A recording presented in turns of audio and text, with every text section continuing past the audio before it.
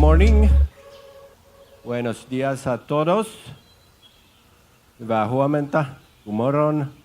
Let's start gradually our event. People are still shuffling in, but if you could please take a seat while you grab a cup of coffee and some local pastries maybe. Welcome on my behalf. My name is Ilkka Räsänen. I'm Senior Advisor at Sitra, the Finnish Innovation Fund. We're one of the co-organizers of this event. On the menu today we have a whole of society approach, which is identified in the Kunming-Montreal framework as one of the key ingredients of success or implementation of the agreement. Today we will mostly have a case study on Finland. Why on Finland? Well, that's the case study we know the best. Doesn't mean it's the best case study, but we know it the best, and we are happy and proud to present some of the things that in particular private sector has done in Finland on voluntary basis to preserve and restore nature. But we will also have a global view from a couple of NGOs, IUCN and WWF, and also from Business for Nature Initiative. We have a bit of a tight schedule. We're between breakfast and the next great event, which will start 9 o'clock here at Kali time. So we'll get going briskly and move quite swiftly with the schedule. So welcome again here in Kali and online for the live streaming. We'll get going, and it's my honor to ask Mr. Ismo Tiainen, Director General for Ministerial Governance and International Affairs from Ministry of Environment of Finland, to open the event.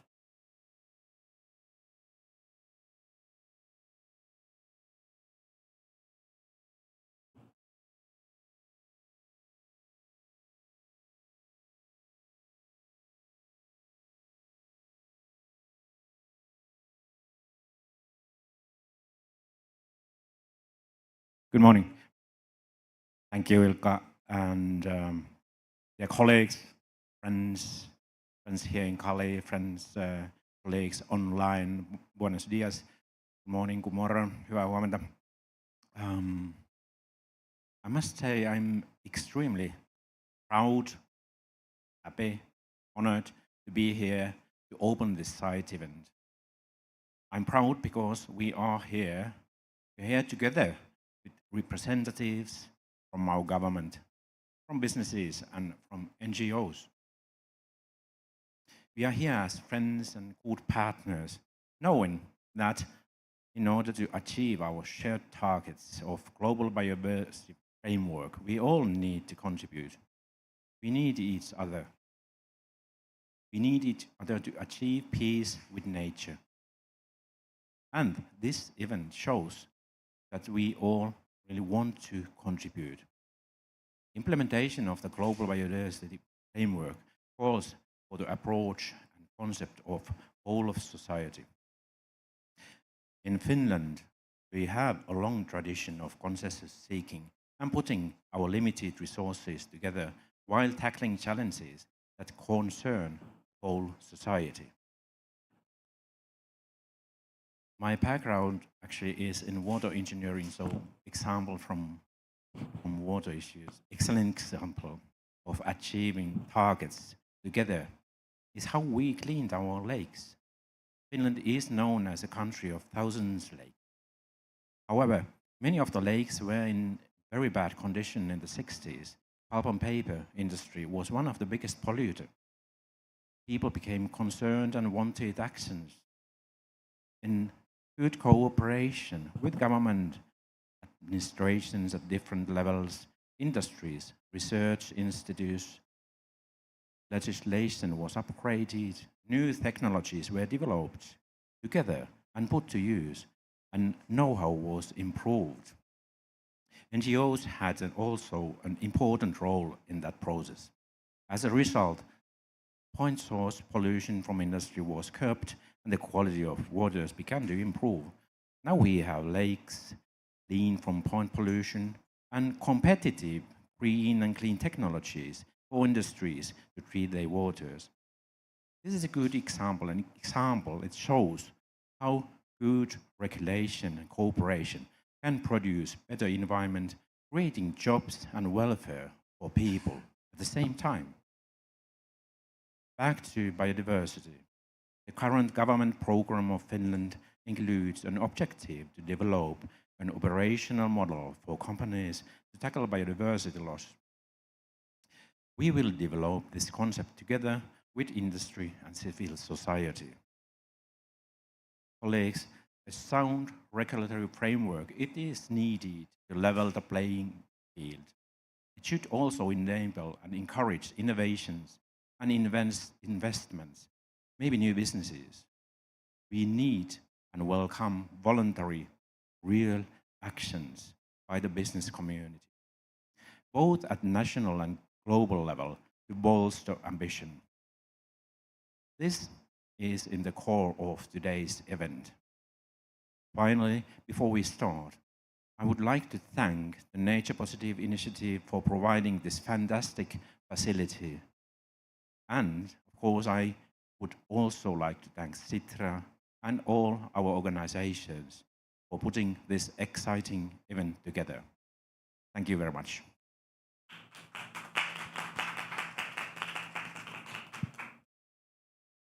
Thank you, Mr. Tiainen. Next, I would like to welcome on stage Ms. Aisha Firot, the Global Advocacy Lead for Business for Nature Initiative, to provide some remarks from the global perspective.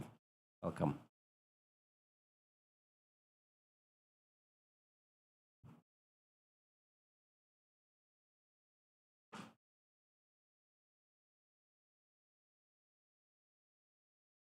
Sorry.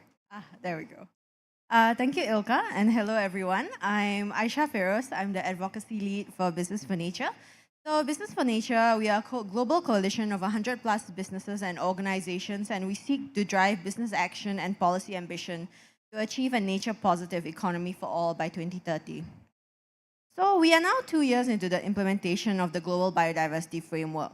While we have leading businesses starting to take meaningful actions, voluntary actions alone are not enough, and we need systemic transformation to meet the 2030 targets. We must accelerate action, and we must do so now. While business action on nature has increased, we have more than 500 organizations from over 50 jurisdictions committing to disclose through TNFD's framework, and we have 150 businesses who are working to set robust science-based targets for nature through the Science-Based Targets Network. And actually today, they've just announced that some businesses have actually adopted these targets, so that's amazing. However, only 5% of companies which are benchmarked by the World Benchmarking Alliance are assessing their impacts on nature, and less than 1% actually understand their dependencies. So to drive and support business action, we really need policymakers to put into place the right legislations and incentives.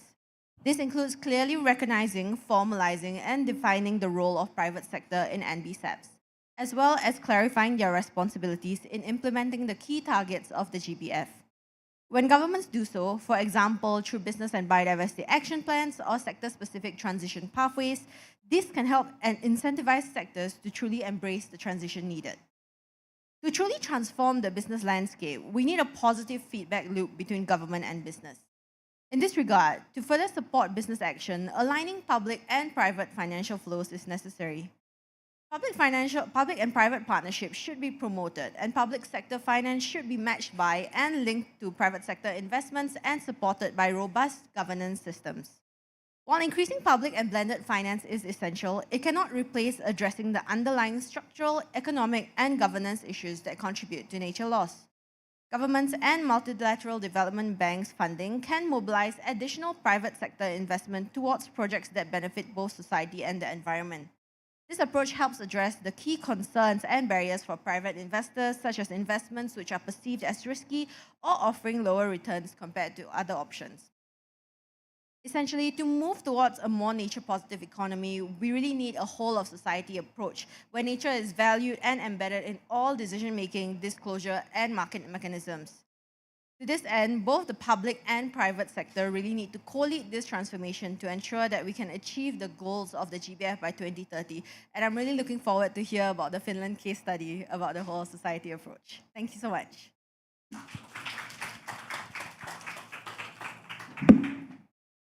Thank you, Aisha, for those remarks, and we will indeed plunge into the case study through a panel of experts from Finnish companies and organizations and NGOs.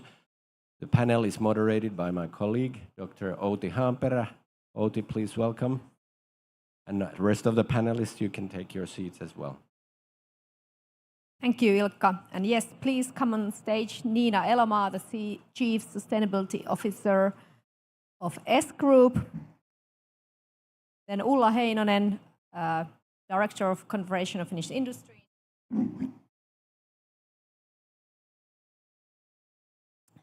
And then we have Salla Sulasuo, who is the Director of Sustainable Transformation of Pauli Group.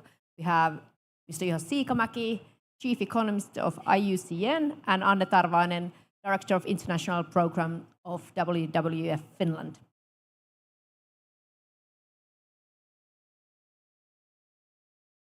I would like to start with you, Ulla. You are the Director of Confederation of Finnish Industries, and you represent the broad business community in Finland. Could you tell us these biodiversity roadmaps that the industry associations have been developing, and if there are any learnings that come out of these biodiversity roadmaps? Please, Ulla.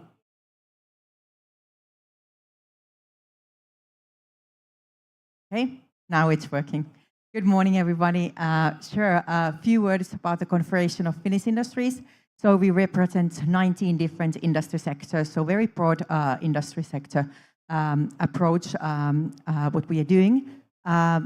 Just before hopping into the biodiversity roadmaps, a few words about the climate roadmaps, which are interlinked with the biodiversity roadmaps.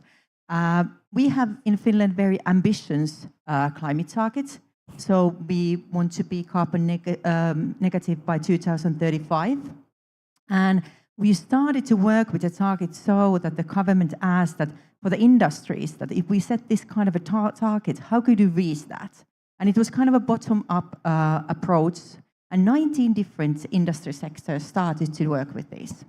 And this is kind of the background now. We started this 5 years ago, the climate roadmaps. Actually, we updated them this year.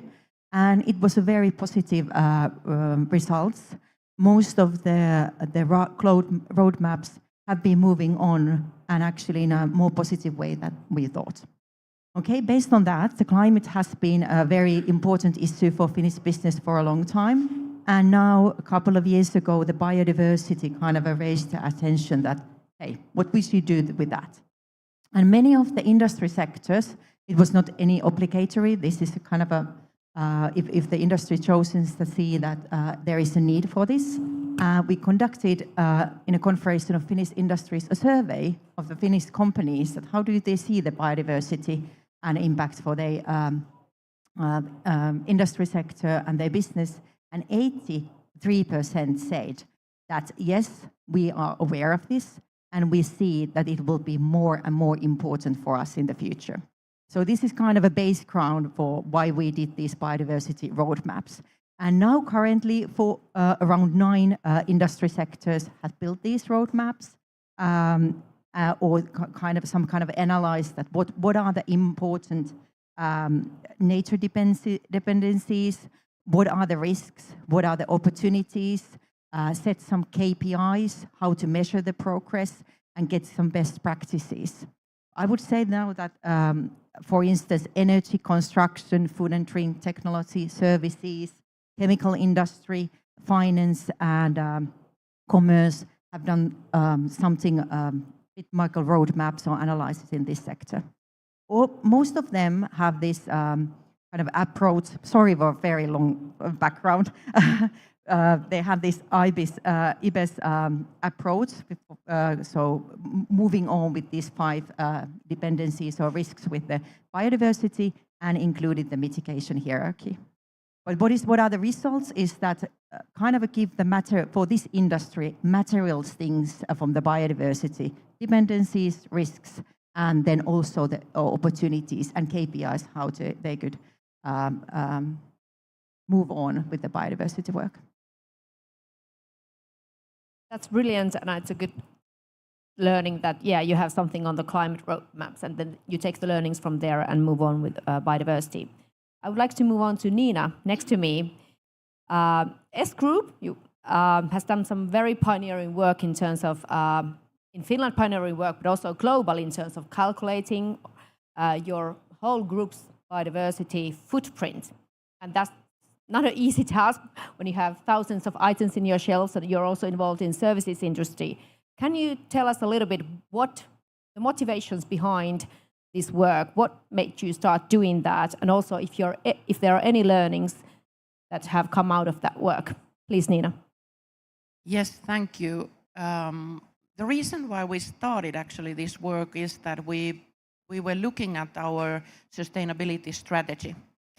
And we were updating that, and we noticed that the biodiversity topic has been there in the earlier versions, but we wanted to raise it a little bit up. And then when we were starting with the top, or discussing with the top management that how should we do this and what kind of targets we can set to ourselves, we noticed that there isn't actually any kind of measurements or kind of KPIs that we could use. And we contacted then the University of Jyväskylä and said that we would like to kind of start the project together with you, and also thanks to Sitra, you are supporting the same project to do the calculation for our biodiversity footprint. And we are an interesting kind of a guinea pig, if I can say this way, because we have various very different business areas within the group. So we are in the grocery stores, we have department stores, we are in the fuel sales, we have hotels, we have restaurants, and we have almost everything you can imagine what the consumers are using. And it is a 5-year project. We have now received the results for a year ago about the results. What we can say definitely is that it is very much linked to the climate impacts. So the biodiversity impacts and the climate impacts are very much connected, like Ulla previously said. And we can say also that 90% of the impacts is coming outside of Finland, which means that we have to collaborate with our value chain.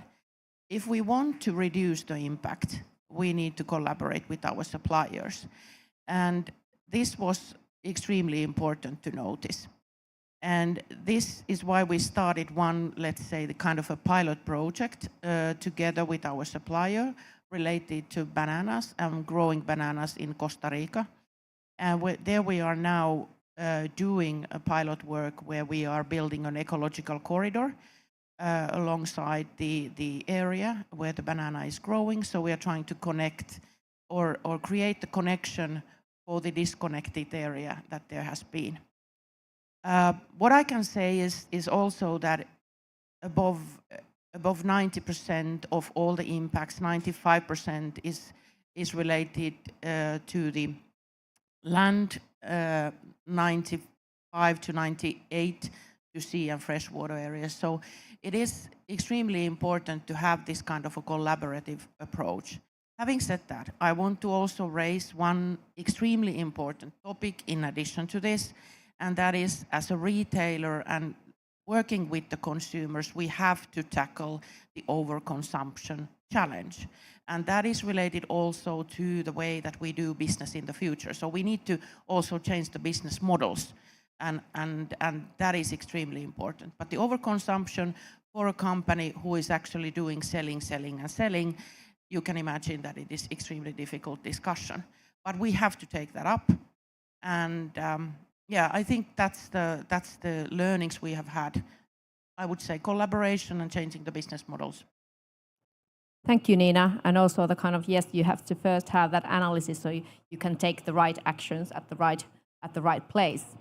Yes, and maybe I can add one point still is that we are now doing kind of evaluation if we can set a target within the company that we will reduce X% of our footprint by year certain and certain. So we are doing this evaluation now. So extremely good point, Outi. Thank you. And for the audience, this tool will become later available for all organizations to be used when it's ready. I will now then move on to Salla. I think your company, as you said yesterday, you're probably guilty of us Finns drinking so much coffee, and you are an organization or a company where the footprint, actually your climate and nature footprint, largely happens outside Finland. Can you tell us, and you actually source coffee here in Colombia, can you tell us a little bit the actions you have taken in terms of mitigating these impacts? Yeah, thank you. And maybe just to put it in context, Pauli Group also, we do quite a lot more than coffee. So coffee is the origins of the company, but today we're a quite global company, sourcing from about 70 countries, whilst the manufacturing footprint is still in Europe.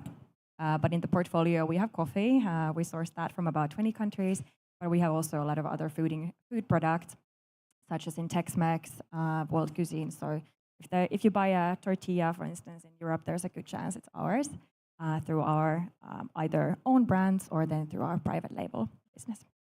So indeed, so when we have this global reach, so sourcing from about 70 countries, selling to about 80 through retailers like the S Group, I think we need to collaborate on both directions. So really understand how can we understand the impacts for one, and how can we then start to improve. So from that perspective, I wanted to give you examples on how we do that. So first, of course, we have a quite broad screening. We have a benefit of having bought certified products for a number of years. So that goes across a number of categories. But when we've done the assessments on impacts, first on climate, that's been obviously there for quite a few years. On our climate impact, 96% is in the value chain. But we also know that it actually, from prioritization perspective, we have few key commodities that if we tackle them, we already can have quite a big impact. And of course, then we do have a bit better case in creating the solutions for those big volumes. However, that doesn't mean that we would be leaving all the small ingredients untouched, but that we might be then working on roadmaps on each of the specific areas separately. Now, so I will focus maybe on those key commodities. Of course, we work with collaboration in suppliers, looking at the roadmaps, but then we've also taken a step further to really develop new practices together with our suppliers. So, for instance, in coffee chains, in wheat chains, we have been working with our partners to look at regenerative agriculture projects. These have been already running for quite a few years. We have pivoted, we've developed the approach quite a few times over the years, particularly as we get more information on, for instance, on nature topics, how to measure nature. However, we took the pragmatic approach that we cannot wait until all the metrics have been aligned. We absolutely cannot wait until we know exactly how to measure it. Of course, we do work collaboratively with science and the industry to develop metrics that really work for our products, our categories. But we know what are the regenerative agriculture practices. We know that improving soil health, optimizing fertilizers, maybe using circular solutions, bringing some of the nutritions from that chain, such as in coffee and washing stations, back to the fields, using cover cropping, agroforestry, leaving biodiversity zones. We know what the practices are. It just might be that the measurements may be lagging behind a little bit. But we took the approach that we absolutely cannot wait. So that's why we have these projects. We might need to revise them. We revise the contracts to put different measurements there as we develop. But we've already seen some results. And the point is, it might take 3 years to see the results. So for instance, when we do soil sampling, of course, these impacts are not immediate. So from that perspective, if we, in this context, if we wait until we all agree on how to move forward, it will be game over very soon. So that's why I think it's important that we do where we know where we can move. And we have a specific instrument on how to fund this. So we have a specific climate fund where we allocate the resources to these kick-start projects. And then, of course, the idea is that we move them to business as usual and develop the roadmaps together with our suppliers. Thank you, and that was a very good reminder that there are probably some lags when you implement actions, and then that you can see the actual results. You need patience and also the wide collaboration throughout the supply chain. I would then like to move on to Juha. You are the chief economist at IUCN, one of the most prominent civil society organizations in this space, and you look things from a very global perspective. Can you maybe elaborate a little bit like this discussion between voluntary actions and regulation, where you see the role of the voluntary actions, and do you know if there are kind of evidence globally in terms of the effectiveness or impact of these voluntary actions? Please, Juha. Thank you, and good morning, everybody. Thank you, Olli and Sitra, for organizing this event. Well, so thinking about voluntary versus regulatory action, I don't think them as one or the other. Maybe rather, I think about them combining and supporting one another. So to create effective action from the private sector side, one does need a level playing field, a set of good governance policy, and so forth. So the government sets the framework, sets the rules of the game, and then private sector is able to use its strengths to deliver on targets. So where do we have evidence for this working? Well, maybe let's go outside the environment space and use banking as an example. I think banking is a sector where it's known for fairly strict, strong governance, but it's really just incredibly necessary for the private sector to work effectively in that space. And in the climate space, we probably today would not even consider effective climate policies, implementing them without strong government action. And here in the nature space, there's evidence from research, but there's also emerging anecdotal evidence. So for instance, here, there's a lot of discussion about, for instance, biodiversity credits. Quite a lot of enthusiasm about that, but then also some concerns, some valid concerns that we need to have biodiversity credit system that is robust and delivers on nature at all scales, local, national, and global scales. And I think it's fair to say that that framework may not be there yet. But here, the private sector, maybe the voluntary action can actually provide also some advantages. And one advantage is that it can be very quick. Voluntary action can be a way of kickstarting action while waiting for regulations, the broader framework to be developed. And that sort of a quick start can also produce evidence for that regulatory approach to be more effective, more applicable. So rather than waiting for years and years to come up with a regulatory framework that may not be fitting the private sector action, let's kind of work hand in hand and iterate so that it becomes effective.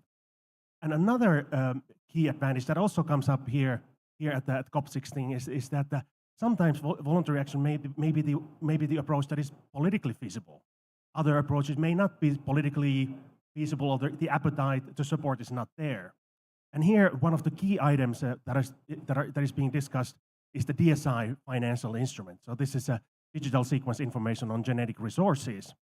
And as we've had discussions here with the negotiating parties, it's become evident that there's probably no political space for mandatory action here. But the issue itself is very critical. So there is a maybe tendency to or maybe sufficient political support to start out with voluntary action. And that, again, it's a new instrument, maybe just a good way of seeing how it works, so that then regulations can follow up and match what's needed on the ground. So I'll just conclude by giving a shout out to Finland on this whole of government, the whole of society approach. It's really important. There are a few countries who are very much promoters of this here. And one element here that I think I paid attention to is that the Finnish delegation, for example, it does have, of course, a strong lead by the government, but it also has contributions from the civil society and private sector. So that's maybe something that we'd like to see more of. Thanks.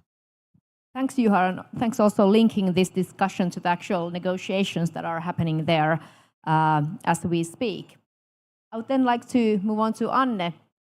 You come from WWF Finland. Can you maybe elaborate on how the civil society in Finland works with the business sector on nature and biodiversity? Thank you, and good morning, everybody. Thank you for Sitra for organizing this discussion. Yes, it's first of all, I have to say that I'm proud of the Finnish companies and private sector, and acknowledging the fact of overconsumption. Finland being a country where we use quite a lot of global resources, and as Nina said, more than 90% of our footprint is outside our border. It's a global equity issue, and we need to do something, and I'm happy to see that the Finnish private sector is aware and willing to address that. And the role of civil society organizations like WWF is, of course, we are encouraging and we are welcoming both government and private sector entities. We provide the knowledge from our network. Being international NGO, we can rely on our international WWF network policies.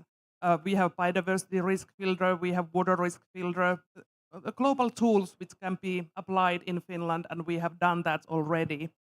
As a global organization, we have also connection to the global south. We have offices, we have colleagues who are working with the grassroots organizations and encouraging them to do cooperation with their local government and companies. We are bringing many times together local communities and indigenous groups in their countries. And those are the countries where Finland, for example, is sourcing the raw materials, the coffee or bananas. We try to facilitate the dialogue also the so-called producer country level, and we are able to do it. And it's not only WWF, we have many other NGOs. And we have to remember that the NGOs can play different roles. We need also the watchdog NGOs. We need those NGOs who are raising actively the issues which need the critical issues which need the attention. Many times we have NGOs have a crucial role on communication. Communication to the Finnish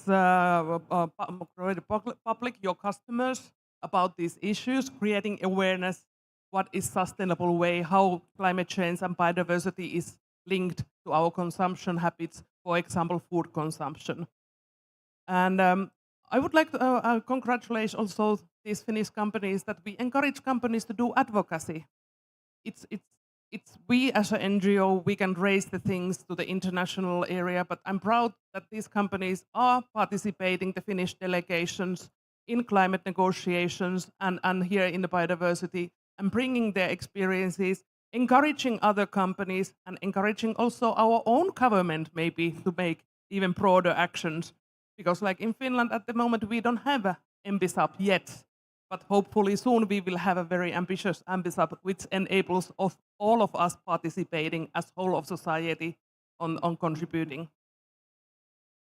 Thanks, Anja. Thanks for sharing those various roles that you have. Maybe at this point, if there are any questions from the audience, if there is anything you would like to ask about these actions that we have heard or approaches we have heard.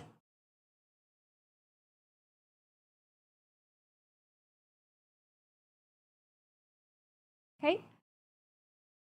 Maybe then I will ask about you can elaborate the challenges, something you can want to raise from here, like the challenges you've had in this space, because I can assume that the challenges you are facing are shared by many other organizations or companies. If you can pick up one, maybe.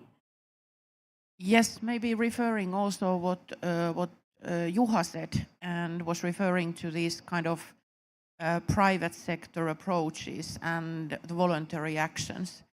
I understand that it is important that people are critical towards the actions that the companies are doing on a voluntary basis.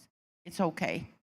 But on the other hand, what we have felt and seen sometimes, especially when you are in the consumer business, is that we get a little bit scared about taking these activities or telling about them, because you can get a really critical issues from the audience, from the public, that you are just trying to do greenwashing.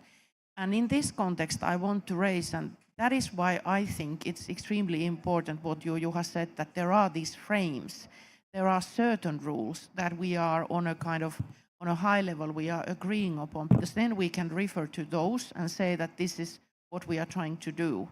And one thing, what I noticed based to the voluntary actions and activities, I remember many years ago when I was young, when we started talking about the renewable electricity, and there was, in the beginning, there was the voluntary market, and based to that, it was actually created now in Europe to regulated market for guarantees of origin. So that is a good example. It was the push from the private, and then it became a kind of a rule that according to which we are now acting.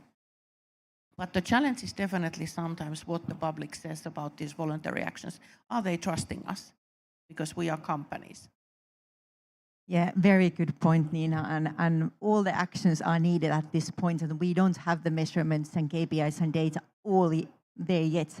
So how to facilitate those activities so that it won't be claimed as a green washing.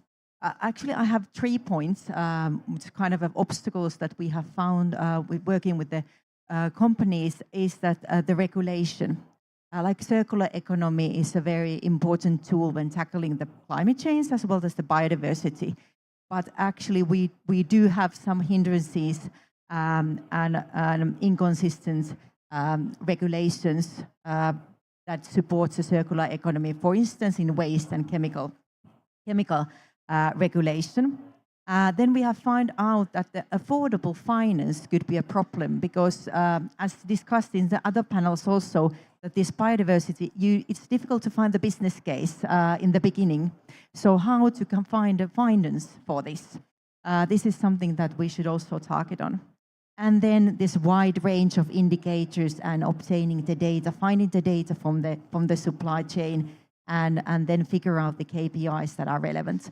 So I would say, and the learning kind of from these roadmaps is so that the forerunner companies have been working with the industry sector to set these kind of best examples and KPIs, and this could help the SMEs because we need all the companies to work with the nature positive way, and it's a tricky with the resources for SMEs to kind of understand that what is material for us and how to move on.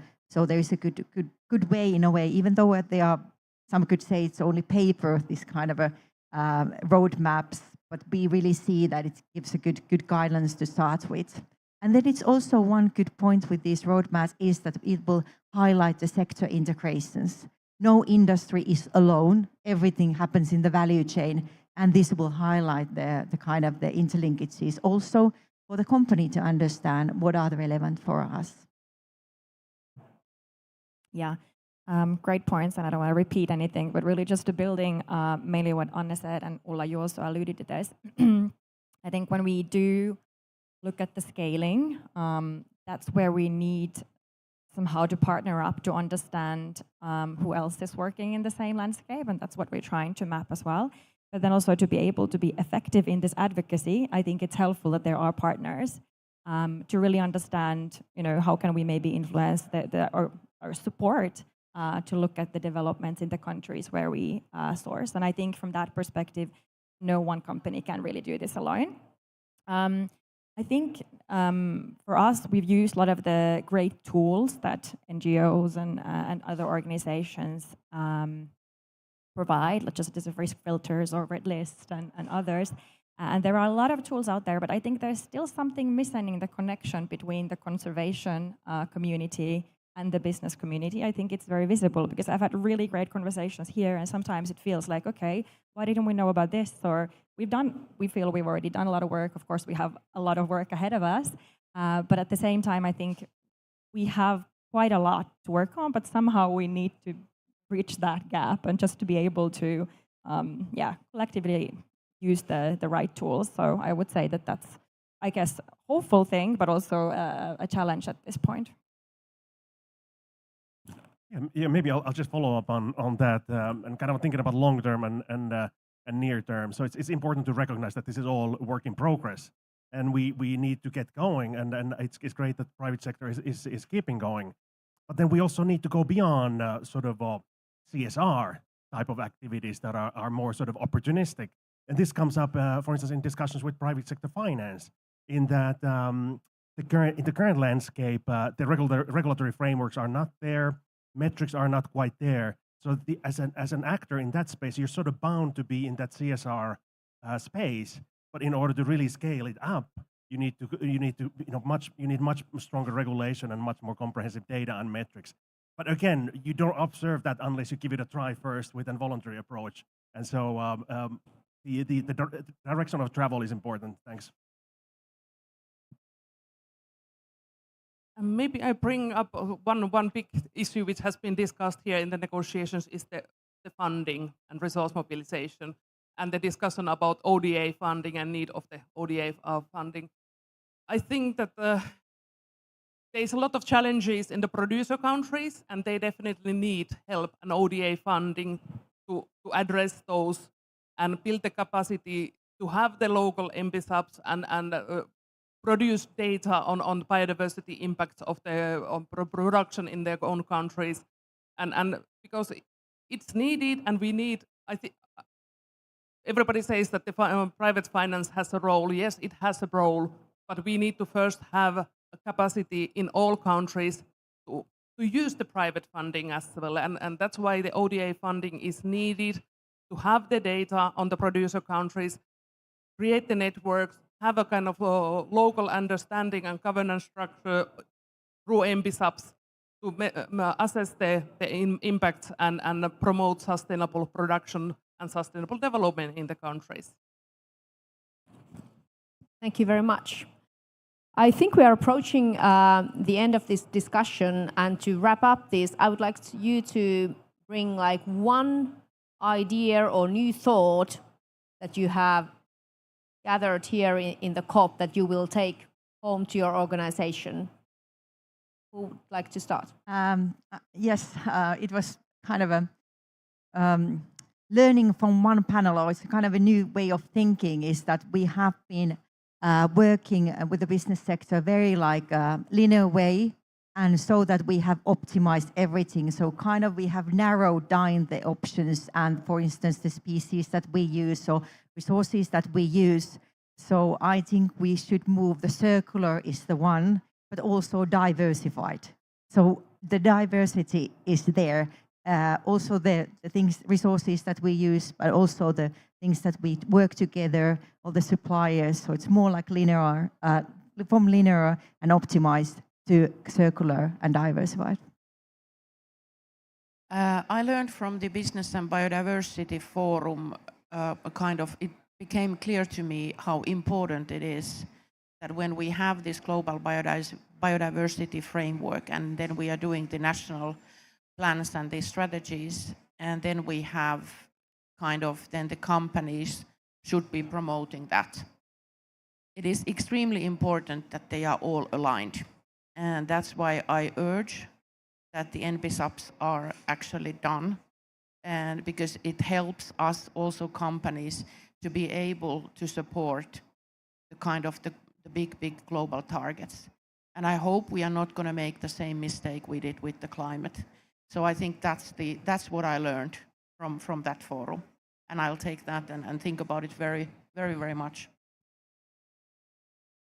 And maybe building on that, I had exactly the same thought that I think for us as an implementation partners, it's super important to have that clarity, but then also to be part of these discussions. And I'm going to steal this phrase with pride, but we work as a companies, we work with B2C and B2B, but I think for us, it's really how we can in this space best work with B2G. So that's the advocacy point. So I'm going to put that definitely into our framework in B2G effective collaboration.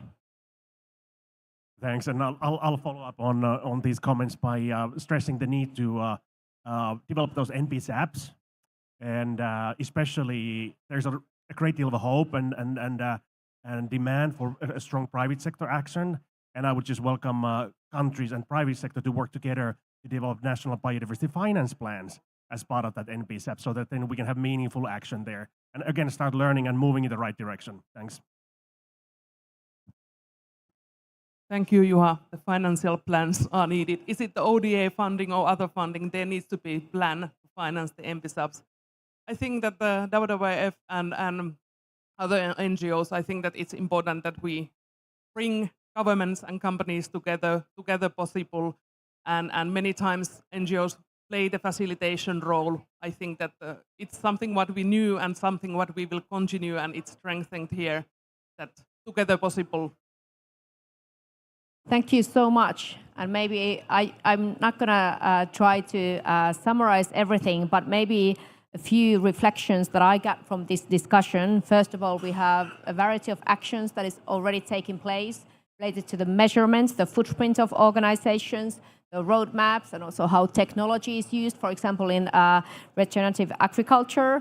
And these are of course not enough, but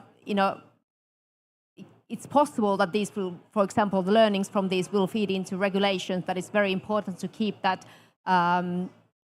collaboration and communication with the government, because there are probably a lot of learnings that we can then use when we are building the new regulations, for example, in different policy instruments. And also it was very important to hear the voice that you are using in terms of advocacy in order to have those better policies in place. So we thank all the panelists. It was great to have you here. Thank you very much.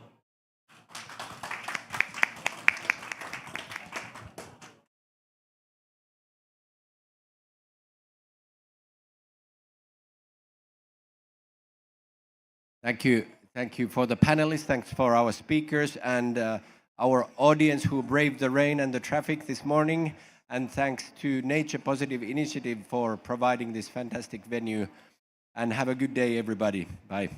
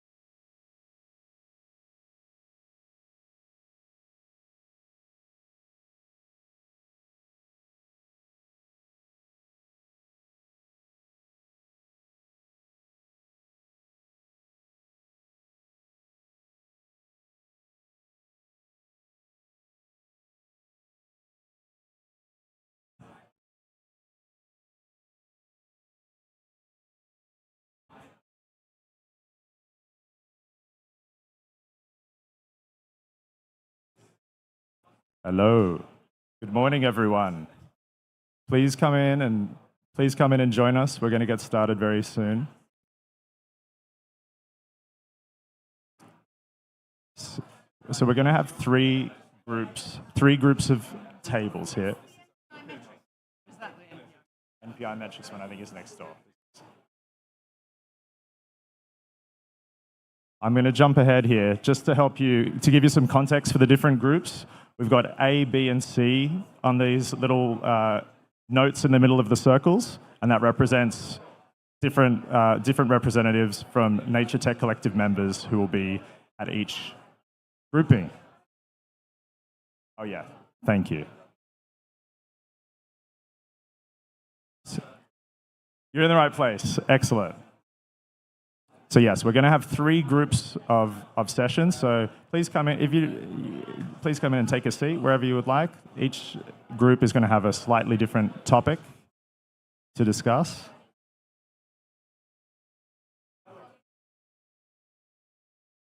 I don't know anything about the audio.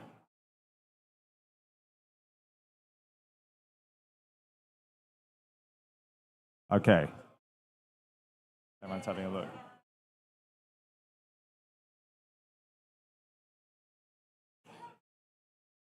All right. I'm going to come back to this slide in a second, but just wanted to give a few opening remarks. So, good morning, everyone. Thank you so much for joining us today. It's great to see many familiar faces here, as well as some new ones. My name is Kurt McFarland, and I work with a company called Flint Pro. We are a nature data and analytics platform, and also part of the Nature Tech Collective, of which many of you are already members here today. It's been wonderful to get to meet many of you this week as part of COP16 and to participate in events like this. So, before we get into the discussions, I just wanted to take a few minutes to pose a couple of questions that will help frame the discussion as we head into these series of roundtables. So, the first one of the underlying drivers of biodiversity loss is that we in the Western world are increasingly disconnected from nature. More people are living in cities, and our links to the natural world are less obvious. It's difficult to trace where food and other products come from, and this disconnection has led to the destruction of the natural world at an alarming rate, which has been justified by the need for economic progress and development. But what is the value of nature? How do we think about that? The current system only measures it in terms of the financial or products that are derived from nature. There are many believe that there's inherent value in nature, and putting a financial value on it is absurd. How can you value life itself? But this week I've heard many discussions around the potential for ecosystem services to be valued, and that to be used as a proxy for the value of nature. I pose a question to all of you here today. How do you think about the value of nature, and how should we think about it? And then that leads us into the next point, which is the work of many of us here today. How can we measure that? How can we measure not just the value of nature, but the outcomes that we're getting from that? There's been a lot of discussion at COP this week around metrics relating to biodiversity and nature. Particularly, the Nature Positive Initiative has done some great work around the state of nature metrics. They've recognized there are over 600 indicators that are currently available for biodiversity and other related factors. How we choose to measure nature will have tremendous impacts in the real world. It will influence policy decisions, it will determine where funding flows, and at the end of the day, it will influence which sites we choose to preserve and which are chosen for development.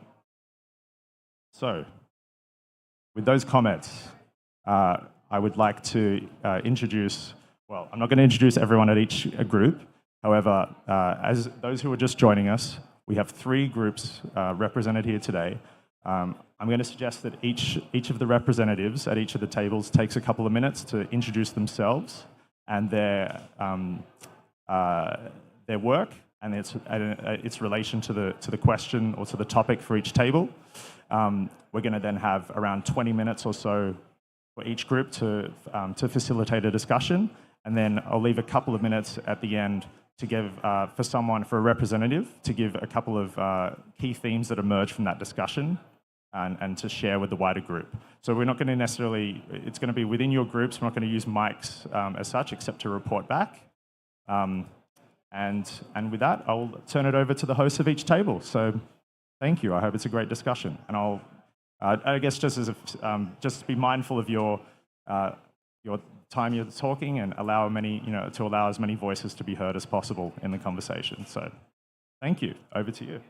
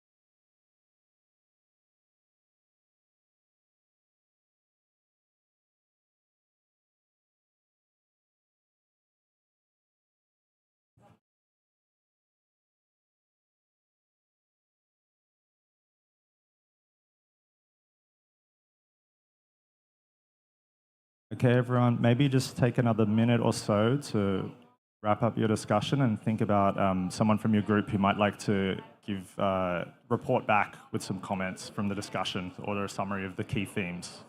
Just another minute or two.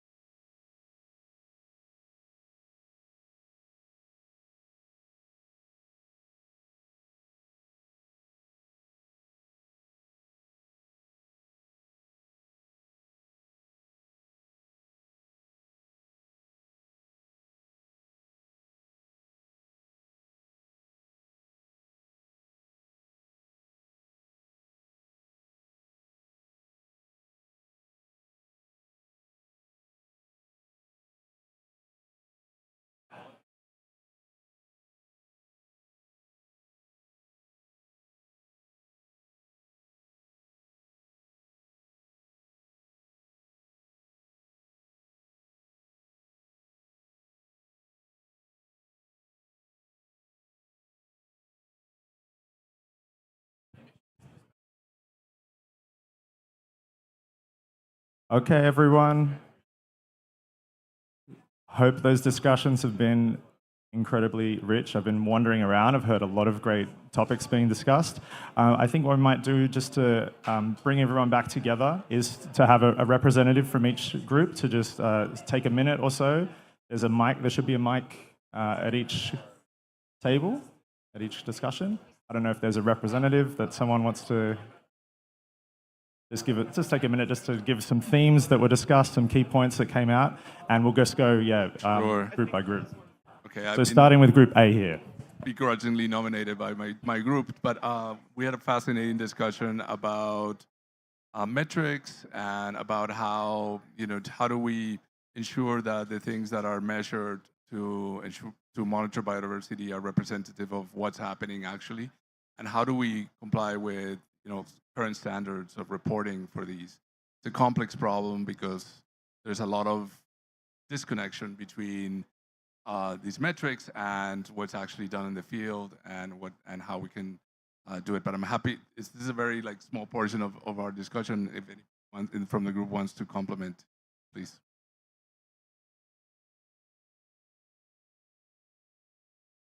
Yeah, I think there's like a big difference in what companies are using. We kind of concluded that, well, hopefully we concluded that it's more important to take action than try and obsess over measuring every single thing in your value chain. And then I think the other thing was scalability and the importance of scaling the actual measurement reporting, the MRV kind of side of things. Kind of trying to get to a level where that becomes scalable enough to kind of match to the model data which a lot of companies are using. So yeah, it was a really interesting discussion. Thank you very much. Group A, I'm going to pass it over to Group B.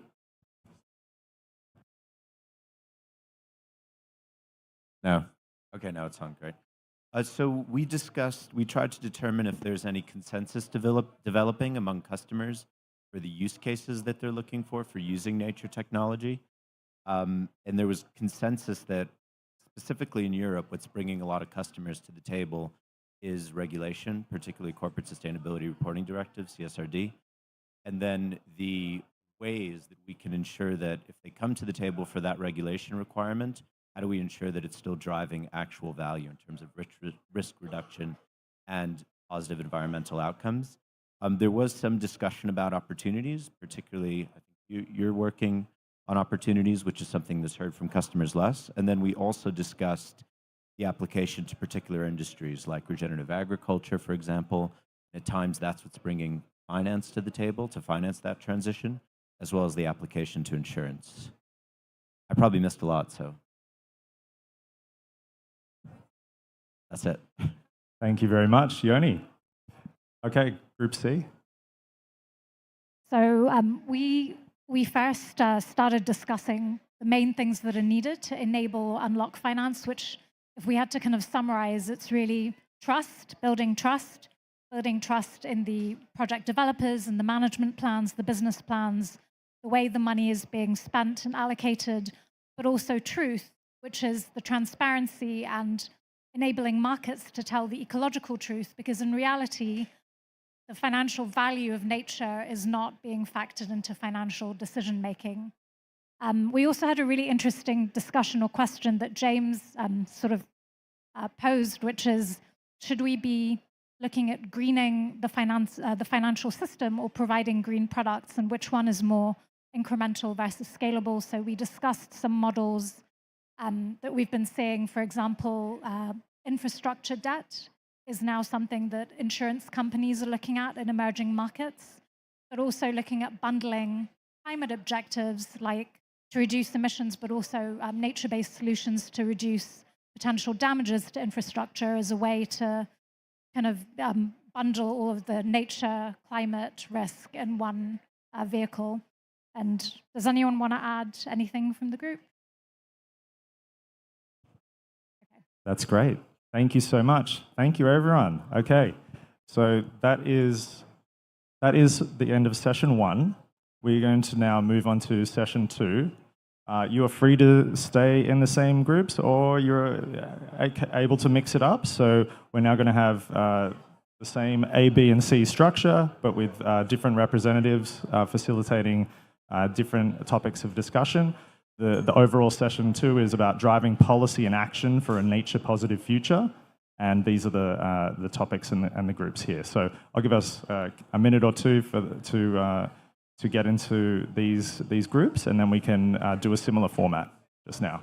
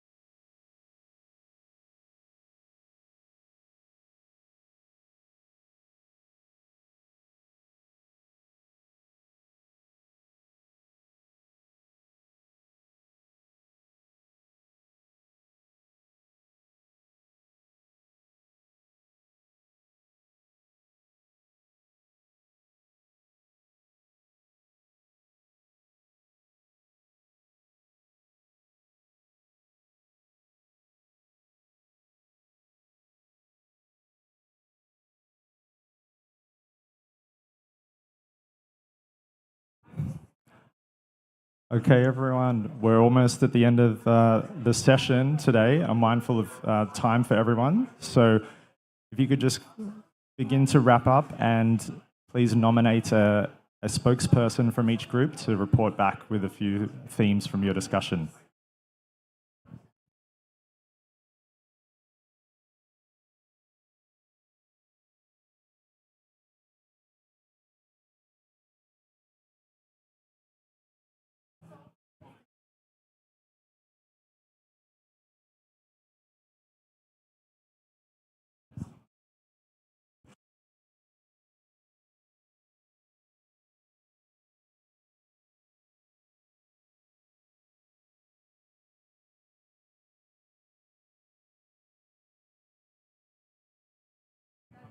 Okay, I'm going to start with Group A.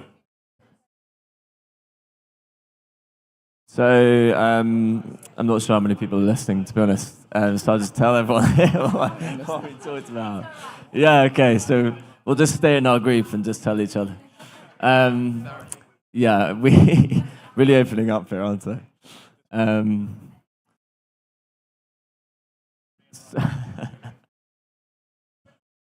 Okay, so we discussed a lot around supply chains again. Seems to be a theme that's really coming up. So it talks about that and how essentially we can all begin to work together. I think one of the themes emerging here is quite a lot of us here in the audience are different nature technology companies. So actually building case studies and showing what kind of piece of the whole problem that we tackle is individually, and then working out how we can collaborate seems to be one theme emerging. We are all collectively striving towards the same goal, so that can be something. We then talked about speaking the language of the CFO seems to be something that came up.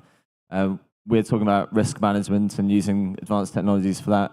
So thinking about how the CFO will understand nature in his or her language, and then beginning to use that to unlock more resources and budgets to then focus on challenges that they really want to solve.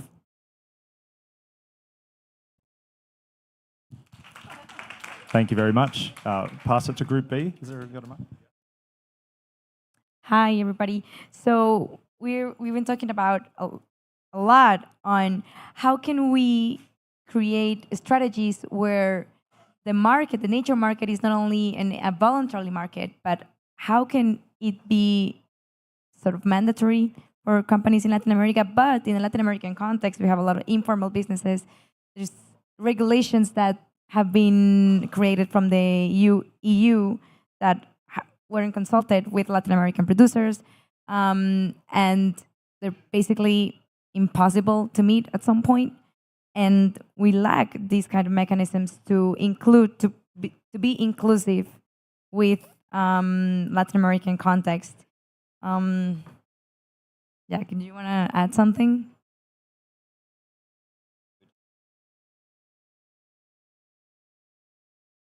Thank you so much. Okay, over to Group C.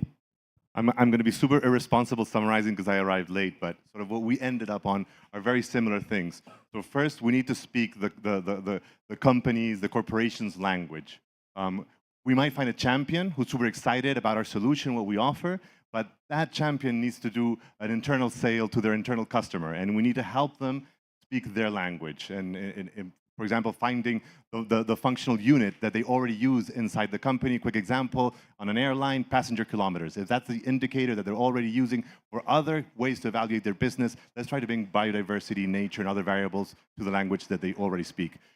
We also spoke about certification, the lack of or the struggle to have sort of one standard that everyone accepts, which doesn't exist. So finding proxies that help understand that what we're doing has a foundation or can be scientifically verified. And the other thing is also sharing our efforts, right? Many of us are trying to sort of reinvent the wheel. We're working in our corner of the market or in our corner of the planet, building the tools, building the data repositories, working with these customers.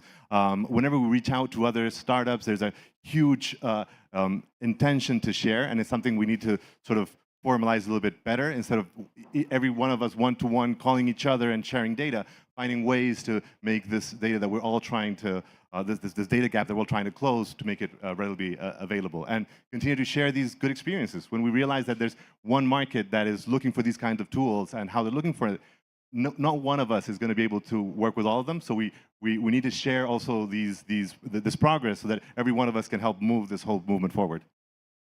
Thank you so much, Leo. So just to wrap us up here, I don't think the clicker's working.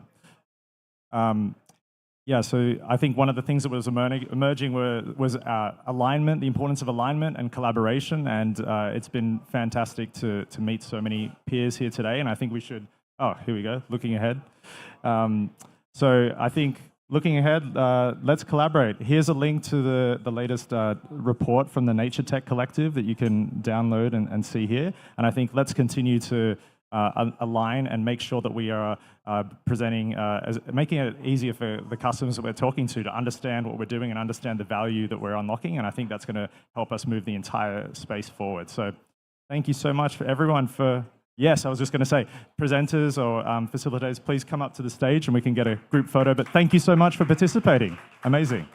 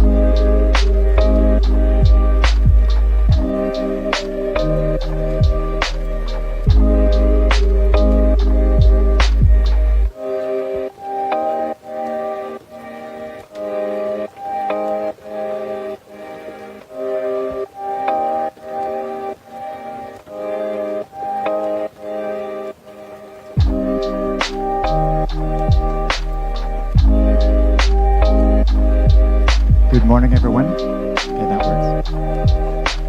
Hello, everyone, and welcome. Bienvenidos. Bienvenido. My name is Randall Krantz. I am the Head of Partnerships and Strategy for the Accountability Accelerator, and I will be facilitating the session this morning. The Accountability Accelerator is an organization that looks to connect and amplify the efforts of organizations on the accountability front to work with corporations to be more accountable for their impacts on nature and society. And we're here today to bring together a group to have a very interesting conversation around the safe and just transition and how this can happen in a way that brings in both nature and human elements. We'll be talking about human rights, we'll be talking about Indigenous rights, we'll be talking about the tensions between carbon reduction and nature and human rights, and that it's not quite as straightforward as we always think. So what I would like to do is just set the scene a little bit around transition minerals and critical minerals and the just energy transition. So when we think of this, we oftentimes get into a state of what can be called a carbon vision tunnel. So we're thinking about carbon and decarbonization, and we have blinders on, and we're not looking to the sides. We're not seeing the potential impacts of this. And this is a conversation I've noticed over the past few days that is becoming very popular. In the past 24 hours, this is the 4th session that I've been to that is covering one element or another of this topic. And so what I would like to do in this session is, rather than just repeating facts and talking about the problem, I'd really like us to take some time and focus on solutions and implementation and what that looks like and what are the actions that we can take. Transition minerals themselves are interesting depending on the definition. There is a broad range of minerals and metals that qualify, but overall, different studies have shown, for example, the International Energy Agency has shown that production is expected to quadruple in the next decade. This can have some detrimental effects on society, on Indigenous peoples, and of course on land and nature itself.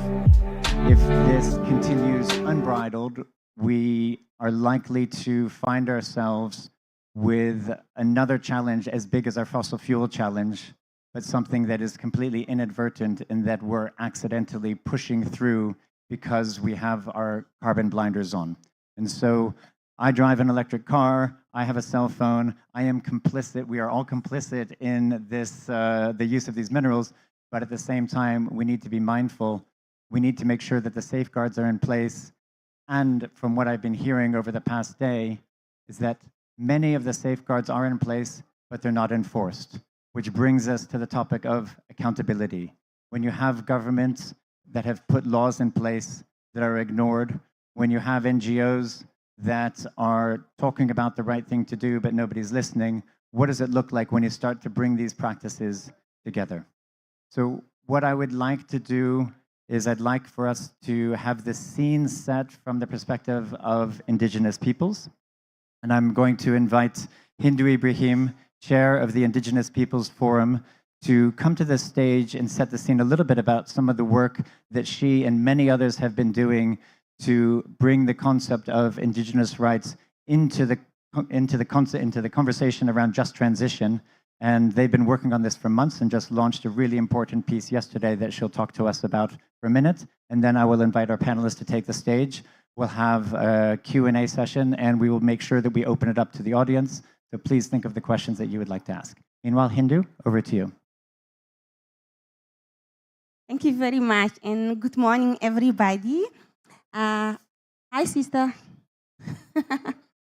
Yeah, it's so great to see all the components of the society that are caring or working on the critical mineral, from the business to the government to the indigenous peoples and then to other stakeholders.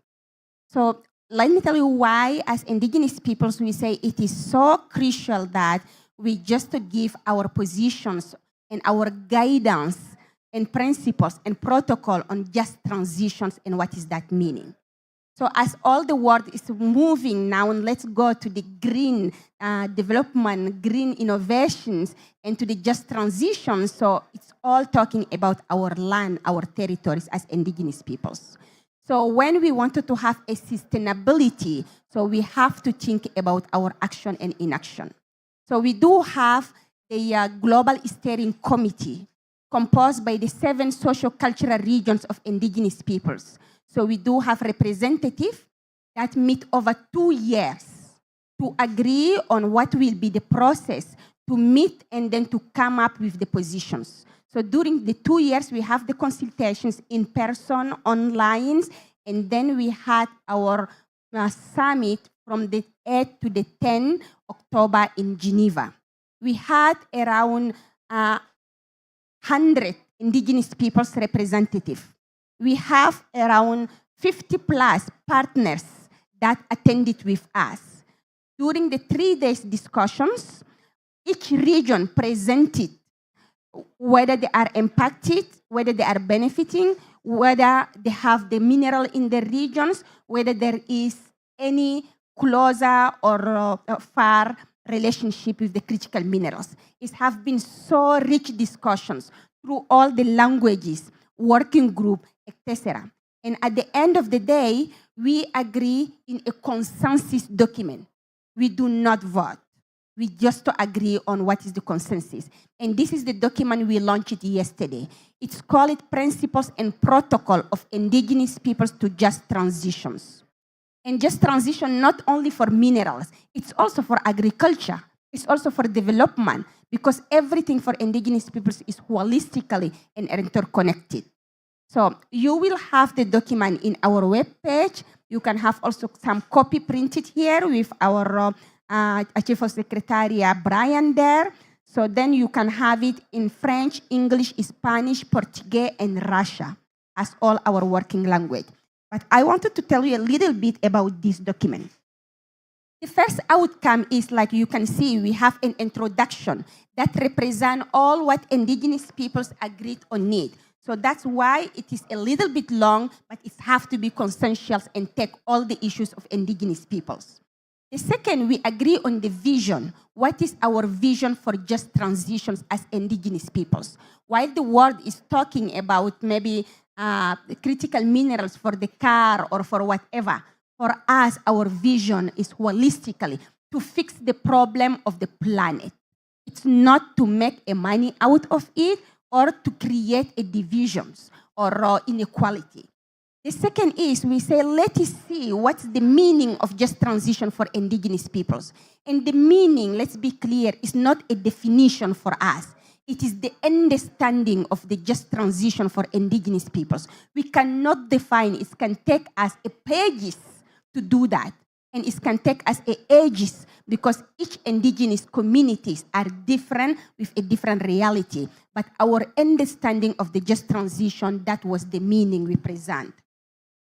The most important part is the principles. The principles agreed was there. I'm not going to read all of them, but I'm going to highlight what we talk about that. The first is right to life. So this is not negotiable. Everyone deserves to live in harmony, to live in dignity, to live in respect, and then the right to live cannot be compromised by the just transition.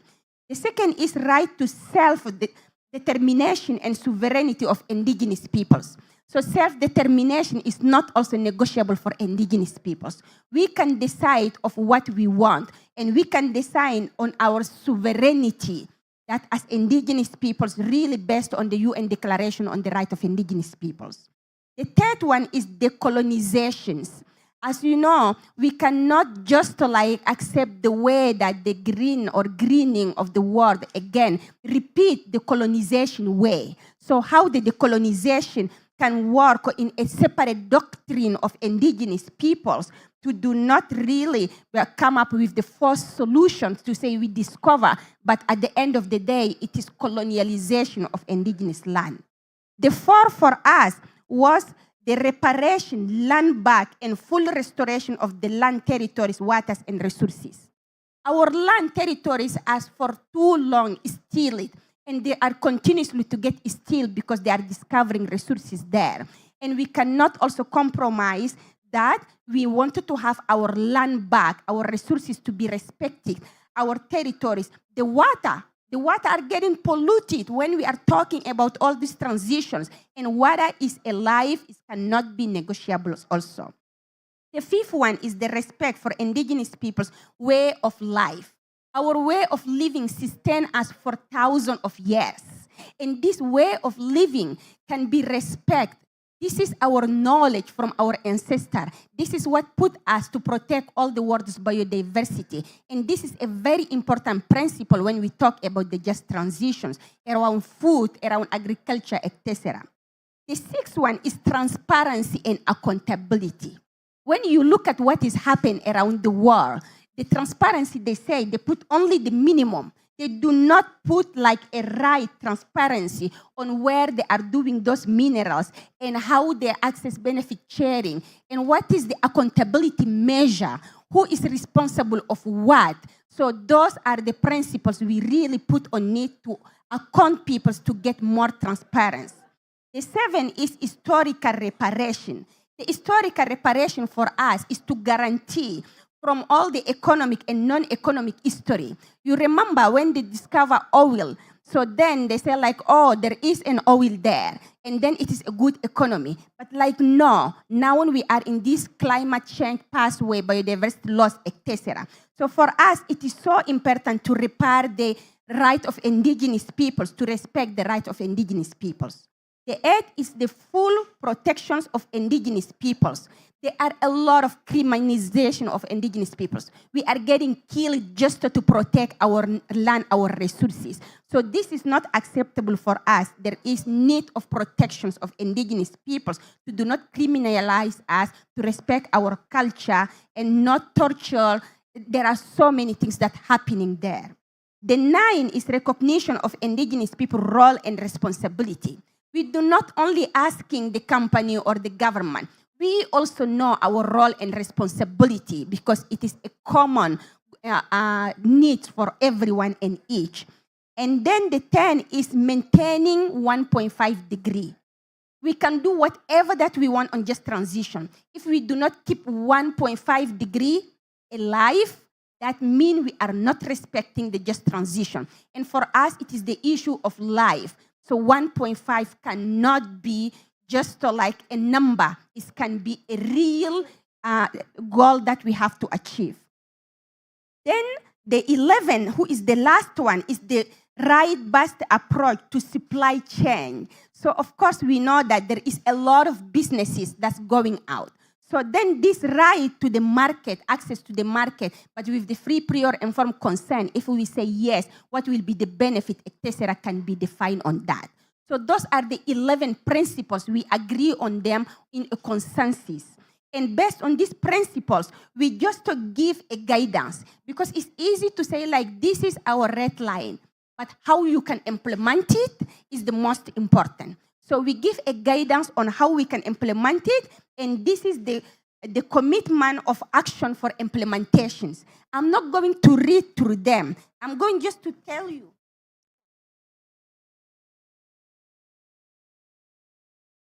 We have 10 guidance on how each principle can be implemented. But let me just reiterate one red line on it. Number 8, it's too important for us. There is a red line, non-negotiables on eviction of displacement of indigenous peoples because just so there is a discovering of the resources that can be used on the name of the just transition. Because when we are in a land and territory, we are protecting this place. And that's what protects the world's biodiversity or the world's life. So these are the most important, but of course, all of them are too important for us. That's why we put them. So then as it is a consensus document, we put an annex there. Annex that can name all the specificity of our regions because sometimes we have the same issues, but we have also the differentiations. And then we have the grocery. So the glossary that can explain why we put all those documents and all this language there. So this is the document we work on it so hard as Indigenous peoples to guide the world. And at the end of the day, we are going to do a working document. So my call here, I know that it's long to explain this document, but for the private sector, for the government, for the rest of the stakeholder, to use the document as a working and guiding document to respect the Indigenous peoples. I hope you can really use that in your work and we can have a just transition for everyone and really in a right way. I thank you.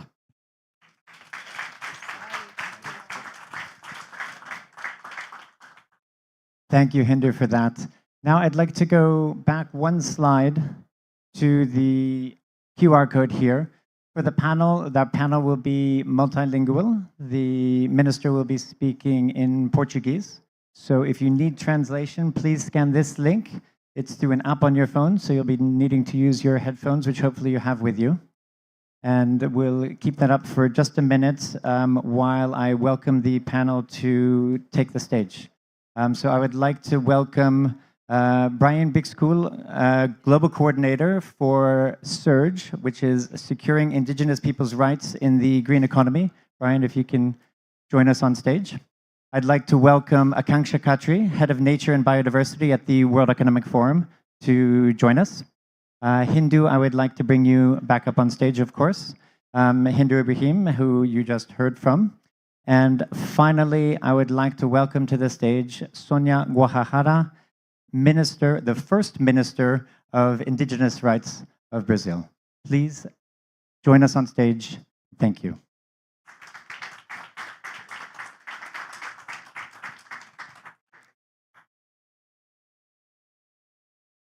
Thank you so much. So, give it to Sonia. So, Hindu, what I would like to do is first thank you for helping us with the outline that you presented in terms of the work that you've been doing. And then I would love to open the panel with the minister, thank you, for your reactions to this and the opportunities presented. So, Minister, over to you, please. Olá, bom dia a todos, a todos.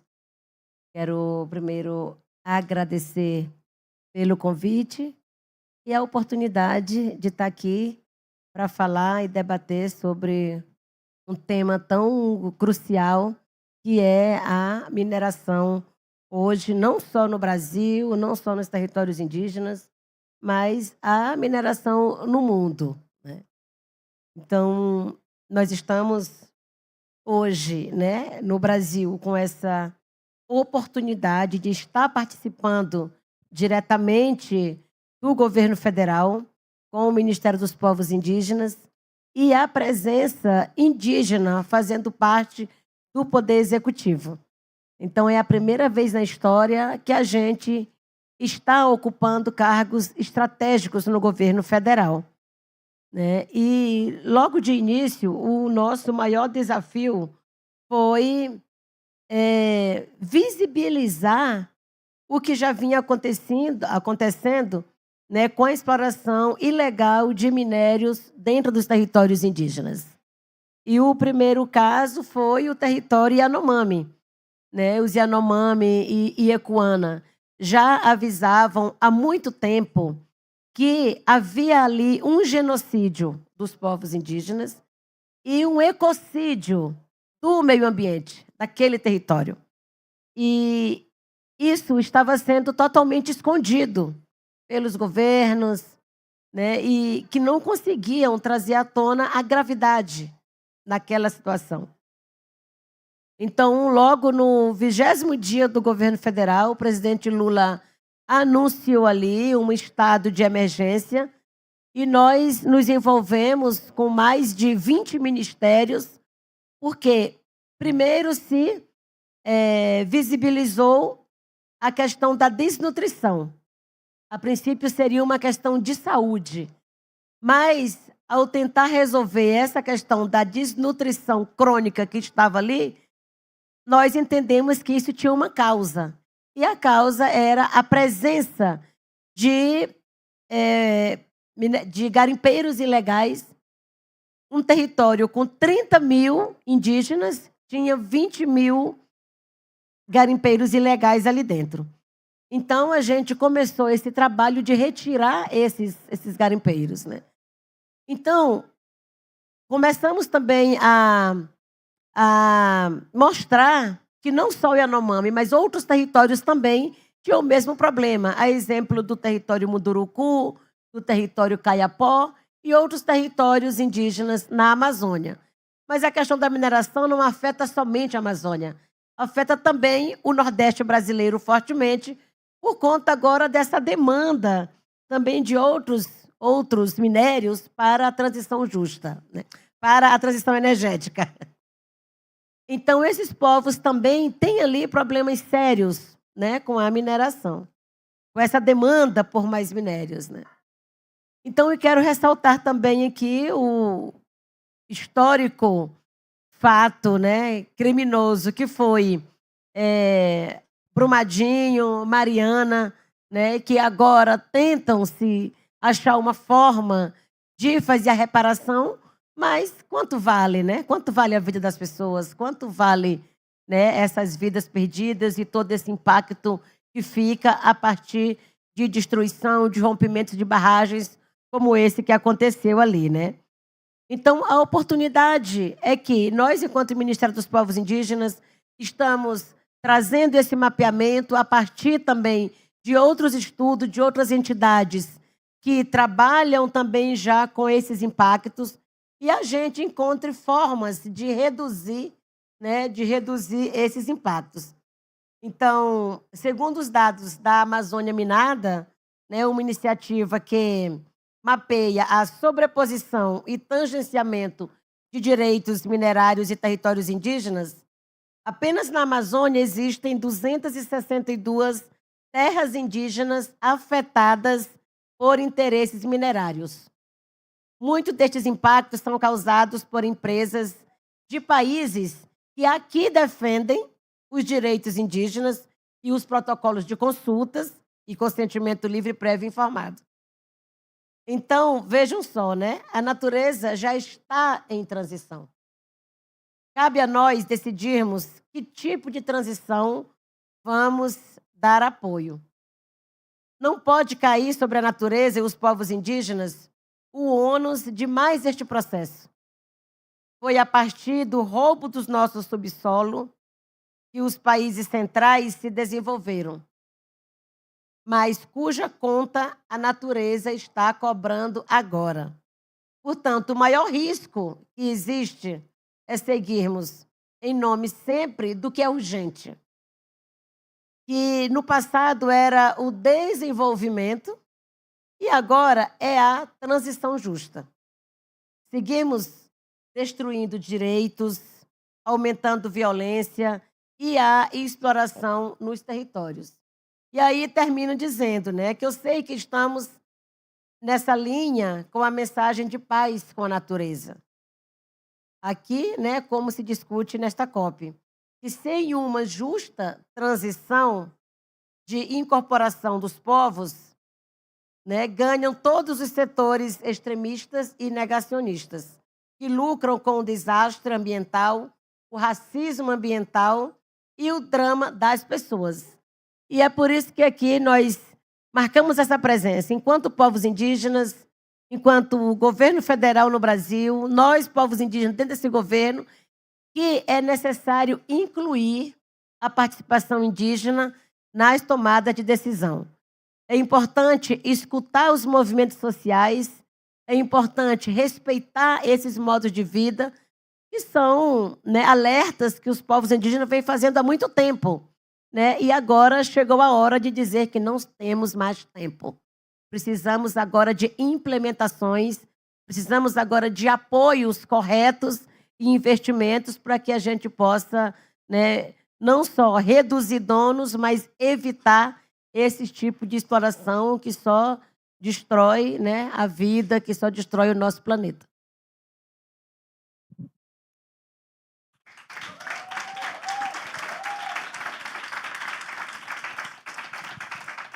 Muito obrigado. Thank you very much, Minister. Those were very powerful remarks. I think it's very powerful the way you say that it is up to us to decide the transition that we want. I think that's really important, and us is every human being, not just the colonizers. And that we can't let the just transition be the next excuse for continued destruction after the previous one, which was development. And finally, the importance and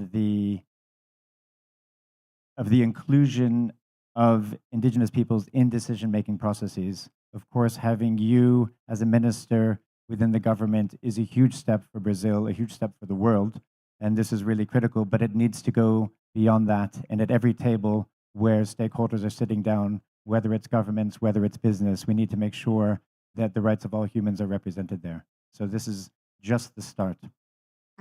I'm so sorry, I have to excuse myself. I was receiving a message. I have to run to the negotiations for the Article 8G. Something is not going right, and unfortunately, like, this is also the priority. I really excuse myself, and I excuse myself on you because, like, I have to leave you, but this is another place to fix the world. That's why I'm in my phone. I'm really apologize for that. Excuse me.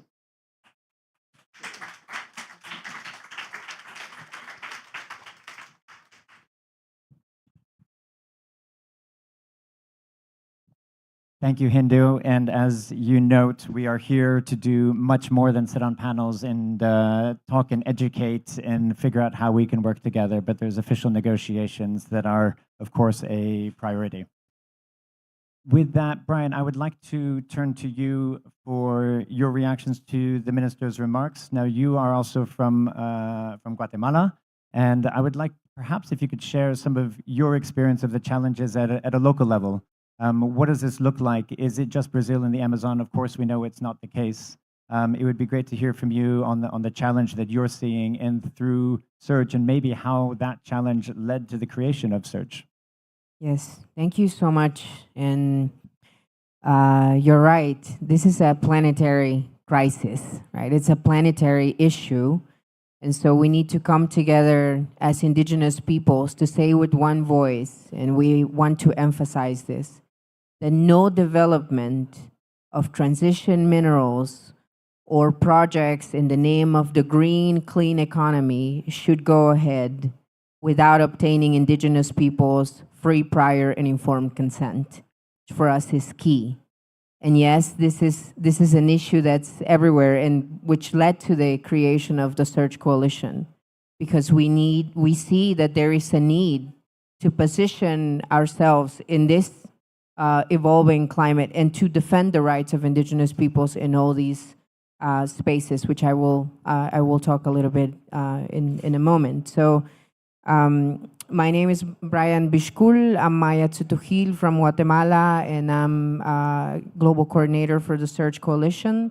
The Search Coalition is 5 organizations, including Cultural Survival, First Peoples Worldwide, Batani Foundation, Earthworks Society for Threatened Peoples, and we have one affiliate member, IGVIA.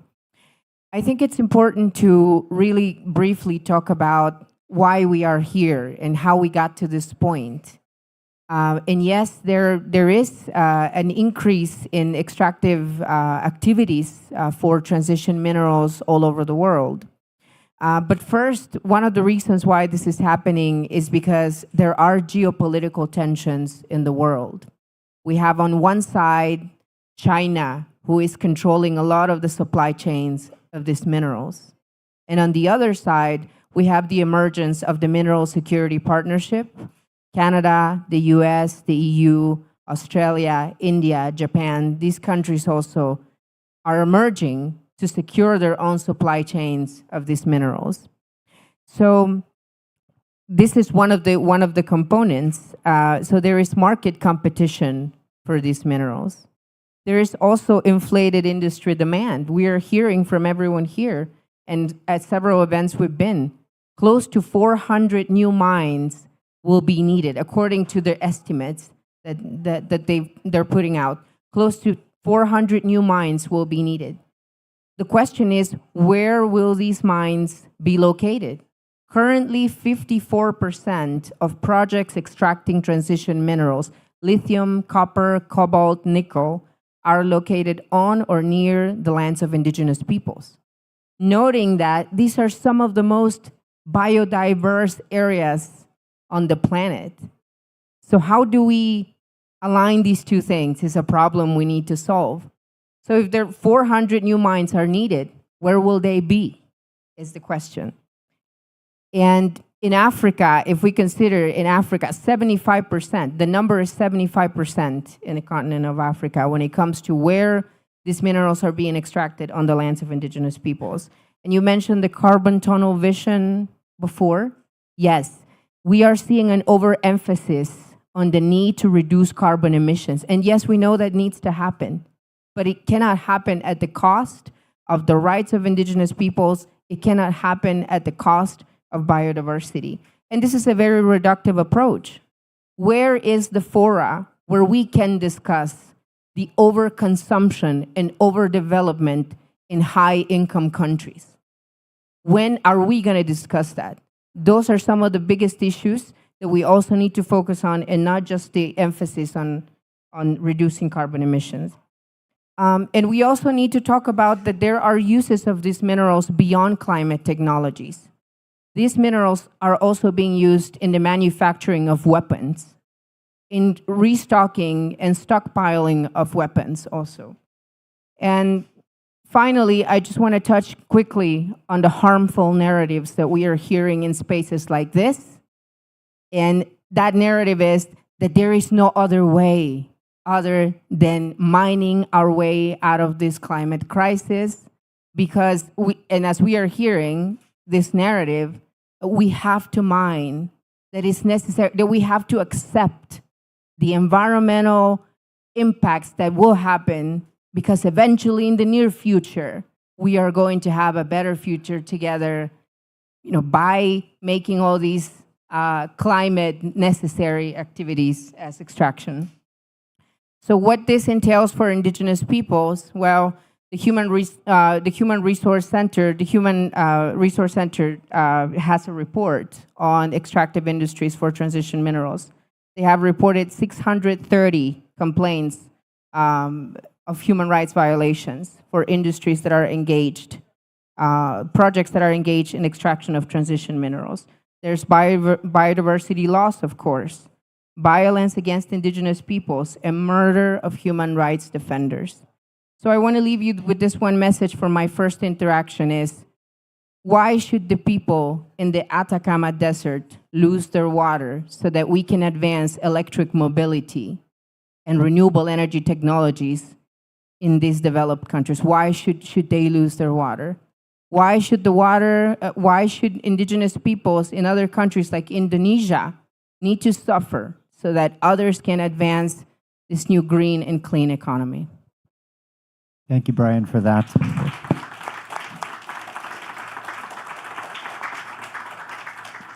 It's quite shocking. 54% of projects on or near the lands of indigenous peoples.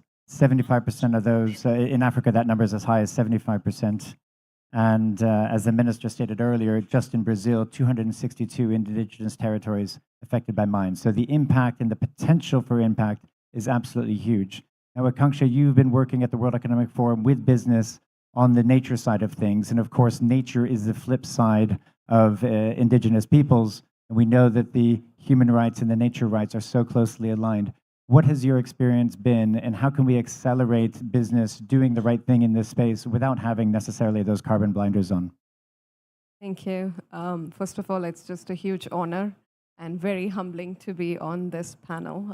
It's just so much to learn. Maybe I'll make a couple of points and then happy to come back to them. One is COP16 here in Colombia is absolutely extraordinary because we are trying our level best to bring different agendas together. And the fact that everyone is talking about Kali to Belem is also a very unique opportunity to link the issues of biodiversity and climate. Going back to the science of IPCC, when we had been looking at the 1.5 degree pathway, the idea was to look at both the demand and the supply of clean energy. we have somehow ended up focusing only on the supply of the clean energy and forgotten that the formula also requires a focus on demand. So the point that you were talking about, changing consumption patterns and the amount of consumption has to be absolutely on the table, because that will determine the future that we all live in. The second piece that I want to mention is on circularity. We are, of course, talking about problems here, but how much of the effort are countries making to change the production processes, to change the way products, machines, and industrial processes are designed for circularity?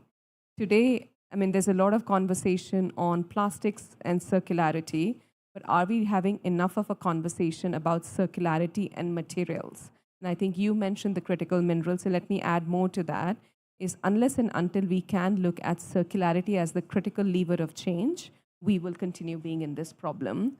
And the question we should be asking ourselves, yes, we need these minerals and metals for the energy transition and for new technology. Does it necessarily have to require digging up the earth?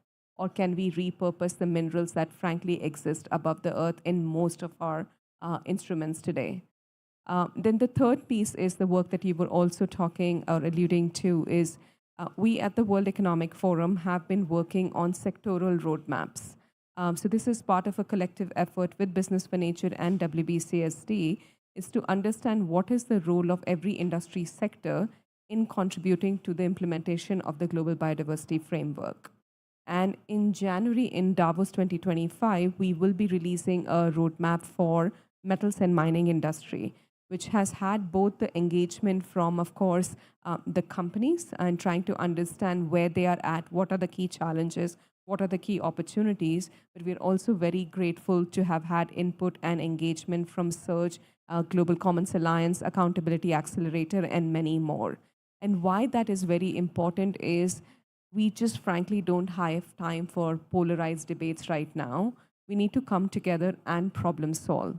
And so all the pieces that actually Hindu was talking about, which is in the statement, are also included in the sectoral guidance that will come out from the World Economic Forum, including principles of FPIC, free, prior, informed consent, including principles of giving Indigenous peoples, not just benefit sharing is just such a wrong word, but like active engagement. So we are working with business, but we are not business. We are an international organization.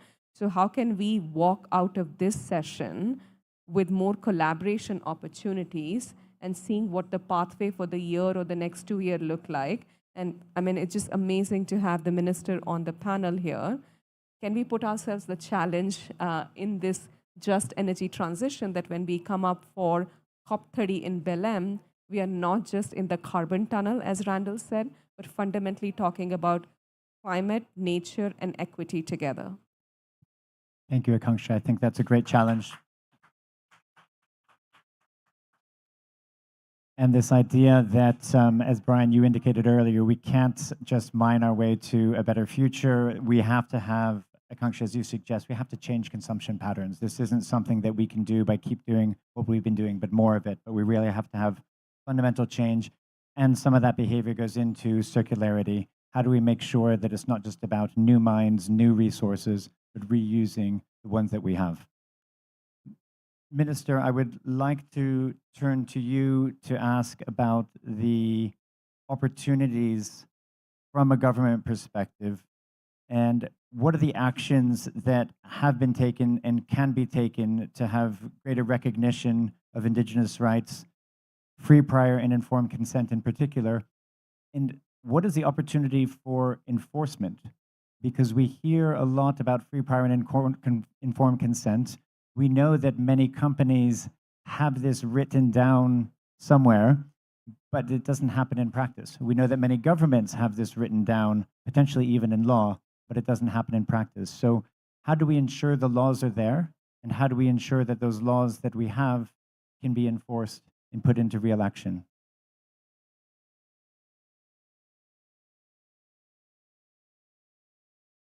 Mariana.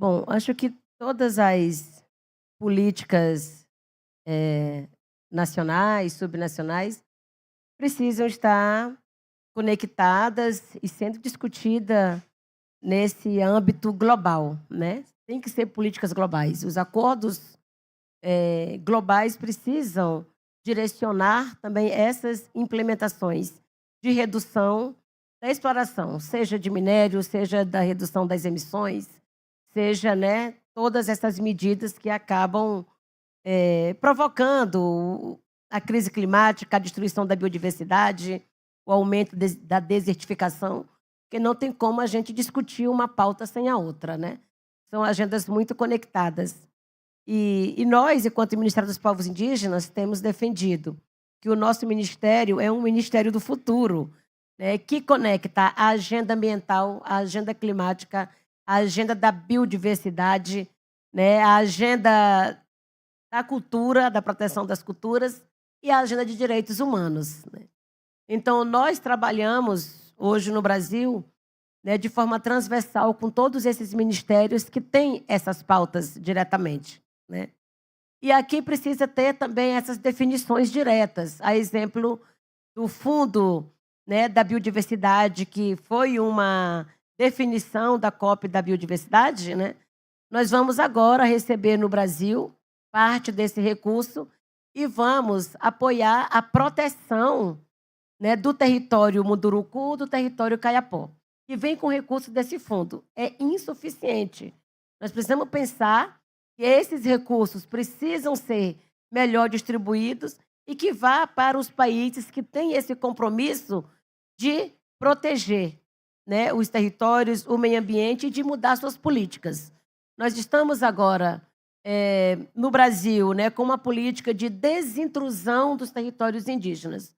Ou seja, nós vamos retirar invasores, seja de madeireiro ilegal, de garimpo ilegal, de grileiros de terras, né, de 32 territórios indígenas. Já realizamos essa operação de retirada de 4 territórios, território indígena Alto Rio Guamá, no estado do Pará, do povo Tembé, o território Caripuna, do povo Caripuna, no estado de Rondônia, o território indígena Apitereu e Trincheira Bacajá, no estado do Pará, e essa operação permanente no território Yanomami. E vamos seguir agora com outros territórios, né, que estão nesse planejamento de desintrusão. Porque é isso, né? Você tem que mostrar esse compromisso, essas medidas que vão, de fato, né, proteger os direitos dos povos, né, e também a proteção do meio ambiente. Nós estamos no Brasil hoje com uma grande mobilização do movimento indígena numa luta contra o marco temporal. O marco temporal vai totalmente, né, na contramão do que a gente discute aqui para garantir a proteção do meio ambiente, dos territórios indígenas, né, e do modo de vida dos povos indígenas. Então, nós temos que ter, de fato, compromissos que possam garantir, né, todas essas ações de proteção do meio ambiente, segurança dos indígenas dentro dos territórios, né, e de valorização de produtos da sociobiodiversidade, como uma forma também de contrapor ao modelo do agronegócio por meio das monoculturas, né? Então, né, essas políticas precisam também ser compreendidas nesse âmbito global, para entender que a demarcação das terras indígenas, a proteção dos territórios indígenas, não é somente responsabilidade dos povos indígenas fazer essa defesa.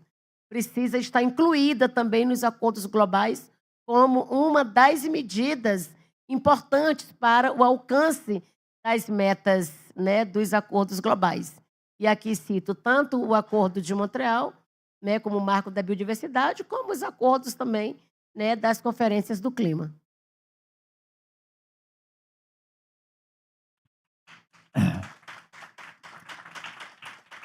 Thank you very much, Minister.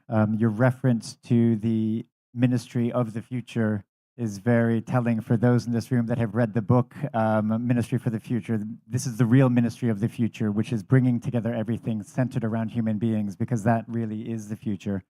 And it was very interesting to hear about this idea of the valuation of products being produced and coming from indigenous territories as a counter to the monoculture, because this idea of value added means that the indigenous peoples are not a burden on society, are not stopping the development, but are actually contributing to it in a very important way.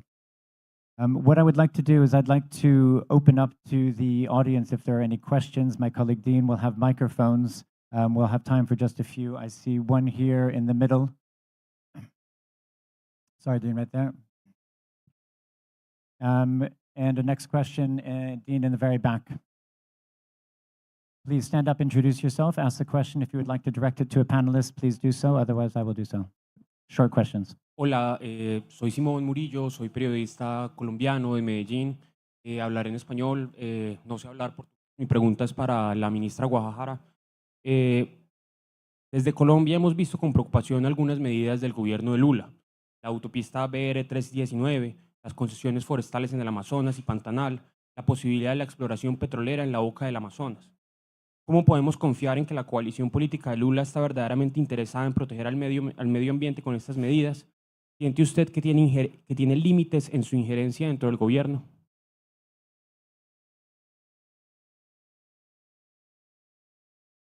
Eu não posso responder diretamente, né, aqui por todo o conjunto do governo federal. Nós temos pautas específicas, né, que diz respeito aos povos indígenas, proteção dos direitos, proteção dos territórios, né, mas o que nós temos também de orientação do governo federal é que o governo está no esforço para essa transição energética justa, né, e todo o conjunto dos ministérios estão trabalhando para isso, para mudar também suas formas de atuação para ir reduzindo, né, para ir reduzindo gradativamente essa necessidade da exploração do petróleo e garantir essa transição justa.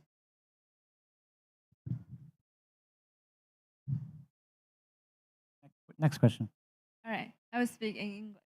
I'm from China, which is a very big investor in mineral energies, and we are seeing a lot of restrictions on illegal mining these days. But also those big companies, multinational companies, they are learning to going on. They are learning to oblige to the legislation, and also they are claiming to going green.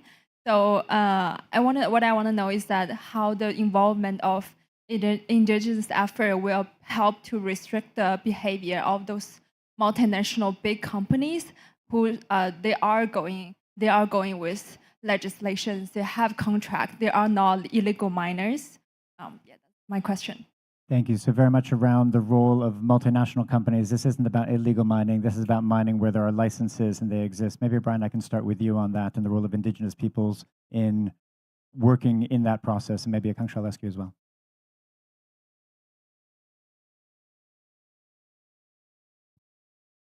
Yeah, I really don't know how to address the question because this is a bit of a different space. The work of the Search Coalition focuses on ensuring that the rights of indigenous peoples are protected, right? Not just of course, in the supply chains of transition minerals.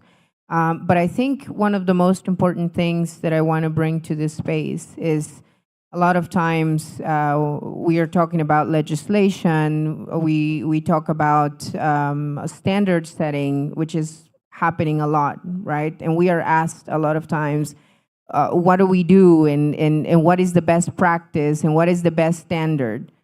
That is already outlined in the UN Declaration on the Rights of Indigenous Peoples.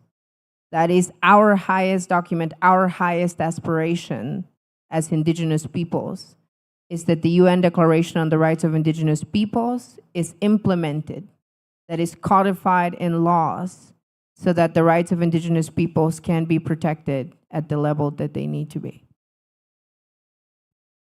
So I think it's a really good question, which goes across all industry sectors.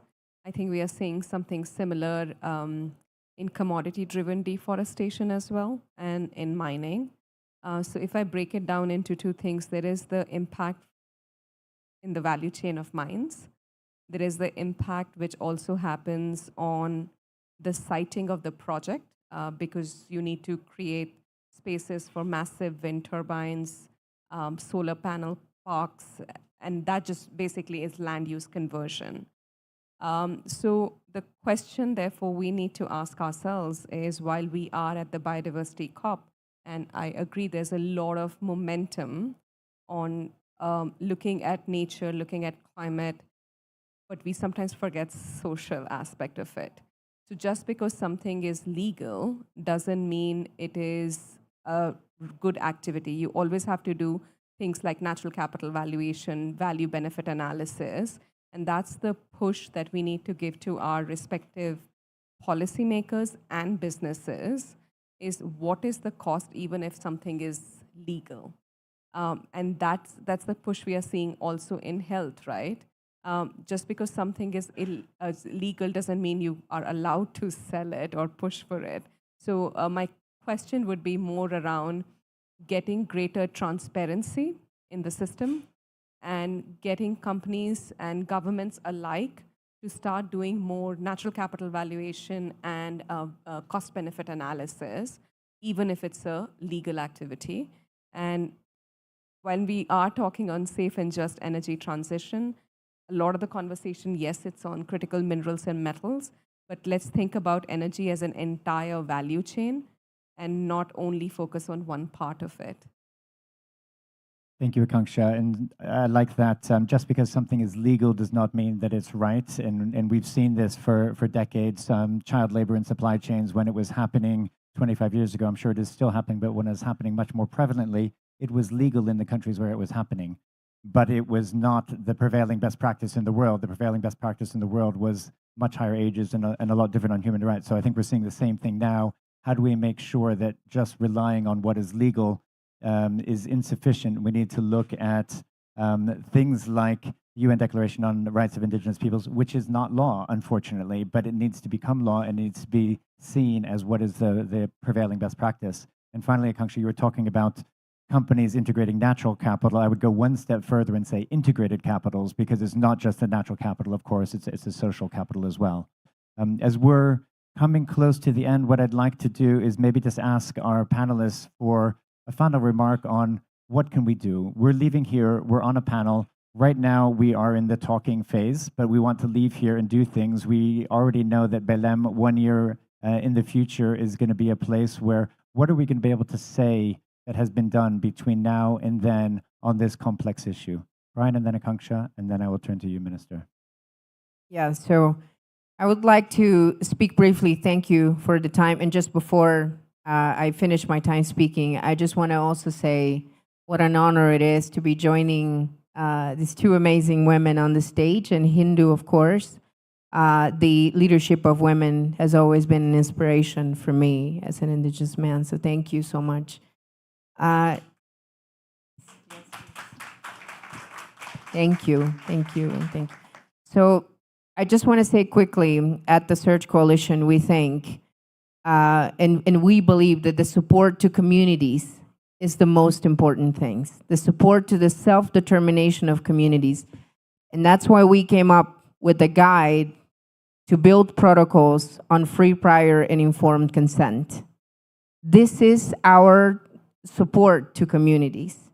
We are also working with communities, providing financial support, doing joint advocacy with Indigenous communities who are already suffering the consequences of this new wave of extractivism. So at the Search Coalition, we are committed to Indigenous communities, to advancing the rights of Indigenous communities also in these spaces.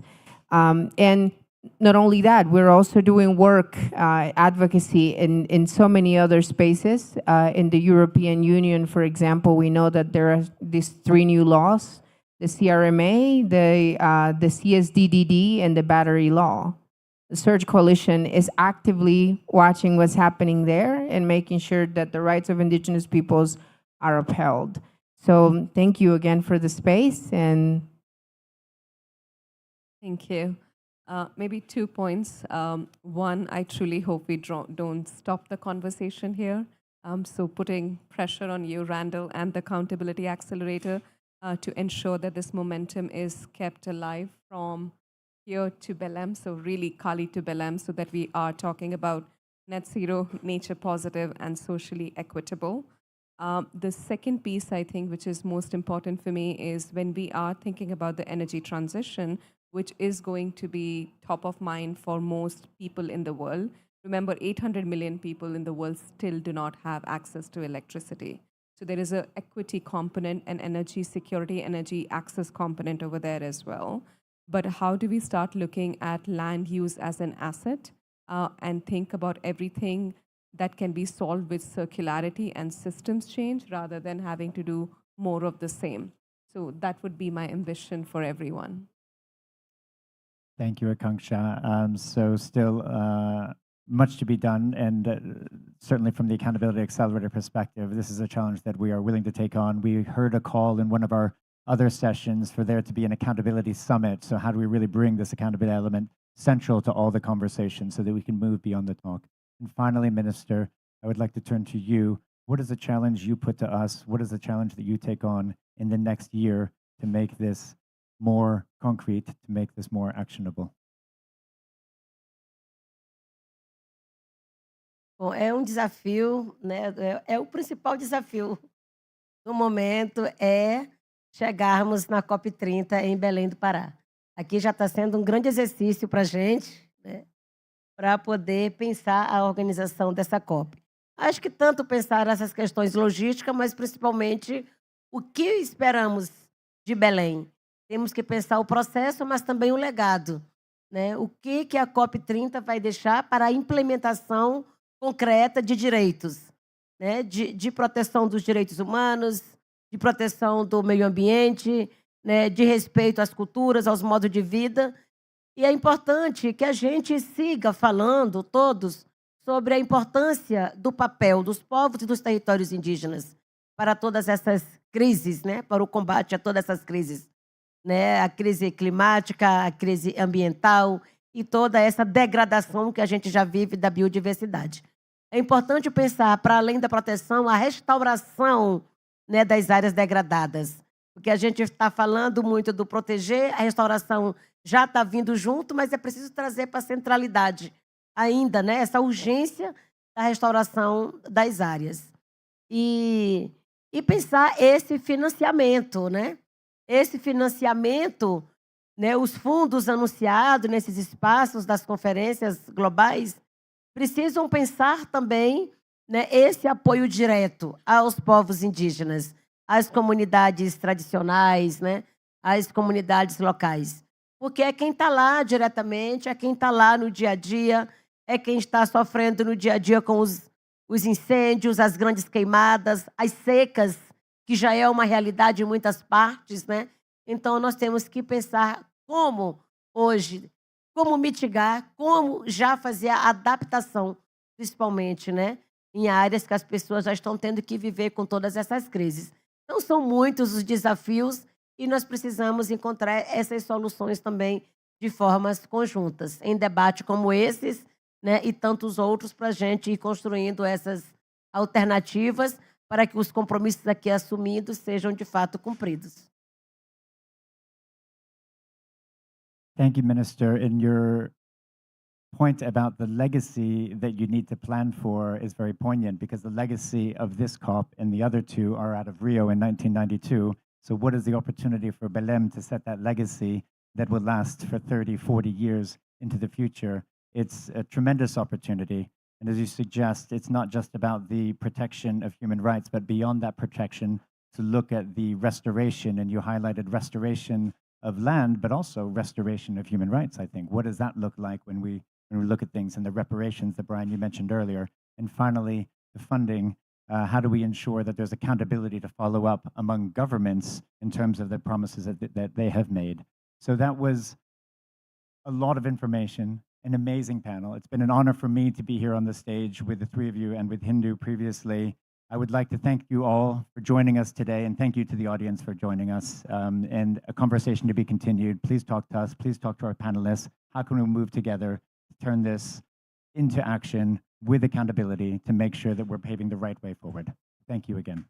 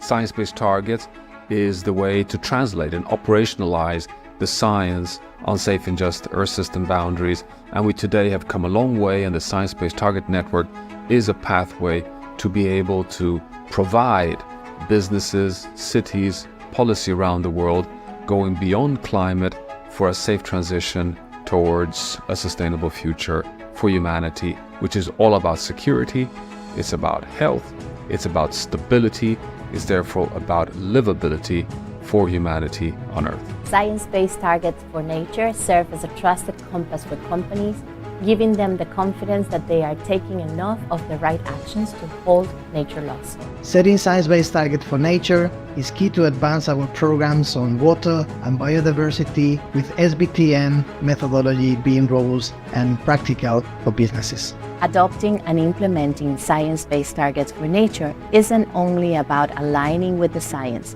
It's about driving organizational change towards long-term business resilience. Protecting and restoring nature can improve supply chain management and help ensure we can continue to operate. SBTN's methodology provides a solid science-based foundation for the actions we have taken and will continue to take. It ensures stability and confidence in our decisions.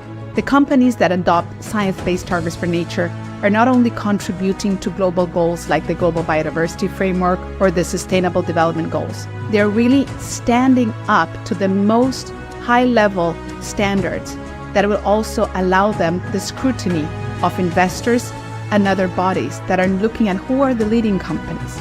It is about being there for the long term, for the long run of their business model and also of their organizations. Now is the time for companies to act responsibly, urgently, and with the ambition that matches the scale of the challenges.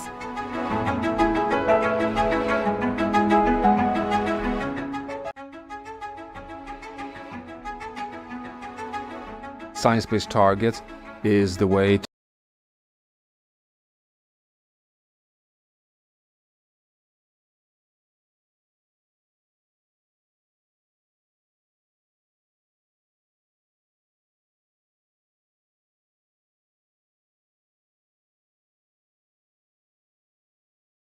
Okay, is this working? Okay, great.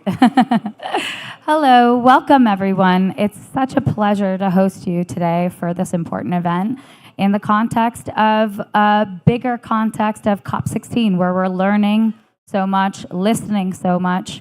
I'm Varsha Vijay. I'm the Technical Director of the Science-Based Targets Network.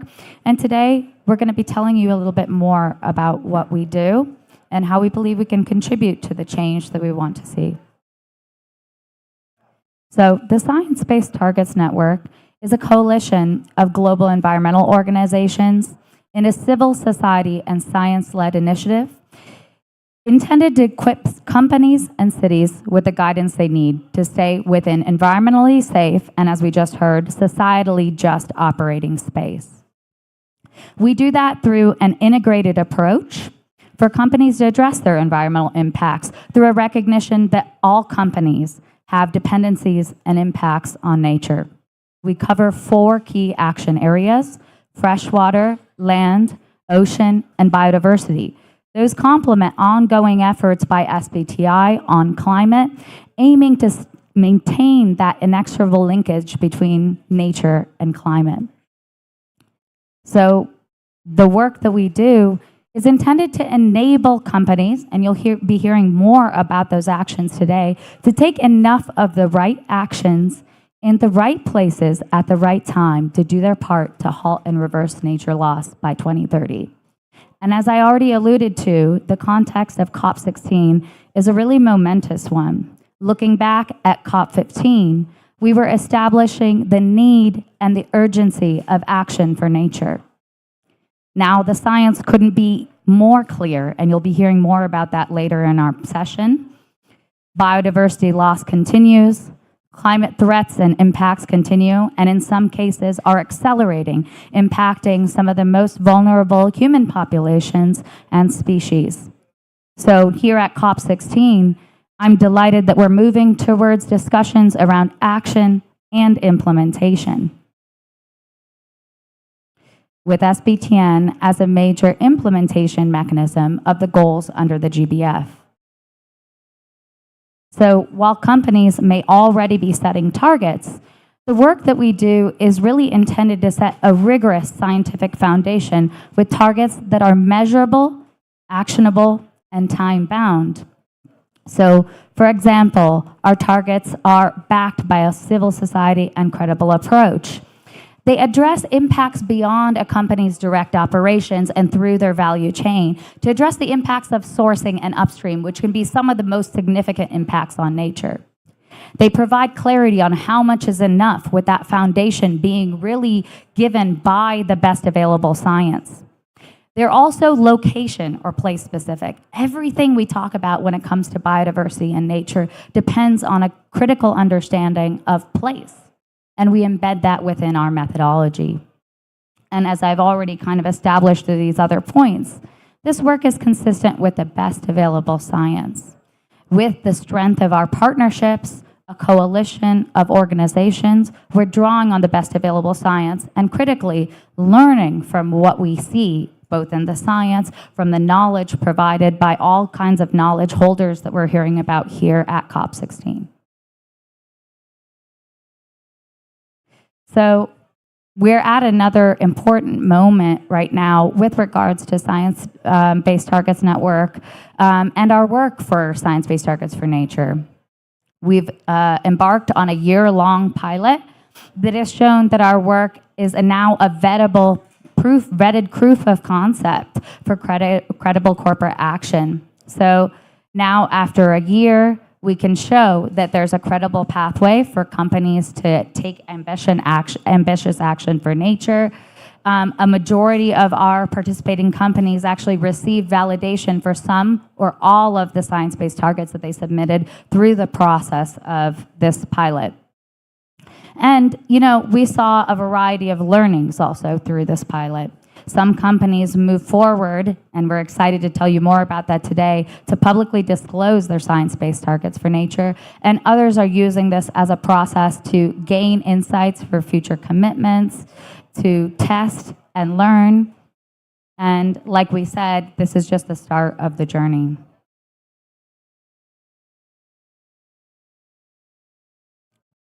As highlighted by these quotes that you see here, companies that have been piloting the first science-based targets for nature over the past year have identified key external benefits.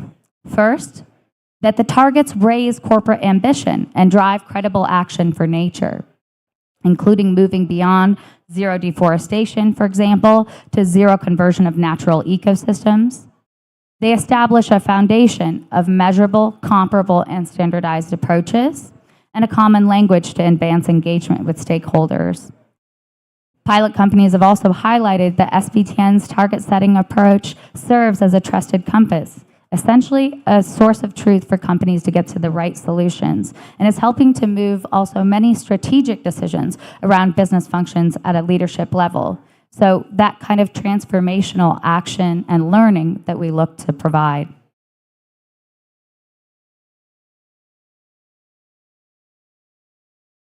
But as we turn our sights to further scaling and adoption, we've also had some learnings from our piloting process. Challenges were identified, and SBTN is really working and responding to improve feasibility and practicality while maintaining the scientific rigor at the heart of our methodologies. So, for example, we have updated our methodologies in July, and some of those have truly strengthened our methods. That includes strengthening the confidence in the prioritization of areas critical for action, offering additional support and resources for companies completing the methodologies, including clarification of critical concepts, scientific concepts within our methodology. We've also reduced the burden for companies. Some of the examples of that include emphasizing interoperability with related frameworks, as well as enabling tools, including a new corporate manual, which distills down what can be hundreds of pages of technical guidance into a shorter how-to guide. And finally, we also understand there's a need for companies to be able to share their progress as part of their journey towards science-based targets. Beginning in 2025, Companies will also be able to publicly disclose their materiality assessment and prioritization work once successfully validated by SBTN through the Accountability Accelerator. This initial checkpoint recognizes the credible efforts that companies are making towards their targets, while also ensuring accountability through prescriptive claims guidance. So going back to that scaling effort, many of the challenges that we found during our pilot aren't just the remit of SBTN. They are truly systemic in nature. So for example, the challenges around supply chain traceability was a key challenge for companies throughout the pilot. And that will be something that needs to be solved collectively as companies themselves internally push for that traceability so that they have the necessary intelligence to be able to effectively act on their nature impacts. Other problems included identifying local data. So we've heard a lot of really important conversations around the importance of local knowledge, data, models, and that was a key challenge through our work. However, the science is growing, and we intend to help companies connect the dots to local freshwater hydrologic models over time as companies adopt the science-based targets for nature. All of these challenges demand collective action across civil society and the broader international community here participating in the negotiations to close these critical gaps and help solve the fundamental challenges that we face so all companies can take ambitious action where nature needs it most. But it's important not to lose sight of this moment today together. Today, we're pleased to announce a major milestone in advancing measurable corporate action on nature, with Caring adopting the first ever science-based targets for both freshwater and land, while GSK and Wholesome adopt the first freshwater targets. Caring, you'll hear shortly from, is a global luxury group and has set its first freshwater quantity target for its direct operations, including Caring-owned tanneries and factories and upstream suppliers, with an initial focus on the Arno Basin in Tuscany, where most of the group's tanneries and supplier tanneries are located. This equals a significant percentage of the group's water use across its supply chain. Caring has also set the first ever science-based targets to address its impacts on land, including targets to address no conversion of natural ecosystems, to reduce its land footprint, and engage in materially relevant landscape initiatives. GSK, a global biopharma company, has set a freshwater quantity target for its direct operations, with an initial focus on the Upper Godavari Basin in India. Wholesome, global building materials and solutions company, has set a target to reduce freshwater withdrawals in its direct operations, targeting the Moctezuma Basin in Mexico. But this is just the beginning. I encourage all of you to use this QR code to view the announcement of these targets, but we anticipate additional pilot companies either adopting their targets by January 2025 or resubmitting their targets alongside additional companies using SBTN's updated methods that were just published in July 2024 and using Accountability Accelerator's upcoming target validation services, which we'll hear shortly about. In addition, we have over 150 companies through our corporate engagement program and service provider program preparing to set science-based targets for nature. That means they're actively starting to take action, utilize the methods in order to progress towards science-based targets for nature. So with that, I'm excited to hear from Caring and Sentry in a moment about their experiences through the target setting journey. And we also have a few case studies on our website from pilot companies, including Caring and Sentry, and encourage you to check those out. And I'm going to now hand over to Natasha Maddock, who's the Executive Director of the Accountability Accelerator, and will lead the panel discussion.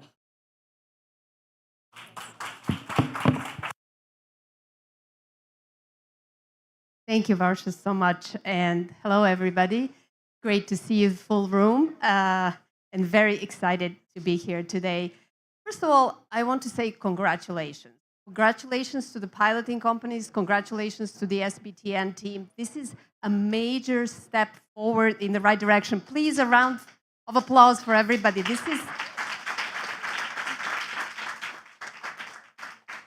Aaron Billman, Varsha in the team, everybody has been working so hard with the piloting companies, and it's really such a encouraging time now to see this happen. So by definition, science-based targets for nature are very ambitious, and these piloting companies that started in 2023 have really put a lot of effort in doing their job to start making a difference and integrating some of these targets, and they've had a lot of learnings in this process, and we'll hear some of them today.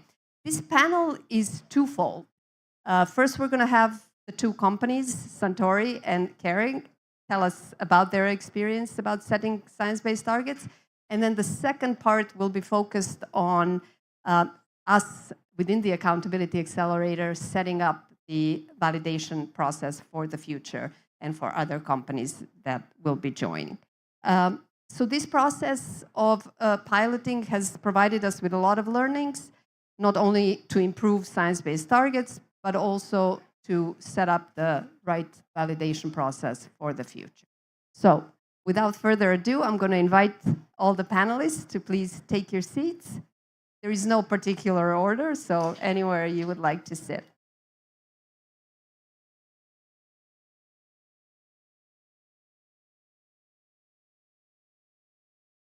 We should have everybody come up. Yes, we can just all come up, and the panel is short, so the sooner we have everybody out, that's great.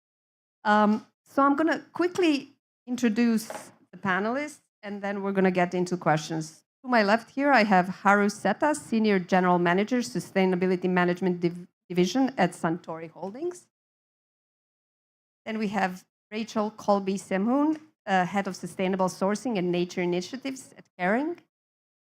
Then we have Rebecca Shaw, Senior Vice President and Chief Scientist at World Wildlife Fund, one of the big partners, NGO partners of SBTN in this process.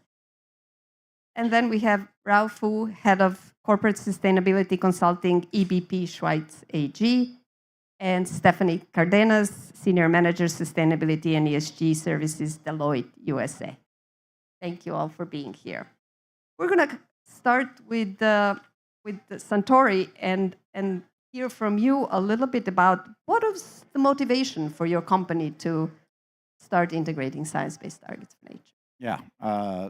First of all, thank you for inviting me here. And I'm very honored to be here today, and also to be able to share our exciting journey regarding SBTs for nature. Our SBT journey has been started in 2021 as a member of the world first freshwater pilot.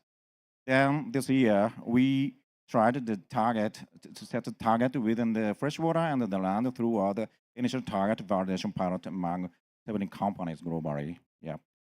And Suntory was established in Japan in 1899 by founder Shinjiro Torii, who built Japan's first whiskey distillery in Yamazaki, Kyoto in 1923.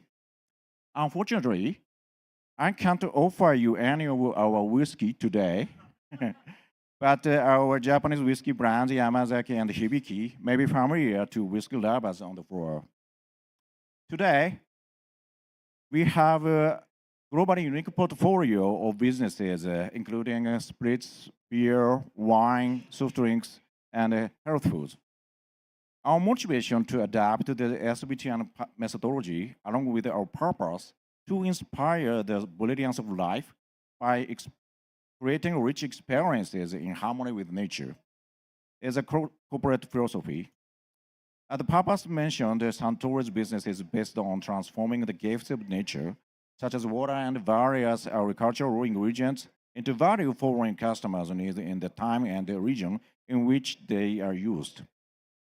Therefore, working toward the sustainability of nature and water as a source of value for customers is Suntory's core business activity. In Japan, Suntory has been working for over 20 years to conserve the forest and the groundwater recharge areas. It shares with the local communities based on a scientific approach.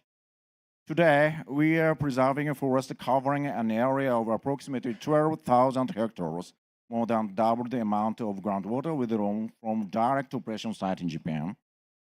This activity also creates a nesting environment for birds of prey at the top of the ecological pyramid in Japan and support their breeding. We call those activities the natural water sanctuary initiatives. In this way, even before the term nature positive was widely used, Suntory took a scientific approach to understanding the state of nature and reach location and protecting water and nature.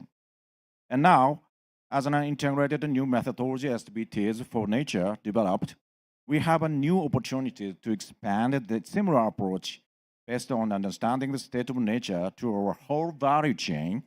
So we participated in this pilot to become the first practitioners of this approach. Thank you. Thank you so much, Haru. So it's very encouraging to hear that you've been doing this for a very long time, and as you said, you've had kind of this state of nature vision for a long time and protecting nature across water, fresh water, and land as well. Did the piloting experience change anything how you're approaching sustainability efforts? Yeah, that's a good question. And the answers are no and yes. Yeah, as you know, the nature is local, so we need to conduct conservation initiatives in each location based on understanding the state of nature and the pressures from business practices. We had already understood this concept from the experience of conducting the Natural Water Sanction Initiative. Now we are expanding this initiative globally, especially in water-stressed areas to achieve our water replenishment target toward 2030. Also, we have started a regenerative agriculture initiative in our supply chain. Our regenerative agriculture is based on understanding the state of nature and the pressures from agricultural practices.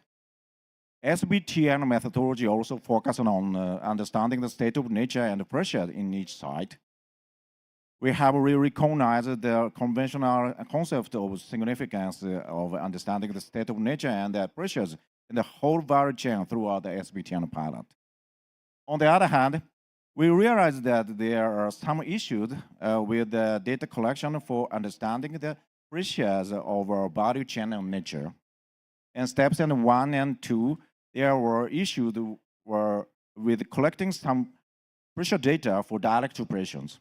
For example, Suntory has traditionally ensured that effluent water quality is kept below the regulatory values set by the local government where each plant is located.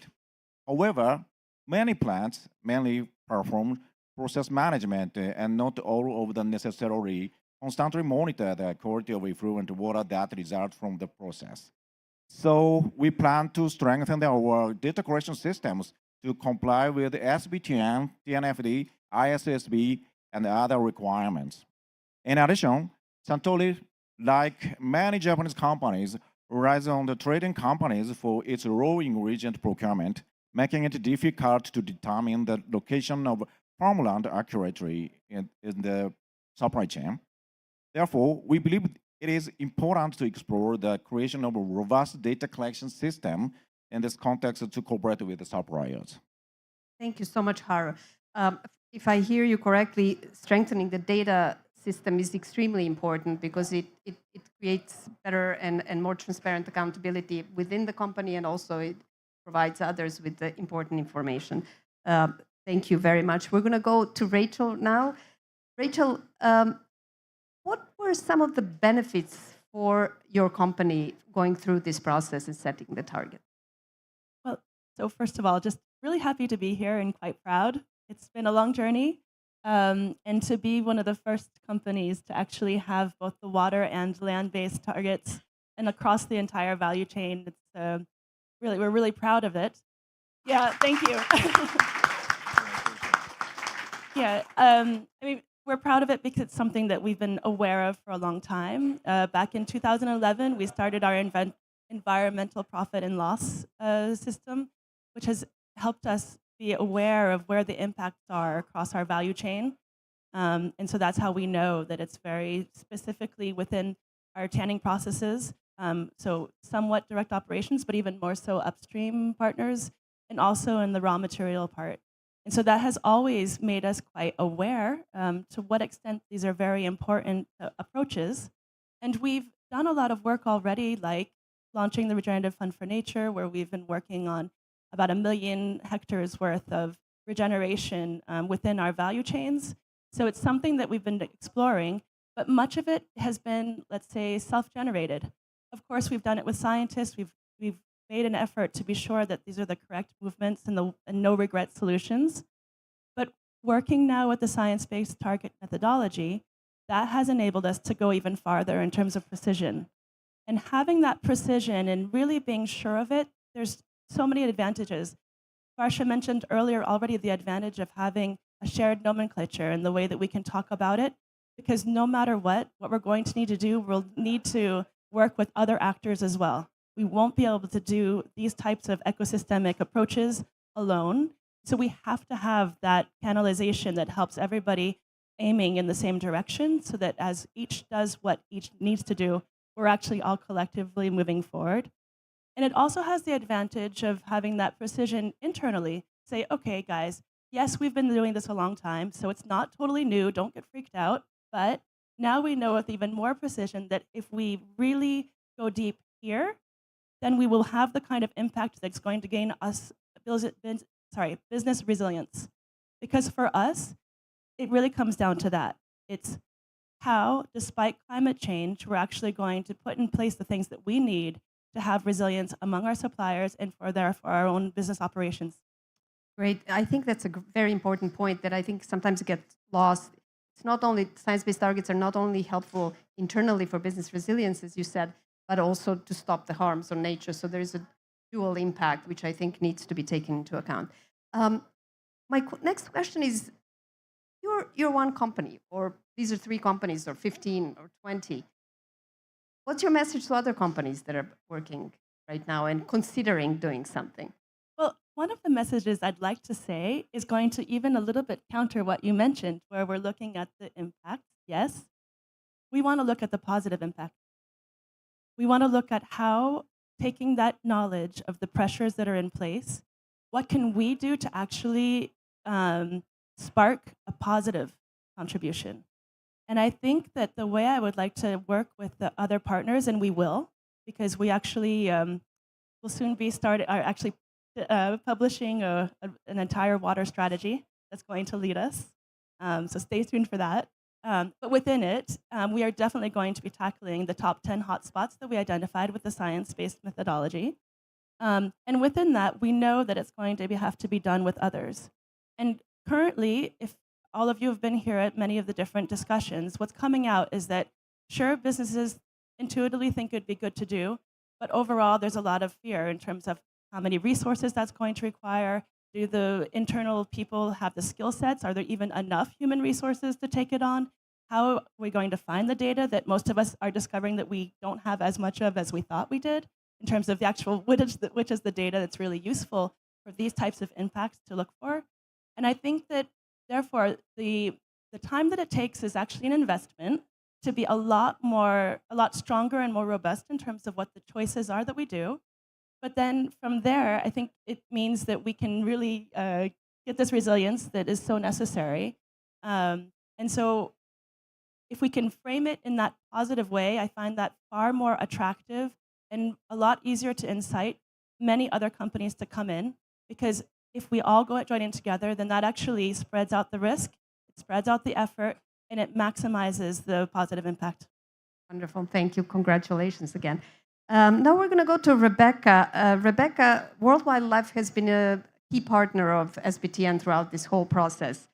Can you tell us a little bit, what do you see as the unique strengths of having a coalition of environmental NGOs work together to come up with something like that? Well, thank you again for inviting me to be part of this panel, and a huge, huge thanks. Really deep thanks to Karen, to GCK, and to HOSAM for being brave, putting the foot forward, and showing that this can be done, and it's not that painful, and we're doing it all together. And that's what I would like to say, the collaboration that's happening on the NGO side to come up with the science-based targets that can be credible, repeatable, and measurable, and doable, and the doable is really, really important. So sometimes a scientist can get really geeky and want every single detail itemized, and it's not possible. This is what we need to do in order to move in the right direction on the way to 2030, which is critically important. So this is the best available science to help the companies collaboratively move towards sustainability and resilience, not just for the environment, but also for their bottom line as well. I think it's really important. And I do want to say, I want to underscore how important it is. We are at the back door of the Amazon basin. When I was a young undergraduate, I worked in the Amazon on a floating raft, and it was forested for hectares and hectares and hectares. The deforestation wasn't really an issue, but it was becoming an issue. I was there for 15 months, and during that time, 75% of the lake I was living on was deforested. That caused me to go back to school and figure out what the heck's going on. And still, I'm asking myself, what the heck's going on? But I think the science is telling us right now, particularly with systems like the Amazon, but it's the same with other ecosystems around the globe, they're at a tipping point. Amazon's been deforested by 17%. If it gets to 20 to 24%, the modeling tells us, it will reach a tipping point, which means that the forces will be underway, it will be irreversible, and it will become a savanna and grassland. That means loss of carbon storage, loss of water services to the southern Brazil and the southern part of South America, and we'd be in uncharted territory in terms of the climate. We would not be able to reach the 1.5 degree target if we lost the Amazon. And this is just one ecosystem. And so what I want to say is the science is really important, the big science that tells us the direction of travel, and the detailed science that tells all of us what we need to do to be a part of the solution. The Global Biodiversity Framework, the Paris Agreement cannot be implemented if we don't have companies on board, if we're not all working collaboratively, and we're not all using the same science. And that's why I think it's so important that we are working collaboratively and we have a baseline together to work from. And what I would ask for is that more companies come along with us, try it out, and let's move forward together. It's really important that we turn the tide for both climate and biodiversity loss by 2030 on the road to sustainability in 2050. And we cannot do it without companies, without financing and so on. Absolutely. Thank you for that, Rebecca. I think that is what we are learning in our work within strengthening the accountability ecosystem is the importance of all the different stakeholders working together. This is not just companies or NGOs on their own. It's so important that they come together with governments and others to work together and use science as kind of the platform and the basis of everything. I'm going to move now to the next stage, and then we can open it up for questions with the audience. The Accountability Accelerator, a couple of months ago, is being nominated to take on validation services of science-based targets for nature, and we're very excited to be doing that. And we're setting the model right now for the next 2 or 3 years to see how this can happen in practice and what are the good learnings we have from it. And we decided, as part of that model, to engage with 2 consultancies to help us with validation service. So we have here Rao Fu from EBP Schweiz. So why is this a priority for EBP, Rao? Can you tell me a little bit about that? Thank you. First of all, very happy to be here. And maybe just a short background on EBP. Why are we involved? EBP, we see ourselves as engineers in the corporate sustainability. So we are a family-owned business, a Swiss company headquartered and with locations worldwide. So coming back to you, why is it important for EBP? We do have a lot of experiences in the underground projects. And then during this process, we see how challenging it is for companies to involve, because for climate, it's easy. It's not location specific. But for nature, for fresh water, for biodiversity, you really have to look at the local context and really act. So there, we're really happy to see that Science-Based Target for Nature is making this move. And we are actually really happy to engage with companies to make this move because we see it is necessary, and without a solid framework, it cannot happen. And for us, what's important for us is that we're a mission-driven company. So we are really like looking for companies to act and not to just greenwashing and say the targets. So there we think it's important that the target setting is serving the act implementation for the companies. So here I would also to call for actions for companies.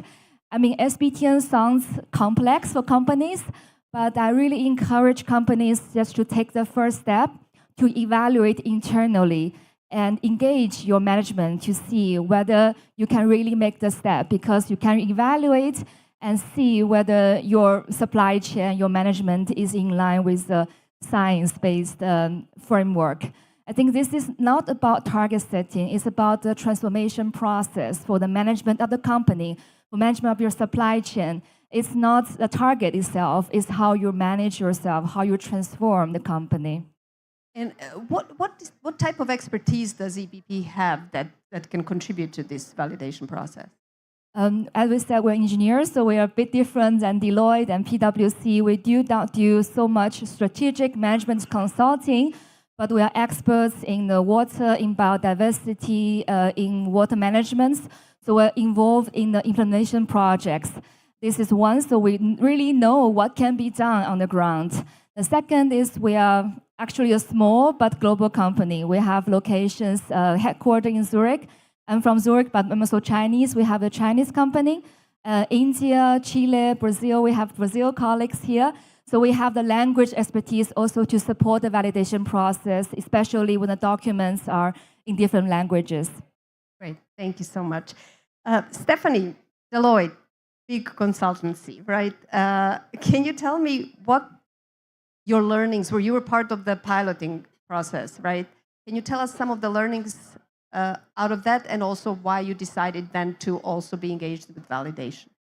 Yes, well, I'll start with one of the things is our commitment really to, can you guys hear me well? Microphone? Yeah, okay. Yeah, kind of we see this part of us commitment and responsibility for collective action on protecting nature. We are, as you said, probably the biggest consulting and advisory and assurance company there with the other big four. And we know we can play a role. We have, we serve many clients across the globe. We're in 150 countries. So who best to really have those multicultural teams to understand what localized is for nature? I think with the pilot processing, we learn the importance of guidance, the importance that it needs to be science-based. I think this brings a lot of confidence to the market, especially when NGOs are working together. It's not one sole kind of perspective. And within the validation, within the pilot program, it wasn't just Deloitte. There were also other consultancies, other actors. So it was really a multi-stakeholder approach that gave validity and force into what was being done and what was being piloted. Great, thank you. I have a question about, so there are many other frameworks out there, right? And companies are saying often, okay, now this is SBTN. How does that relate to TNFD? How does that relate to all the other ones? Can you tell us a little bit from your standpoint, how do these frameworks come together? Absolutely. We do work a lot with clients on helping with their reporting efforts. I would say that, it's a good start where we are, but I think we still need to come together into making sure that it's, I don't want to say word for word, but at least whenever any framework is asking something or any framework is meaning something, there is more clarity. That helps a lot of the companies. And if you put each framework together, there are certain differences that I think still need to be addressed.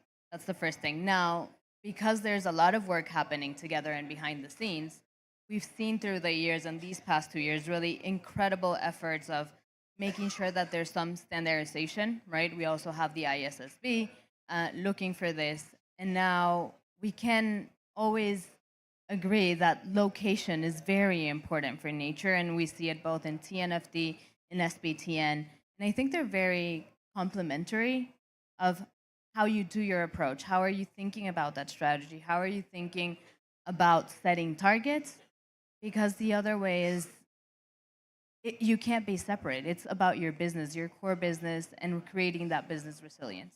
Great, thank you. We're purposely making sure that the panel, that I'm not asking all the questions. So I'm going to stop here and open it for everybody else to ask any questions you have of the companies or other panelists. Please.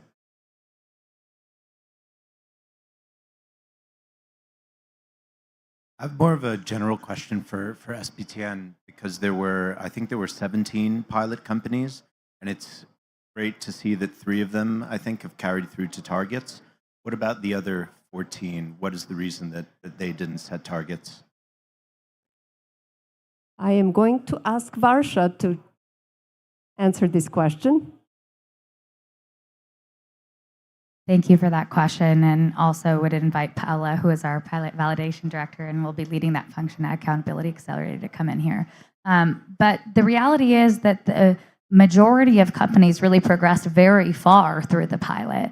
I think around 15 companies actually completed our steps 1 and 2. So that means that they've done a really holistic assessment of their environmental impacts on climate, and before to prioritize the most urgent places for action.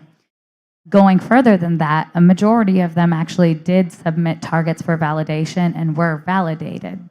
Our learning through the pilot was that they're beyond the validation process, and I think Haru spoke to this a little bit more. There is a join up that needs to happen between having that credible knowledge, having the target at hand, and actually releasing that publicly for accountability mechanisms. So we're really hopeful that once companies have time to conduct the process of socialization, the governance processes internal to the company, that they will actually disclose those targets that were validated in the pilot. Thanks. Paula, would you like to add anything to that?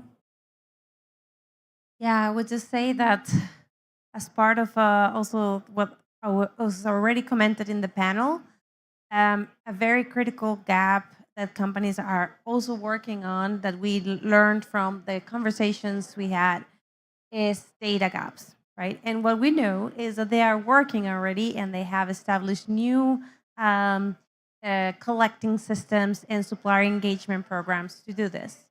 So it's ideally we would have the 17 companies today, right? But definitely the action didn't stop. We know from them, and you can read more about their efforts in the case studies on the website if you want to learn also from other companies. And yeah, I will just stop there. And that makes me curious about your views on why do you think, what is the biggest challenge for companies that maybe weren't able to fully adopt targets? Haru, for you or Rachel? Rachel, why don't you start? Yeah. So, I mean, I don't want to speak for any of the other companies, but I think that as we socialized among ourselves, I think there's also a determination to really already be getting things done before they actually announce the targets. So I think that the ones who were already invested enough to want to be part of the pilot are companies that are going to be making it happen anyway. The data gaps that Paola is mentioning, it's really true. And it's a really difficult thing for some of us, depending on how complex our value chains are. Because of that, we do see that we will really need collective action. And once again, that is the beauty of the SBTN, because that's what's going to actually give us the framework to pull together that collective action. But when you think about things like paper or rubber or whatever, we sort of know that no one company can do everything, and certainly not a company like ours, where we're quite small in terms of what we're going to purchase. It's not necessarily a strategic material. And so we are ready to put efforts into that, but we absolutely cannot do it alone. And so if I just project that experience of my own onto some of the other companies, I'm imagining that they're wanting to actually already get rolling before they start announcing anything. Great, thank you. And the targets are ambitious, so it does take time to get everything in place. Other questions, please. Please introduce yourself. Hi there, Erin Baldini with Earth Finance, and a lot of the large corporations that we work with, sustainability teams are already, I would say, trying to push a rock uphill in terms of getting leadership, the broader organization on board, aligned with the mandate and the business value associated with going after climate. And given that challenge is already there, I'm curious from a corporate perspective, if you all face challenges in making the shift towards nature and broadening that conversation, how you approached it, and what advice you might give for organizations, particularly those of us who already have the bleeding hearts, to get the rest of the organization, hearts and minds, ready to make that move. Harold, would you like to take this? So it's basically how do you engage all the stakeholders within the company to take this step? Yeah, that's a good question. So from our experience, the kinds of stakeholder engagement is very important process to kinds of the understand the state of nature. So I mean, our starting point is to gather the kinds of the data set and the local situation. So as you know, the nature is local. So so first, yeah, we have to prepare the internal the data gathering systems, and also the kinds of data is came from the public data and the kinds of the other stakeholders data set. So that kinds of the stakeholder engagement is very important to the kinds of the conducting our the prioritizing and then the actual the conservation activities and so on. Yes, it's a very key points. Please. I'd just like to add that I'm encouraged by this COP16, where we're hearing more and more people talking about integrating it. In the past, things have been very much as a silo, but I was just at a meeting this morning where the international community seems to start realizing that nature is our best bet, nature-based solutions are our best bet to decarbonate. So while in the past maybe things have been hierarchical and companies have felt that they need to first deal with carbon before dealing with something else, I think little by little we're starting to understand a bit better the interconnectivity and how working on one is actually going to enhance the rest. This is the call for let's have only one cup instead of 3, et cetera, et cetera. And so in the name of that, I hope that, and I feel that there's willingness, that more and more as we work on the frameworks, we're actually able to pull that together and show that work in one area is actually going to have very positive repercussions on the rest, and that more and more we as companies, like regenerative agriculture, which is in my, very important to my company, that we know that we'll be working on climate, water, biodiversity, soil health, everything all at once with the same practices that we'll be putting in place, and that we'll have ways of getting that measurements out to be able to show that there's actual progress. Great. Yeah. Other questions? Because just you're right. Actually, people are seeing it as something just additional, and we have to see it as actually embarked and like integrated into what we need to do. Thank you. I can add just something that I've seen that's motivating companies. A lot of regulation, and noting that specifically coming from the European Union, the regulations such as CSRD or EUDR or CSDDD, most companies will need to report, and that's one of the key drivers, at least for our clients.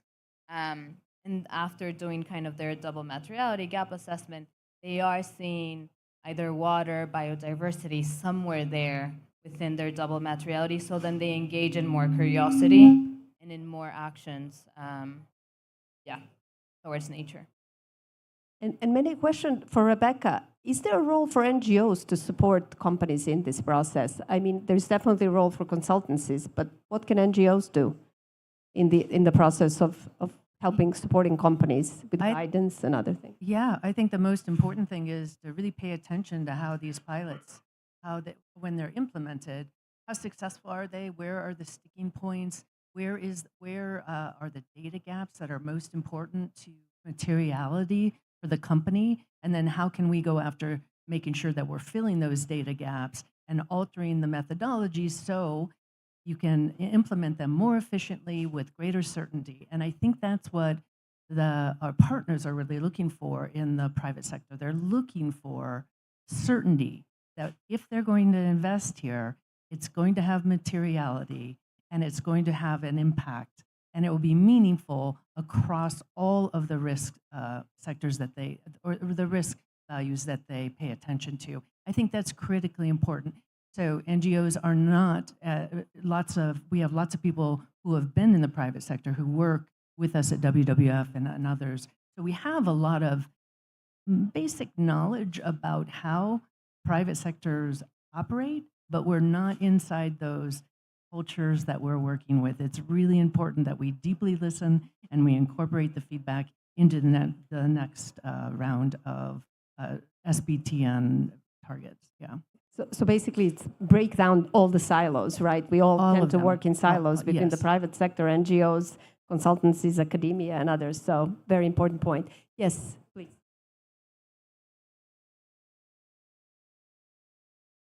Hi there, Ethan Soloviev, Chief Innovation Officer at How Good. We're the largest database for food product sustainability in the world. I have a two-part question. One is, with all the attention on CSRD and regulatory requirements for some pretty significant disclosures and reporting, is that sort of sucking the air out of the room for the voluntary standards and target setting? Are you feeling that, and what are you doing to address it? And then the second part is, are there data, tools, platform, services that can speed things up so I could be working on my SBTN at the same time as my CSRD and CSDDD, et cetera?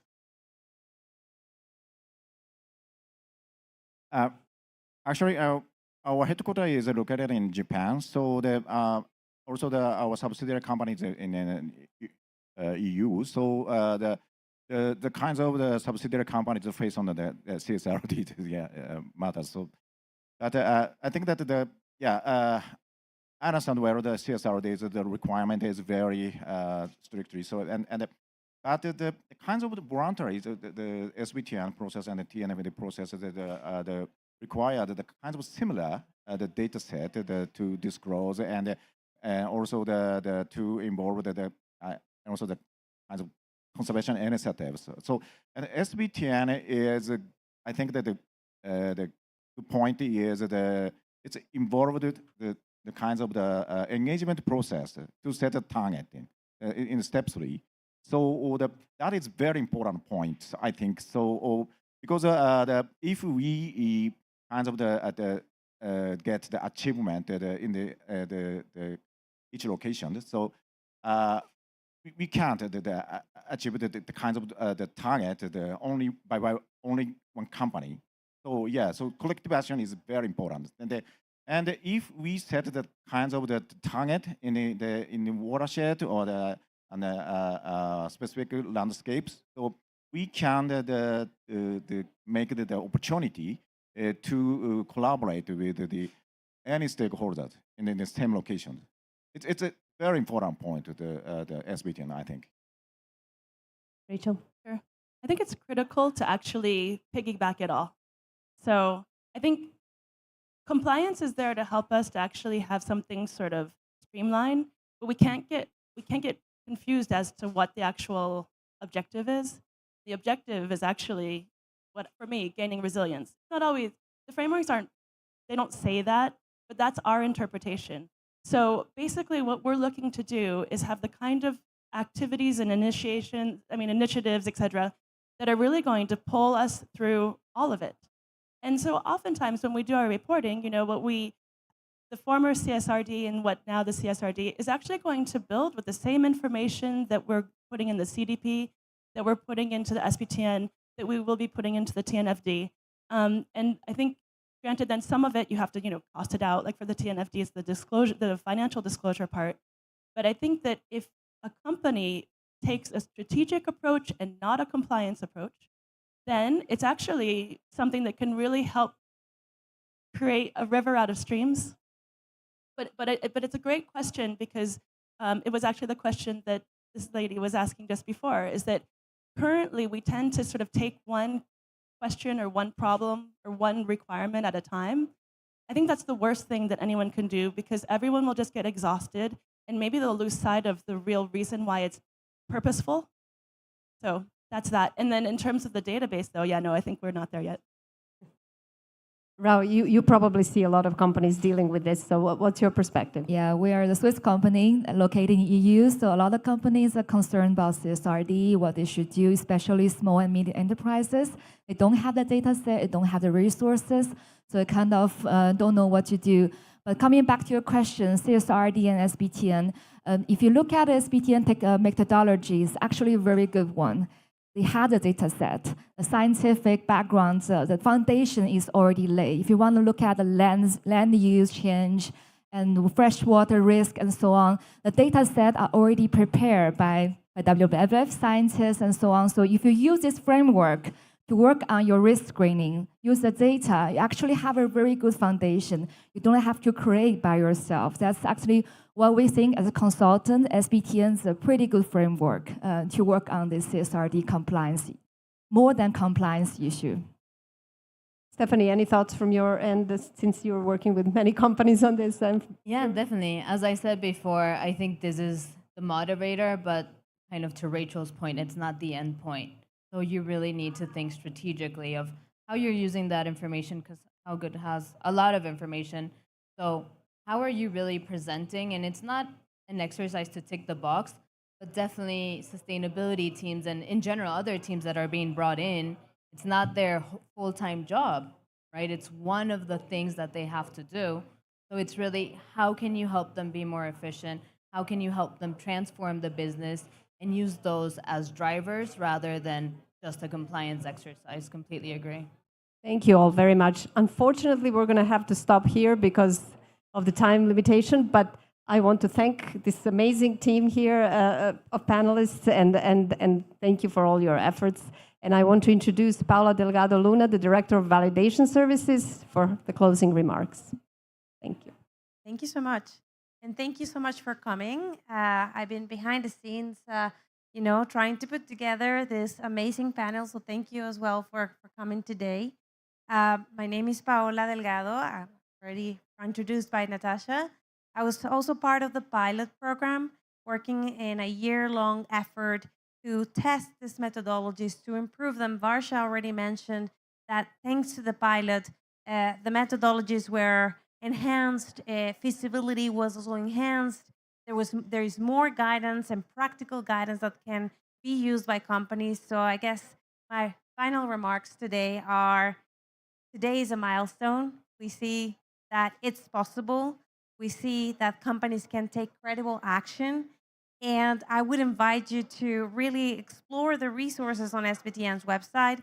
There's a new corporate manual that reduces, a little bit the burden of reading thousands of pages. Anyway, someone has to read them in your company anyways. But if you want to get started, you can use a corporate manual.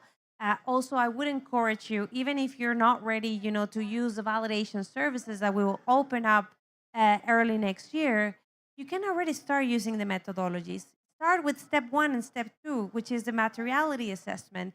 It will definitely inform your efforts and your actions.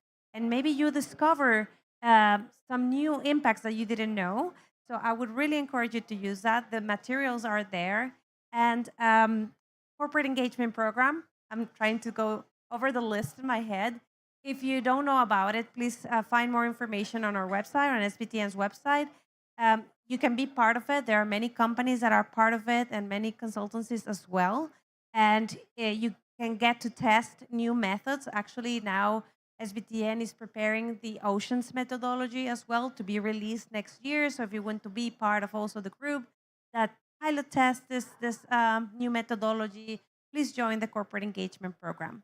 Case studies, a lot of tools, data sets to enjoy your afternoon.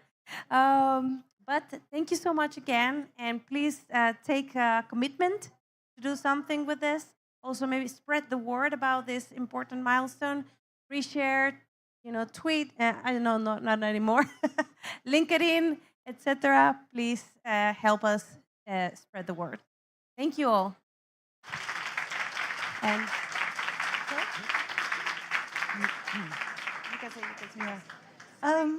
So sorry. Thank you all. I just wanted to congratulate my colleagues at Science Based Targets Network for the amazing work they've done and all the companies that have set targets already. I just want to share with you that we're building on that knowledge with now developing nature targets for cities as well. Very exciting. And we'd love to invite you all in an hour at 2 o'clock, and we'll tell you all about it here on this stage as well. Thank you.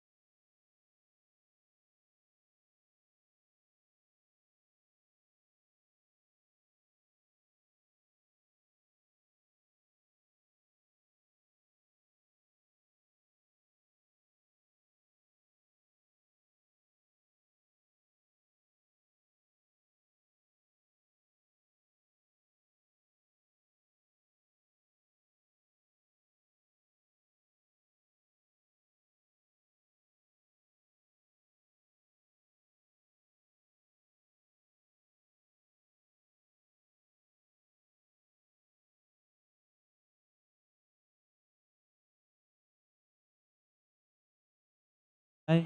Oh, please do take a seat. About to start, everybody.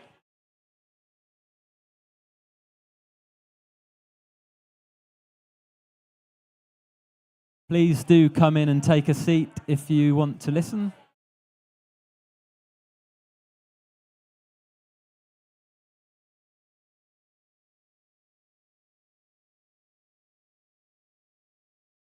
Brought in. Okay, so we are about to get started on this session. This is a session on restoring nature and reimagining growth.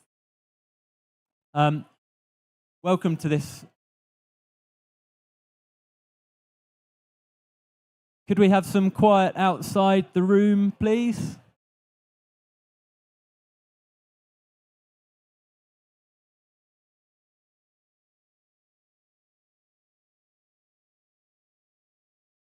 Thank you very much to the man with the laptop, my new favourite person. Good afternoon, everybody. Welcome to this session. This is hosted by us. We are the Cambridge Institute for Sustainability Leadership. We are a department within the University of Cambridge, and our focus is working with leaders in business, government, and finance to accelerate the transition to a sustainable economy that delivers for people, nature, and climate. This week we launched a number of pieces of work, one with the finance sector, looking at how we get more private sector capital flowing into nature-positive activities, and a playbook for nature-positive business models led by my colleague Edmund here at the front, if you want to hear more about that, which we'll be piloting with the corporates and startups in our network in 2025. Could the man with the laptop have another go at asking people to be quiet outside? Thanks. So to get to a nature positive by 2030, as the GBF sets out, we believe that a full transformation of economies and markets are needed. But what this looks like in terms of changing organisations and shifting markets is not entirely clear.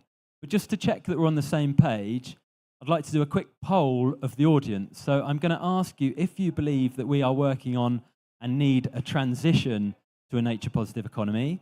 And then I'm going to ask who thinks we need a transformation of the economy for nature positive. So hands up if you think we need a transition to a nature positive economy. No, and if I stopped there, you'd be all really embarrassed, wouldn't I? I'd be like, all these delegates don't think we need to transition. Who thinks we need a transformation of the economy to deliver nature positive? Okay, we've got quite a high level of ambition for change in this room, which is a really good starting point. So you will have heard throughout the week a lot of really good conversations and examples of change. You will have heard great progress on business engagement on this topic, not least 500 companies signing up to TNFD and starting to understand and assess and disclose their progress. You'll have heard some brilliant projects of business doing work on the ground in their value chains and outside their value chains. You'll have heard some brilliant stories and examples of nature-positive funds, of which there are many more, and increasing. And on the policy side, hopefully our colleagues in the other rooms are making progress at the international level, and certainly at the national level, we are seeing some of those policies filter down. So we don't want to say there's not lots of good things happening. There are. The question for this room is, if we want to transform the economy, how do those good signals of progress ladder up to that scale of change that we believe is needed? And so that is going to be the topic for the panel today, and hopefully provide some interest for you. We're very aware it's towards the end of COP, so a big crunchy conversation is hopefully what's needed. So to introduce my panel here, you can't see their names behind you. I've got, just to make sure I get the job titles correct, Helena is the head of climate and nature at Suzano. Tony Juniper is the chair of Natural England in the UK, and I should say a CISL fellow of the Institute, long-standing.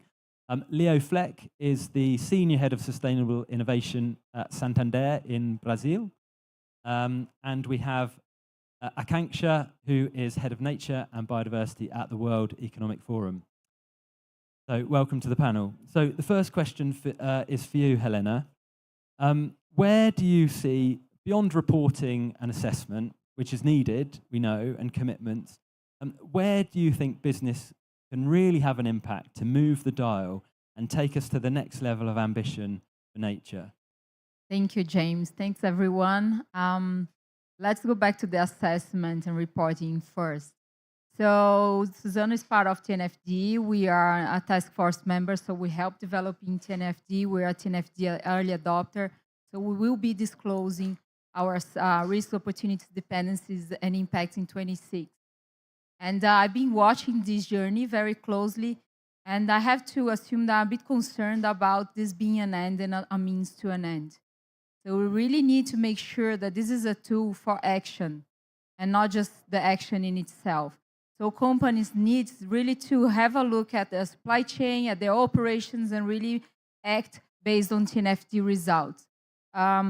The other things that corporates, they really need to take responsibility on nature, not just as part of their operations, but the landscapes where they operate. So we are in 200 municipalities in Brazil, and we understand we have a responsibility to foster a nature-positive economy in the regions where we are. So we are working with communities to really deploy sustainable business models with communities and other stakeholders, joining efforts with other companies to really act as a collective movement. But we also need to work with governments because we need regulations, we need financial incentives, we need to remove harmful subsidies from those businesses that are not doing the right thing for nature. I just heard that in Brazil, in a state, we have renewed subsidies for coal in a state in Brazil. This can no longer be acceptable. You know, we need to stop that. We need companies that are trying to do the right thing, like ours. I will explain our business model later. You know, we have not many incentives in Brazil to do the right thing. We're doing that because we believe it's true, it's the right thing to do, and because we understand that we need nature to thrive. But there's not much support, you know, from regulations and incentives. So we need to change a lot of that so, you know, sustainable business model can really thrive and be competitive compared to, you know, not sustainable business ones. Thanks. And how is Suzano looking at this in terms of integrating natural capital into your business? You know, how far can you go without that supportive policy and market environment? Thank you. We are going very far, and I'll explain why. So Suzano is a company from the pulp and paper sector. So basically what we do is that we grow and we harvest eucalyptus in degraded areas to produce a series of products that reach 100 countries, 2 billion people like ourselves. Basically like toilet paper, and cellulose pulp that does a lot of different products. And everything that we do comes from the eucalyptus tree, so it's a living being. So our business really understands our relationship with nature because we're feeling the impacts of climate change, of biodiversity loss, of water scarcity in our own business. So we are working on nature for many, many years. We've just reached 100 years, and since the beginning, we've been doing a lot of nature work because we understand if we don't do that, we won't be there in the long term. So that's something easy for a company like Suzano that has this direct relationship with nature to really operate on that. And therefore, it's easy for us to be talking to our stakeholders, to our shareholders, to our leadership about the need for investing on nature. I understand that's not the case for many companies that don't have this direct relationship with nature. So for us, it's something natural, it's something we understand is a business value. Thank you very much, Helena. So turning to the finance sector, Leo, you know, where do you see the finance sector leading? And you know, where do you think the finance sector can play a bigger role in enabling, you know, markets that favor sustainability activity rather than, you know, economic activities that degrade nature? Hi, James. Thanks first for the invitation to be here. I think there's a lot that the financial sector can do, but I would be a little provocative here that market transformation, and I have worked on this for more than 10 years, even before I joined the bank with philanthropy of systems change. It requires the coordinated action of several stakeholders, including the financial sector, the companies, the government, the development banks, and the multilaterals.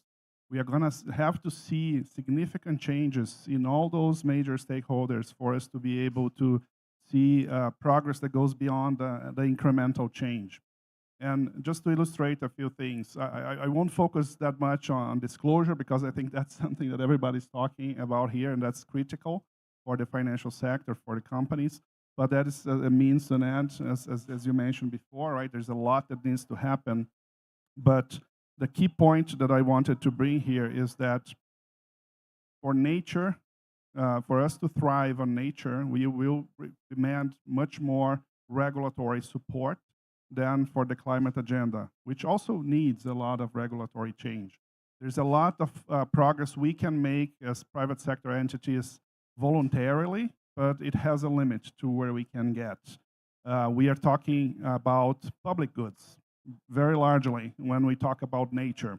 Climate, we are talking about public goods as well, but in nature, that's even more important. When we talk about land use, we talk about nature-based solutions. A lot of the benefits are at the society level, but we don't yet have effective mechanisms to internalize the benefits and costs at the individual level. So it's very hard to develop a clear business case for a landowner to protect biodiversity, to provide ecosystem services if they are not actually benefiting at the individual level. We see a lot of progress. Of course, Suzano has done remarkable work. Many organizations have done, but for us to get to the scale we need, we are going to have to realign those types of incentives. And regulation is key, and the private sector has a role, including the banks, to advocate for that.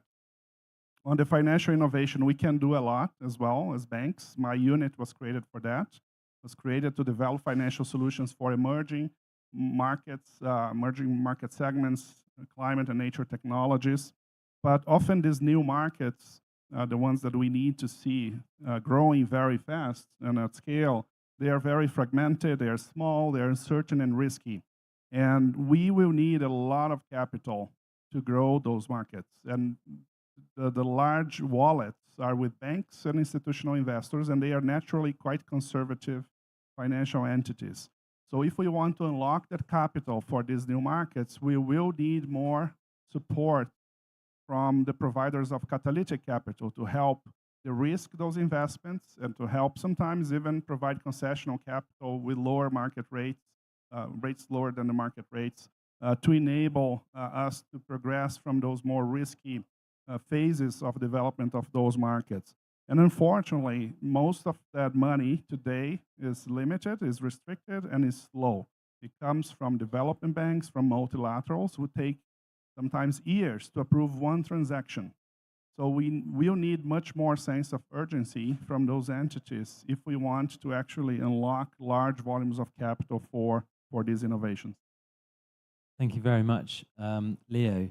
So, Tony, I know that you don't speak on behalf of government, maybe you can clarify your role, but do all roads lead back to government then? Do all roads lead back to policy? How can governments prioritize, what are seemingly tough decisions to protect and restore nature when they are, many governments are facing a tough economic climate at the same time? Yes, so I'd certainly agree with the point just made about the need for a transformation to be simultaneously embracing several major sectors at once: finance, private sector, and governments, and indeed the civil society and academic worlds pushing in a similar direction, which isn't happening at the moment.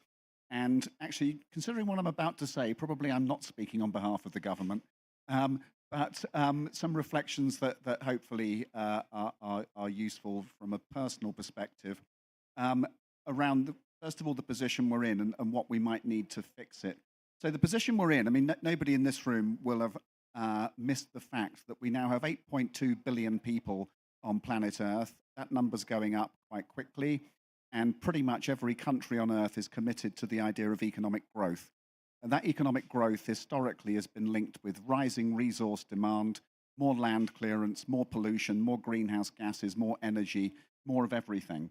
And if you look at that more of everything tendency, that is the source of the rapid global climate change which is happening, and also the mass extinction which is now underway. And listening to many of the initiatives going on here, which are fantastic beacons of hope, pointing out how things could be different, they feel in some ways like fish swimming against a very powerful tide which is pushing in the other direction. And so if we are to switch that tide into a positive direction, I think we need to really be revisiting some of the fundamentals of how the whole system works.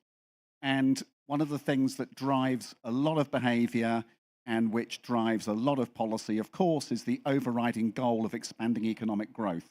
Now, the question is, growth of what? And I think this is where a conversation is urgently needed across all these different sectors to start arriving at some more logical conclusions to the one we've presently reached, because measuring simply GDP, which is a proxy for more stuff being used up, it's going to overwhelm new technologies, the new business models, because that is sending a signal which is backed by policy, which is backed by investment, which is backed by different business models, and crucially backed by culture of consumerism, which is constantly taking us away from the direction of travel we need to embark upon. So I think one thing that needs to underpin transformation is to replace our present idea of growth with a new idea of growth, and the idea of growing something different to only GDP. So I've spent some little time looking at some of the alternatives to this, and one that I think probably needs to be revisited for the modern world, looked at by economists, embraced by a discussion amongst policymakers, is something like a genuine progress indicator. So this was invented some years ago, and it includes GDP, but not only GDP, and it has measures of longevity, of well-being, of social equality, and crucially, ecological efficiency in the state of the environment.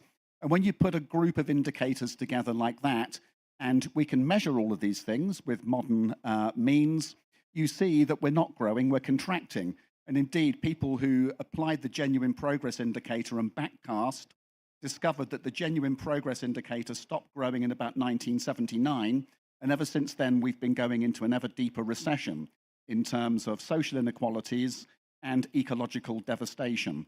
So what would be the effect of governments publishing, instead of growth in GDP, growth in the genuine progress indicator? Because you would say, actually, we're not growing anymore. Therefore, we need to transform our transport system, we need to be changing agriculture, we need to be looking at ways in which the benefits of this growth are distributed across society, because the vast majority of the GDP growth at the moment, the biggest proportion of it's going to the already wealthy, to create these incredible inequalities that we now see in the world. And if we can't address that, then I don't think we have a great deal of chance of being able to meet these ecological goals. So that's my main point, I think. You know, I'm not an economist, I'm an environmentalist, but I've noticed over the 40 years that I've been involved as an environmentalist that economists are not shy in talking about environmental issues. And I think it's high time that environmentalists started talking about some of the fundamentals of the economy in order to be able to start to shift the way this discussion goes. And so one thing we might take from here, and actually at CISL, James, one thing we could think about is, can we convene some kind of a dialogue between ecologists and economists to start coming with a different idea? Because the idea we've got is not an accident. It was invented in the 1930s. It was adopted properly in the 1940s, and it's now been embedded in every country in the world. Can we find a way of convening a group of people to start describing a new idea, which can then be embedded? And then I think everything else starts to go with the tide rather than against it. And so one of the things that would naturally flow with that kind of thought is shifting private sector companies from being purely financial gain-led and starting to put them into a place where they have a social and ecological purpose. And we've done some good work on this at CISL, and indeed, there is work now going on to embed a standard which can describe a purpose-led company which is fit for the modern world we live in. They might still be profitable, well, they would need to be profitable in order to continue to operate, but that wouldn't be their principal purpose in life. They would be there to improve conditions for people and to improve the stability and the resilience of environmental systems. And so these are the kinds of things I think we need to unearth, alongside everything that's been said at this meeting. Fantastic initiatives, brilliant energy, wonderful insight being deployed. But if we can shift some of these fundamentals, I mentioned two of them there. Let's have a new economic development indicator. Let's find ways of shifting private sector companies to purpose, not only profit. And then I think this journey becomes much easier, because we will be sailing with the tide rather than trying to fight against it. Yeah. Thank you. Thank you, Tony. And you answered the question which I was going to answer you, which is, how do we get from here to there? And convening that dialogue sounds like an important step. Well, so the neoliberal system that we exist within, it was invented by people some decades ago, and it took them a while to get it over the line as an idea that was embraced by countries globally to be the dominant system now. And we probably can learn quite a lot from them in terms of how they developed some straightforward ideas. They got them backed by deep academic research. They shared them via newspaper editors and media. They shared those ideas with senior politicians, and they built a consensus that became now something that we don't even talk about.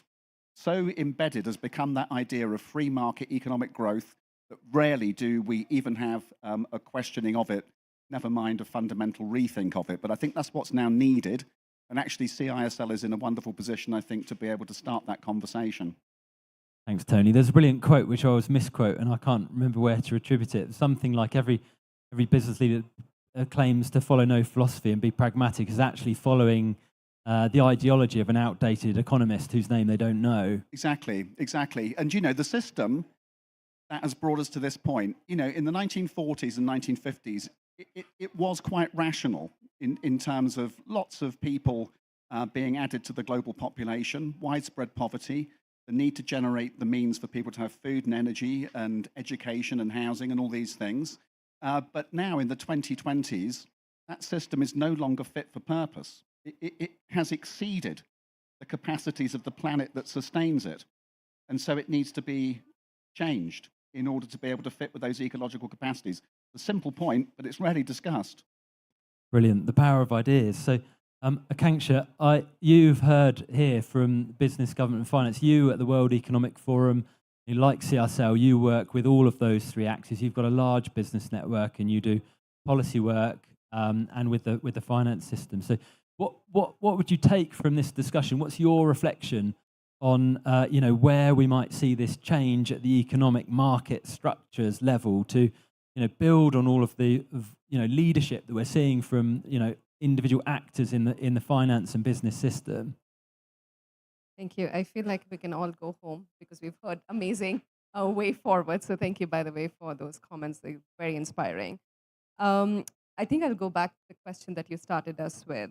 Are we talking about a transition from one system to the other, or are we fundamentally asking for a transformation? And transformation will require some disruption. And the question is then on equity. And I think we spoke about this as well. I think for me, the biggest pieces that we are needing right now is just to take a little bit of a step back, either in the academic space or this idea of bringing the ecologists and the economists together, of saying what would a different system look like? Because I fully agree with you, GDP was just one of the possible options we could have gone ahead with. Some people went behind it, and now it seems like the norm.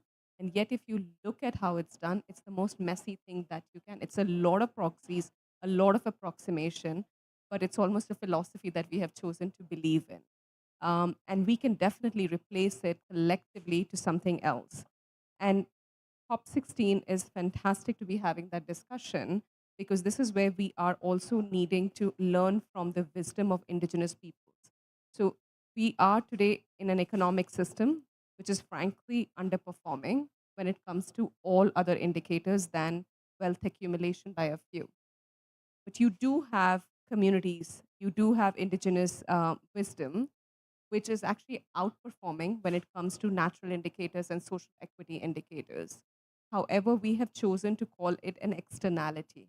That itself is a problem in our economic system, that environment is an externality, and a lot of the work which is done is never counted for. So just the way that we don't price nature, we also don't price a lot of the social care work that gets done outside of the economy. And that particularly affects women and marginalized population. We saw that a lot during the lockdown, during COVID. What was most important to come together was really a care economy. And the future is going to be defined by how we are able to create spaces, particularly when we are looking at longevity as an issue. We are looking at equity as an issue. and we are trying to understand how do we continue making well-being a priority rather than just a number of GDP. The last piece that I do want to pick up on what you said is around productivity. That are we really growing? So some of the research that we have also done shows that actually if you look at this economic concept of material productivity, which is really the GDP's connection to resource extraction, it has frankly stagnated since the turn of the century, which means that every blip of increase that we are seeing in the growth today can be directly tied to the extraction of natural resources. And I'm not saying it, it's just like data all out there from International Resources Panel, which again makes you question that we have the narrative of a services economy, a technology space, and yet the dependency of nature and nature's resources is ever increasing. So I hope that collectively, while we are here, we can be a bit inspired and learn from people who are neither ecologists nor economists, but have done this work for thousands of years. And it's very visible in the way their ecosystems are managed, the indicators of health, as well as all the species. So let's think about what that transformation would look like. What are the values that we want to do? And at some point, the fuzzy question of our level of consciousness as well. Like, are we just really on a never-ending cycle of consume, consume, consume? Or could we actually slow down and look at what is actually going to define well-being and good quality of life? Thank you, Kanksha. And from where do you see signs of hope then? Where do you see, areas that might lead to the change coming about? Tony gave a perspective on, what he thought the mission would be. And, where do you look around and see signs of, new system, emergence, I could say? So two things. First of all, I know that natural capital protocol, natural capital valuation, or capital's valuation has existed now for more than 20 years. But it's always been an exercise that's done and then kept on the shelf. Personally, I feel something is shifting. There is a lot more appetite to be able to look at market-based mechanisms for being able to value nature and then reward stewards of nature. The second is actually we are convening at the World Economic Forum with CISL included as well, a small group of people who want to be able to look at a global roadmap for natural capital mainstreaming. So happy to share more information on that as well. And then the third piece is just the conversations that were happening at this COP, frankly, gave me a lot of hope, is the number of side conversations on the topic of policy coherence. We can be in our environment, green echo chambers and talk all, but if ministries of agriculture, chemicals, industry, economy, infrastructure are not looking at it, good luck. Budgets of the environment, sustainability departments and ministries will always be tiny. So what you need is not for an environmentalist to have to fight the fight, but actually to get anyone and everyone who is spending $1 in the economy to have some sort of a footprint on nature and equity. Thank you. So before we turn over to questions, I just want to check if any of the panel had any reflections on what you've heard from each other. So we'll go to questions, and then just to warn you, I'm going to come back to you at the end and ask you, what kind of sentiment, given that we're near the end of the COP, I know it's not all tied up, but I'll come back to you and ask you, what's your sentiment at the moment, your feelings of optimism or otherwise. But we'll start a discussion in the room. So I'm going to take a few questions. I've got one immediately here. I don't know if we've got a spare mic or we can lend a mic. There's one just up there. I don't know if that's a spare one. You want to say who you are, where you're from? Yeah, my name's Dan Bloomfield. I'm from the University of Exeter.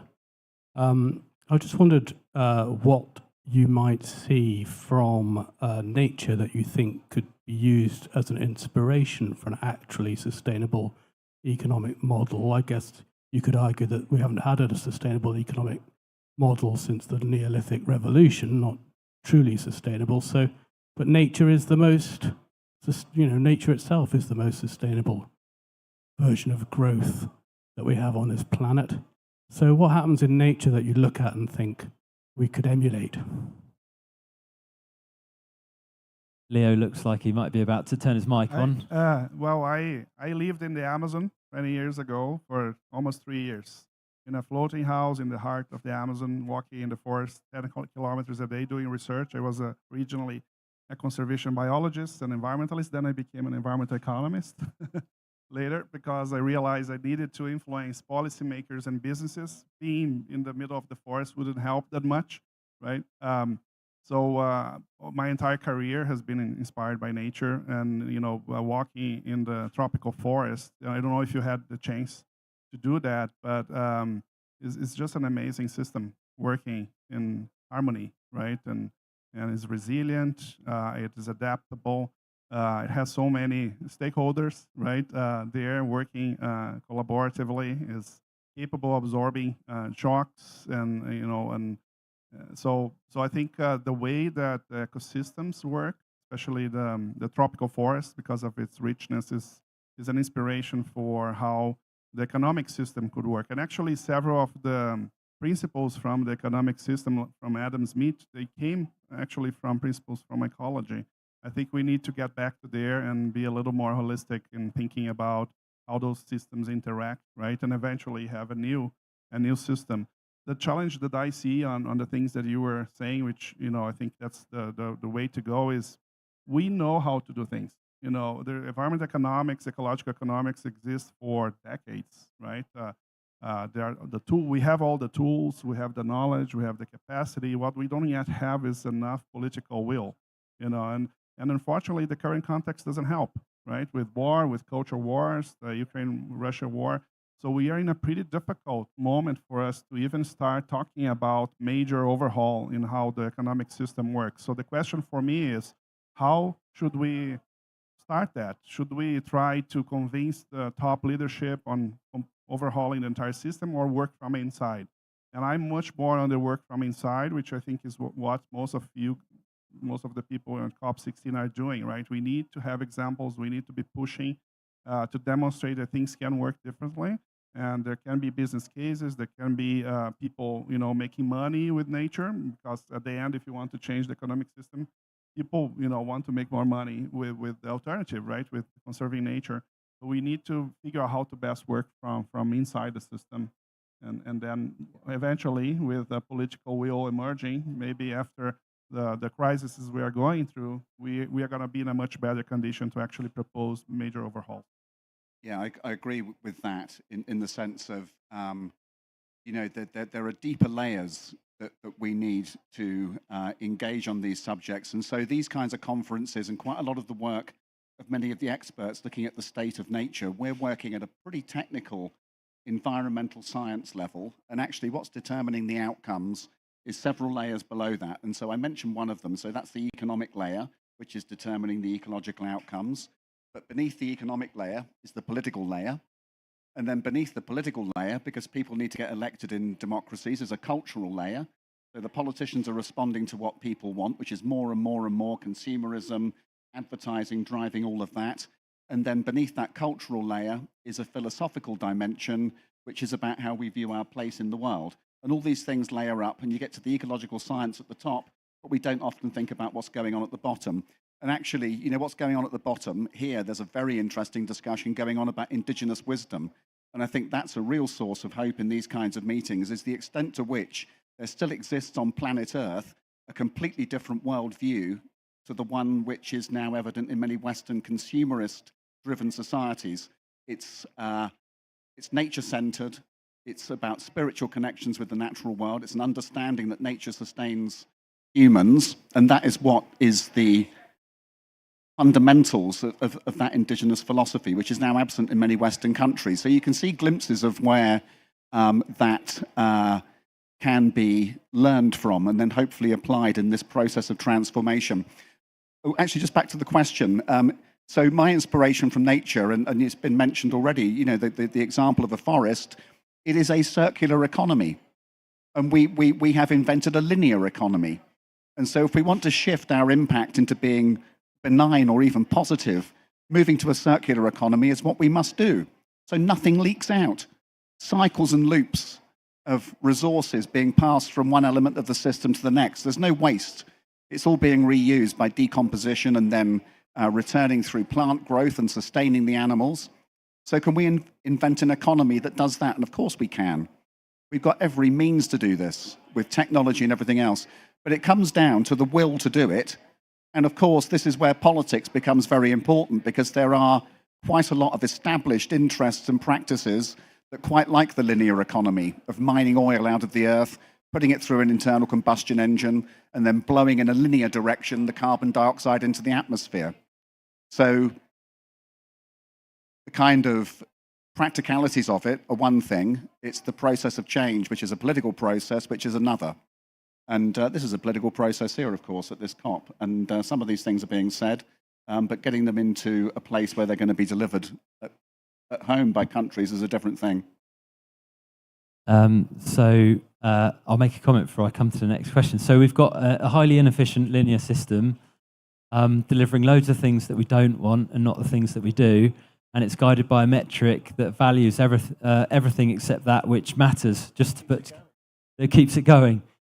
So I've got a question here, and then you, and then you. So I'll try to remember that order. I'll tell you what, should we take 3 in a row, Edmund, and then come back to the panel, because we're getting some quite nice answers. My name is Hirotaka Hideshima. I'm a former central banker trained in economics. Now I'm working in the private sector. I'm a TNFD task force member along with Helena. So you see, somebody studied economics now in TNFD, so getting close to Tony from the other side. I think, well, I fully agree with what he said. And I think one of the potential solutions could be a natural capital national accounting system. So there had been a discussion about this topic on Friday, 25th of Friday last week, if I remember correctly. You know, I'm getting mixed up with all the days and dates. But, and it was titled Quantifying Nature's Value, and this was a TNFD event. I've been told that this will become available on recording over time. So if you're interested, you might be interested to take a look at that. But my question is, do you think that is a solution?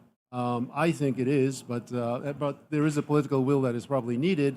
And on the question of do we work on the upside or on the downside, I think we have to do both. If we convince the upside, but if the downside is not convinced, it's not going to be lasting. It won't be sustainable. So I think we have to do both. Right, before you hand the mic over, I'd like to ask you a question.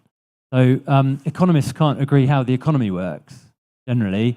So how do we get them to agree on a different philosophy of economy? How do you think we convince your former colleagues? Well, or the people who taught me economics, right? So I think they can agree that this concept is right if this is the thing that we want to measure. I don't think there's any disagreement there. So I think the only question is this the thing that we want to measure?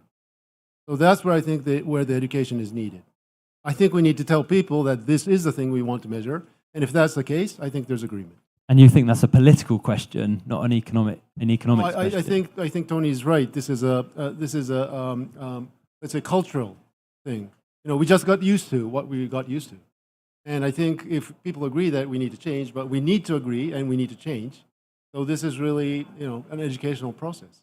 Thank you very much. I'm challenging my colleagues having to remember the question, but we'll take another. Oh, awesome. Thanks. I'm Zora Zahir. I'm a PhD student from University of Regina, Saskatchewan, Canada. Is in 34, which is the territories of Nehiyawak, Anishinaabe, Dakota, Lakota, Nakota, and also the homeland of Métis, Michif Nation.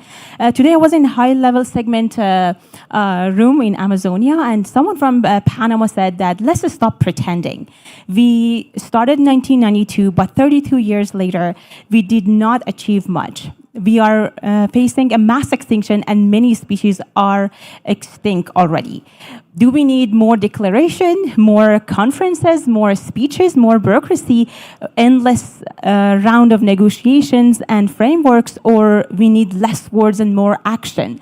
I was thinking that what will be the actions here? How can, as an academic, I was thinking that we need framework, we need to have a level of thinking of what we are going to do, but reaching that action point, how that will be achieved. Thank you. Okay, so to be fair to the panel, let's take those two and then we'll come to you next, if that's okay. So we've got a question around the economics and then, how does all this result in action broadly? Helena? I'm glad about what you said, the high-level segment is talking about, because this is exactly what I leave COP thinking. I'm leaving COP and answering your question already very frustrated, because it's been so many years that we've been talking about the same things and we haven't acted yet. So I started doing COPs in 2006, COP8, and I'm hearing the same things I heard back in 2008. You know, we need financing, we need to include local communities, indigenous people rights, and we haven't got, you know, the right thing done yet. So we don't have time anymore. Back in 2008, we had time. We don't have time anymore. Like, we are from Brazil. Brazil is on the fire, you know, like we're losing our biomes because of fires. I was talking to the Brazilian government the other day, and they said we are desperate because we might lose some of our important biomes in the next months or year. And then I hear people talking about, okay, let's discuss biodiversity credits. Next year, there will be a convention. We don't have until next year. We need urgent solutions and urgent action. So I'm leaving COP, you know, with mixed feelings. I think we're very late already. I hope we, you know, by next COP, we show results of action, concrete action on the ground, and not continuing talking about the same thing. And the concrete actions at all levels.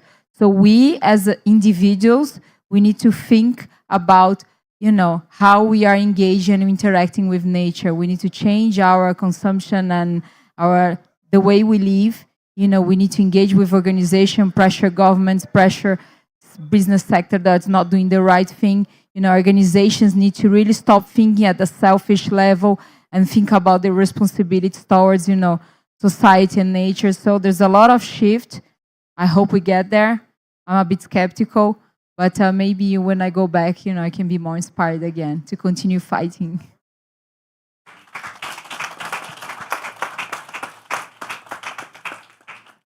Thanks, Helena. Would anyone like to have a go at the question on economics? To just take a crack at that. So if you look at our economy, we do reward performance. That performance today is only financial numbers. What we need is to change the indicators of that performance. And one example that I always come to, at least in the case of India, early 1990s, there was an economic liberalization, which meant that any international loan that we received from IMF, World Bank, was tied to a certain economic performance indicator. And that's what a lot of nature-rich countries are now asking, is they need debt for nature swaps, they need concessional capital, and make sure all of that flow of capital and money is tied to an environmental performance indicator. And I don't think we need to come up with a new system.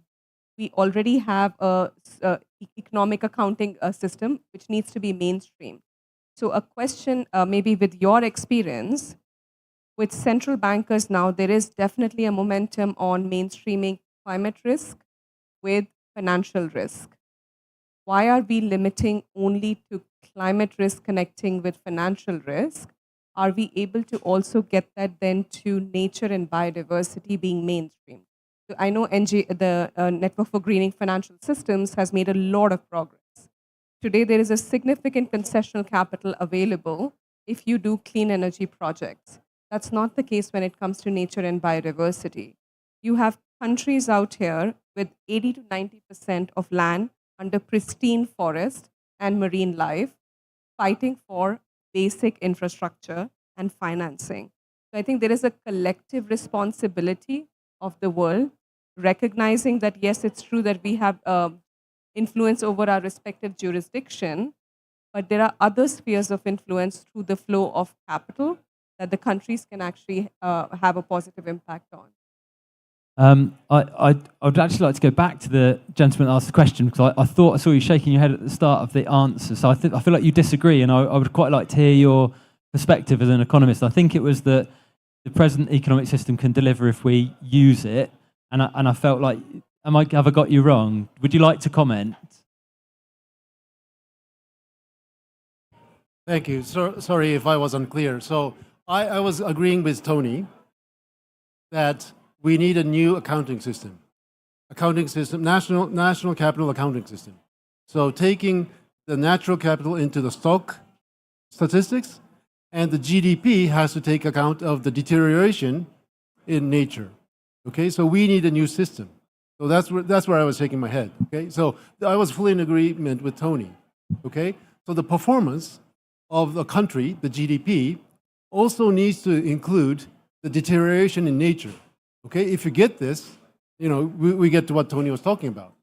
And in addition, my view is that we probably also need to incorporate that in the corporate accountings too, so that the return, the income, okay, the profits also reflects the deterioration in nature. Okay, so I think the technology or the understanding or the knowledge of doing that is already out there. Even the White House in the United States is coming up with a proposal. I'm sorry, I said even, but sorry, I'm not a native English speaker, so I do use the words wrong. But so the U.S. has come up with a proposal, and I understand from the session last Friday that it seems like the United Nations is going to come up with an agreement of how countries should do that in a common way.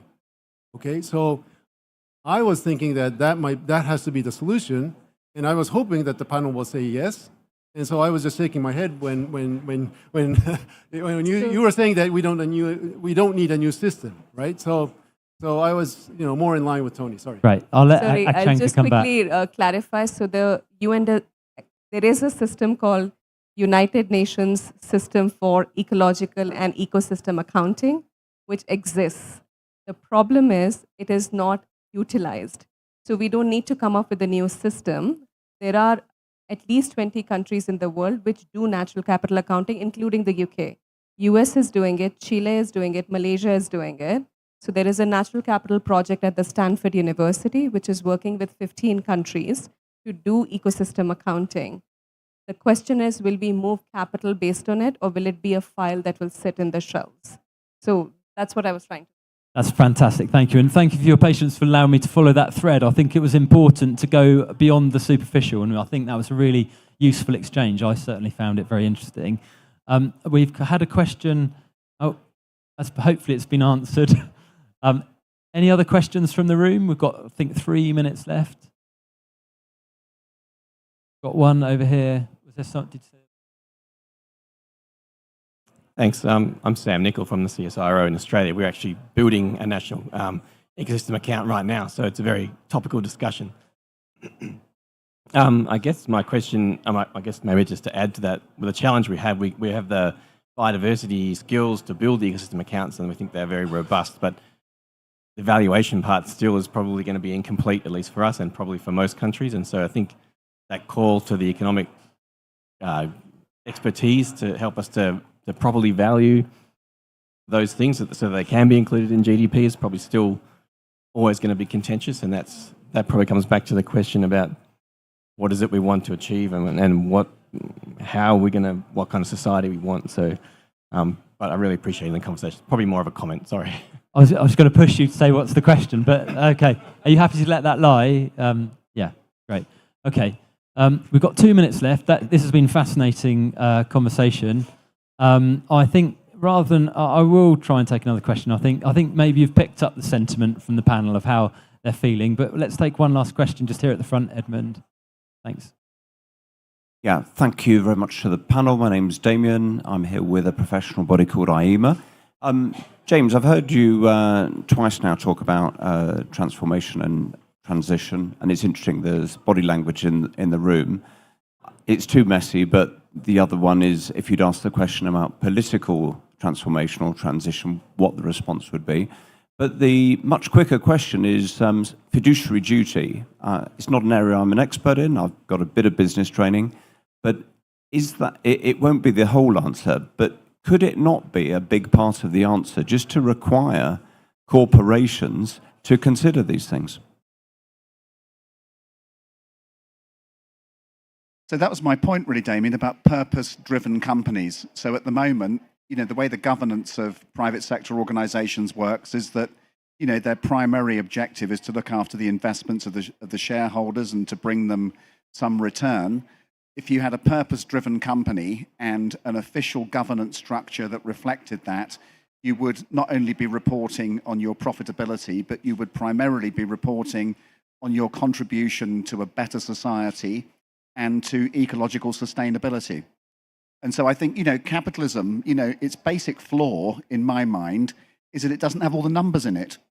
It's got one set of numbers, profit, but the countervailing set of numbers in terms of the social impact of the business and its ecological demands, they're nowhere to be seen. They're just off balance sheet. And so profits are extracted at the expense of society and the environment. And that is unsustainable. And if you want a definition of unsustainable, my definition of unsustainable is that things that are that, they will stop. And that's what's going to happen to our economic system. If we don't change it, it will stop. Thank you very much, Tony. I'm going to try and respect everybody's time and say a massive thank you to the panel. I think it's been a really fantastic discussion, and thanks for really following those threads and getting into the grist of it. It's a really big topic that can sometimes feel a bit ethereal. I think you can all agree, including my kind of false question at the start of do you want something or do you want something really big? So, but this has been a fantastic panel. If we'd just like to say thank you to the panel, thank you very much.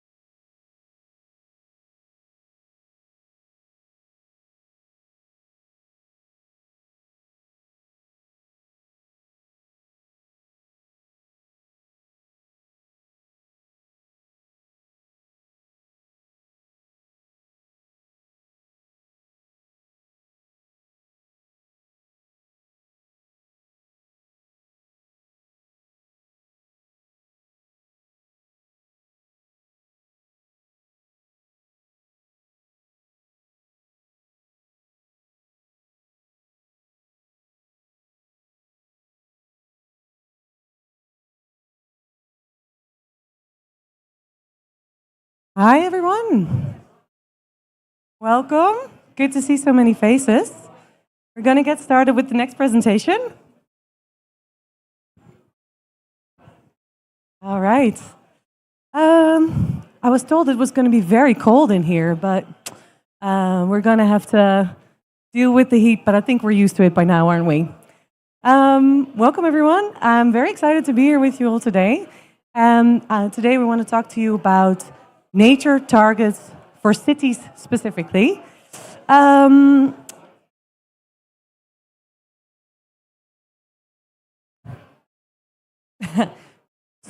technical. Just looking at the technician over here.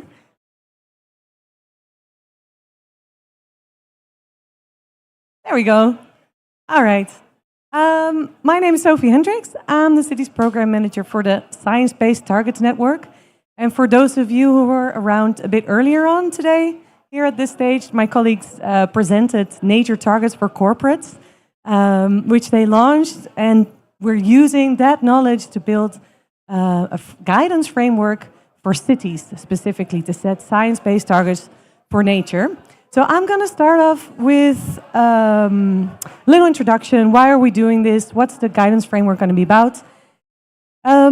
And to set the stage, my colleague Mika Tan is from Urban Biodiversity Hub, the co-founder, one of the co-founders, and is going to tell you more about how the guidance framework is being developed. And then Tanisha Kaysen from Metabolic, lead on science-based targets for cities, will tell you a little bit more about the details of how it will actually work and how cities can use it. But before we do that, I was just curious who is in the room here today as well. We don't have time for a full round of introductions, but just by show of hands, who is here with a city or a local government? That was what we were expecting because the Cities Day is a bit of a while away. So even more reason to find out who is in the room today. Anyone here with a corporate or business? Okay, welcome. NGO, perhaps? Yes, great. Academia? Right. Did I get everyone? Did I see? And did I miss anyone? Perhaps? No? All right. Well, good to get a bit of a feel. And I'll take you through what we're going to do for cities, perhaps in collaboration with you. We're also working with academia, NGOs, etc. in our consortium. So I don't want to be preaching to the choir. I think we all know why we're here today, and at COP, of course, and what brought us here. But I briefly just want to take you back to COP15 when we got to celebrate the signing of the Montreal Agreement, and we had this sort of global compass of nature positive, of course, 2030, 30 by 30, we're all resonating that. But the question is really also, of course, how? Who's going to take responsibility and for what? Where should we act? When should we act to really do this in a targeted and fast way? Because time is obviously not on our side, unfortunately. So now we're talking about the how of this. We're focusing on cities in addition to the corporate targets because we see cities as these hubs of, on one hand, use of resources, pollution, but the challenges, but also hubs of opportunities, therefore, to really drive this change forward in a effective way. It's only 3% of the land surface that cities occupy, but more than half of the population. So there's real opportunity there to drive change. And it's also bringing these amazing benefits for cities. Of course, we've heard this also a lot, that nature is not a standalone objective. If you're working on nature, you're working on healthy ecosystems, but also the health and well-being of your citizens. You're also working on climate, you're reducing your climate risks.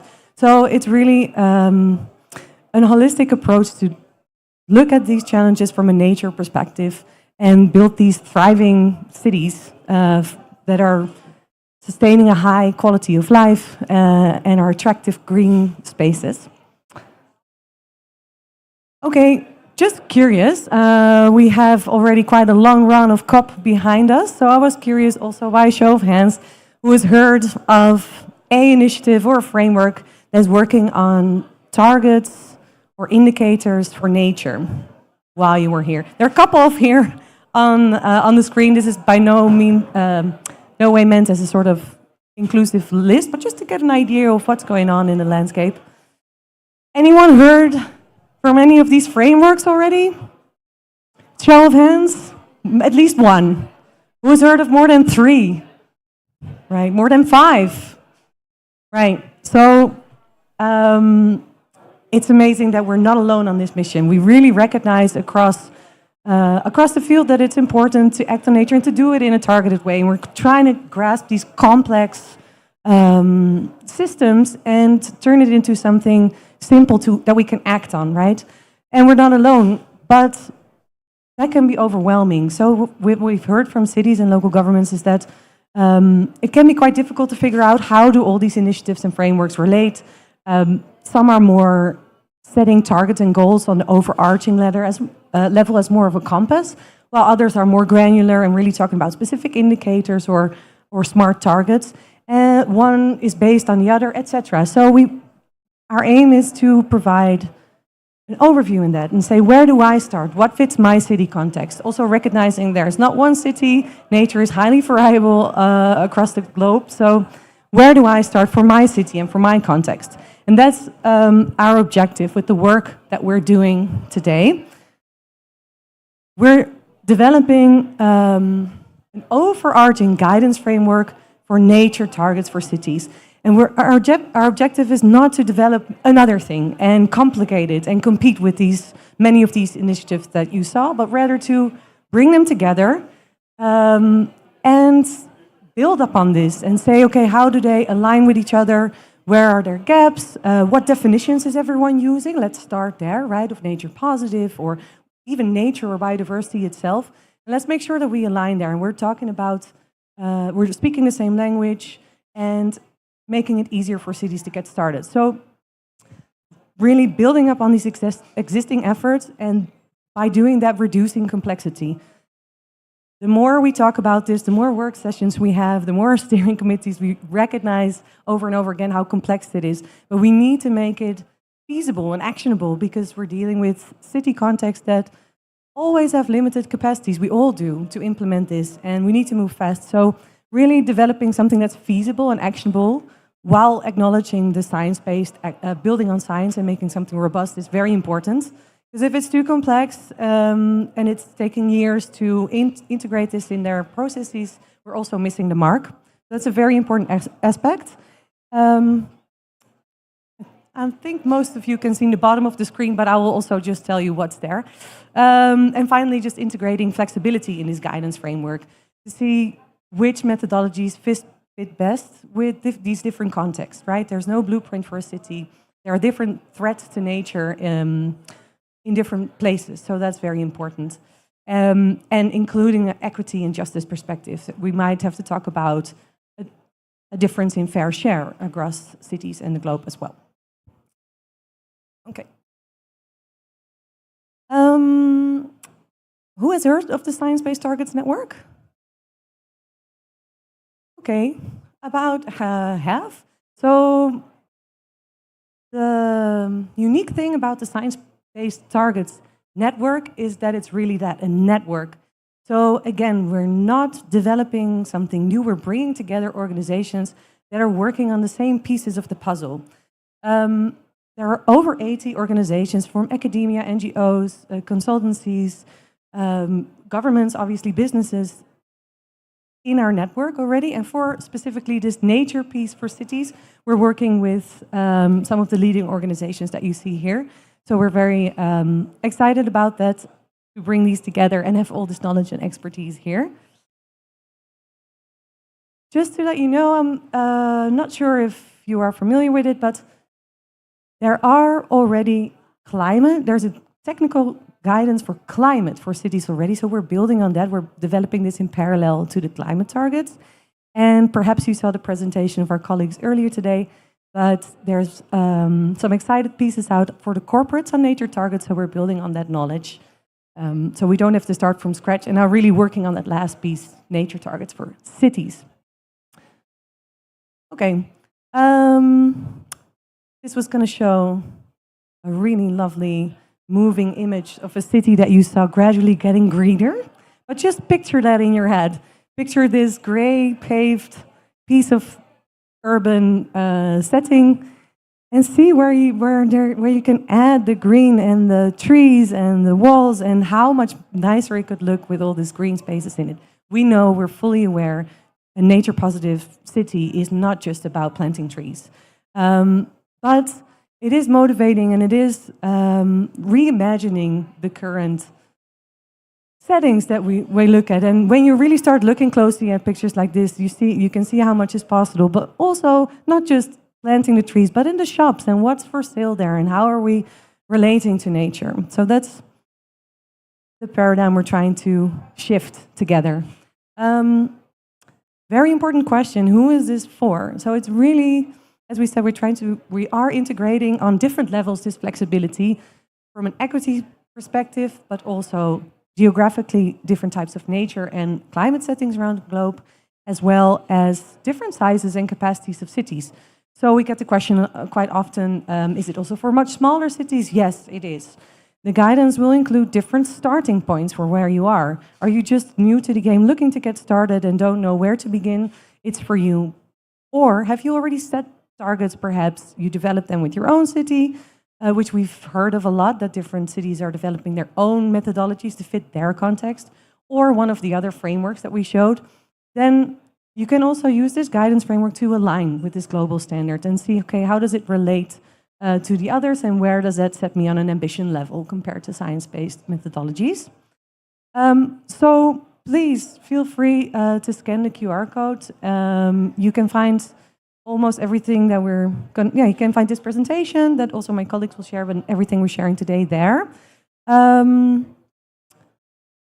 going to hand it over to my colleague. Are there any questions about this part? No. We're going to have some time for Q&A after this, of course. So I just want to hand over to my colleague, Mika Tan. Thank you, Sophie. Okay, I'm glad this mic is working. Thank you. Good afternoon, everybody. My name is Mika Tan. I'm from the Urban Biodiversity Hub, and we specialize in making sense of all of the different frameworks, metrics, indicators that's related to urban and biodiversity. And we're just really glad to be part of this consortium to actually understand, well, I will not be able to explain to you what this video is about, but I can also just explain verbally, perhaps, that we're really glad to be part of this consortium. You saw all the logos, that we're able to do the assessment part to guide the development of this framework. Because what SBTN is trying to do is to make sense of all the existing frameworks that are out there. So what we did was to, I wonder if a visual would be better or if my verbal explanation would. There you go. So hopefully now, it'll make more sense than just words that disappear after I say them, especially after lunch hour. If you've had lunch, hopefully at this COP, or if your lunch hour is a bit different because of everything that's happening. So what we did, or our piece of this guidance, was to develop the scientific mandate, and also understanding how can this framework really build on existing ones and not be yet another thing that people need to do, because cities are already very overwhelmed with all the daily needs, and as well as reporting to these different structures, reporting to the UNFCCC, reporting to the CBD, reporting to their national governments, the subnational governments, the national governments, in many different ways. So what can we do to reduce that complexity and make it better, and yet be science-based? So first, we confirmed the scientific imperatives for this work. And from there, we identified 32 existing frameworks systems and looked at their challenges and practices, what has worked, what has not worked for these 32 frameworks. And it's not just us or me sitting at a computer trying to figure this out on the desk, but to work with experts and practitioners, people who do this on the ground, who actually fill in those reports, what has worked and what hasn't worked, so that we can understand better what we can do to improve it. So I'll explain a bit about the scientific imperatives that this framework has to speak to. The first one is the IPBES Global Assessment Report, as released in 2019, that really explains what the drivers of biodiversity loss are. The 5 main drivers listed there really inform a lot of our work, and I'll explain that in a bit. We also want to make sure that we are within the safe and just Earth system boundaries, that we're not just being safe for the Earth for humanity, but it's also equal. And then on the urban piece of this, we also looked at the urban bioshed impact areas to make sure that we're not just concentrating on the biodiversity that's in the city, because there are many frameworks that concentrate just on biodiversity. But if you go up to a city and you say biodiversity or biodiversidad, would they understand that? What they care about is pollution, housing, and stormwater runoff, flooding. They care about these issues that don't necessarily immediately relate to biodiversity, but we're all here because we know that biodiversity is impacted and also has ways, solutions to these issues that the cities face. So in understanding the 32 frameworks out there, we conducted a survey and sent it around the world, and we have quite a nice spread, although there is concentration in some parts of the world, and also the types of survey respondents that answered our survey. So you can see that local governments were able to also provide their feedback about existing frameworks and whether it worked or didn't work for them. We didn't just do a survey, we also conducted virtual workshops with practitioners across different continents and expert interviews to really understand the details of these 32 frameworks and other indicators and metrics that they were working on. So we assessed, based on all of this, the workshop, the interviews, and also the survey, we assessed these frameworks for their thematic comprehensiveness. Do they cover just a little piece of the puzzle, or do they cover more broadly? Their target setting guidance, do they provide guidance for the users to set targets? And also, if they had indicators for those targets, there's a slight difference. A target is where you want to move to, and an indicator is what you measure to be able to know if you're getting there or not. And sometimes indicators are not necessarily it's not necessarily straightforward to know how to measure a target. So for example, if you want to have a target of women empowerment, what do you measure? What indicators would make sense for that? So those were the things that we were parsing apart. And through all of this, we would then select a pilot theme for us to work on in the guidance process. Because if we were to engage in everything biodiversity, this would take really long. We wanted to find a framework, find a theme that is most impactful for cities to start on and already be able to see impact on biodiversity, on their citizens' well-being. So I'll walk you through the process a little bit. We looked at the 5 main pressures, the 5 main drivers of biodiversity loss. And this was from the IPBES Global Assessment. They are land, water, and sea use change. Land, water, and sea use change, not land, water. And then resource extraction. Sorry, the text is really, really small there. Resource extraction, climate change, pollution, and also invasive alien species. So these were identified by IPBES as the main drivers of biodiversity loss. And we, in a way, juxtapose this with the 4 realms of nature that SBTN uses and also is informed by various other global frameworks to come up with the urban lens. This is just a chart to show you that there's a lot of different urban pressures on nature. There's about 30 of them on this on the screen that cut across these different pressures. The purple ones is land use, the blue ones are resource extraction, and so on. And across the 4 realms of nature in the atmosphere, on land, in fresh water, and in the oceans. And there are overlaps. We recognize that, but that's how we could sort of tease apart and try to find as many urban pressures that we could start with. But from this 30, how do we zone into one that's most impactful that we can start with? We had 13 criteria applied to all these 30 frameworks, and the 13 criteria are sort of within the assessment area of applicability. How have the local, this is an acronym for local biodiversity strategies and action plans. Do local biodiversity plans already have this thematic area mentioned in their plans? We look at the capacity of governments, local governments, to be able to address this, the role that they have. We looked at the impact that this theme would have on biodiversity based on the IPBES report, based on the Global Biodiversity Framework, based on the idea of the ecological footprint of a city. Because a city, as mentioned by Sophie, takes up only 3% of the land's area, but impacts a lot more. Their footprint is much larger than that. We looked at data availability. We looked at the principles of science-based targets. We also looked at linkages with climate change, because a lot of cities care about climate change, but the link to biodiversity needs to be there. So our top result turned out to be land use, development, and sprawl. This theme has strong scientific backing, and as well as is found in many of the frameworks that we assessed.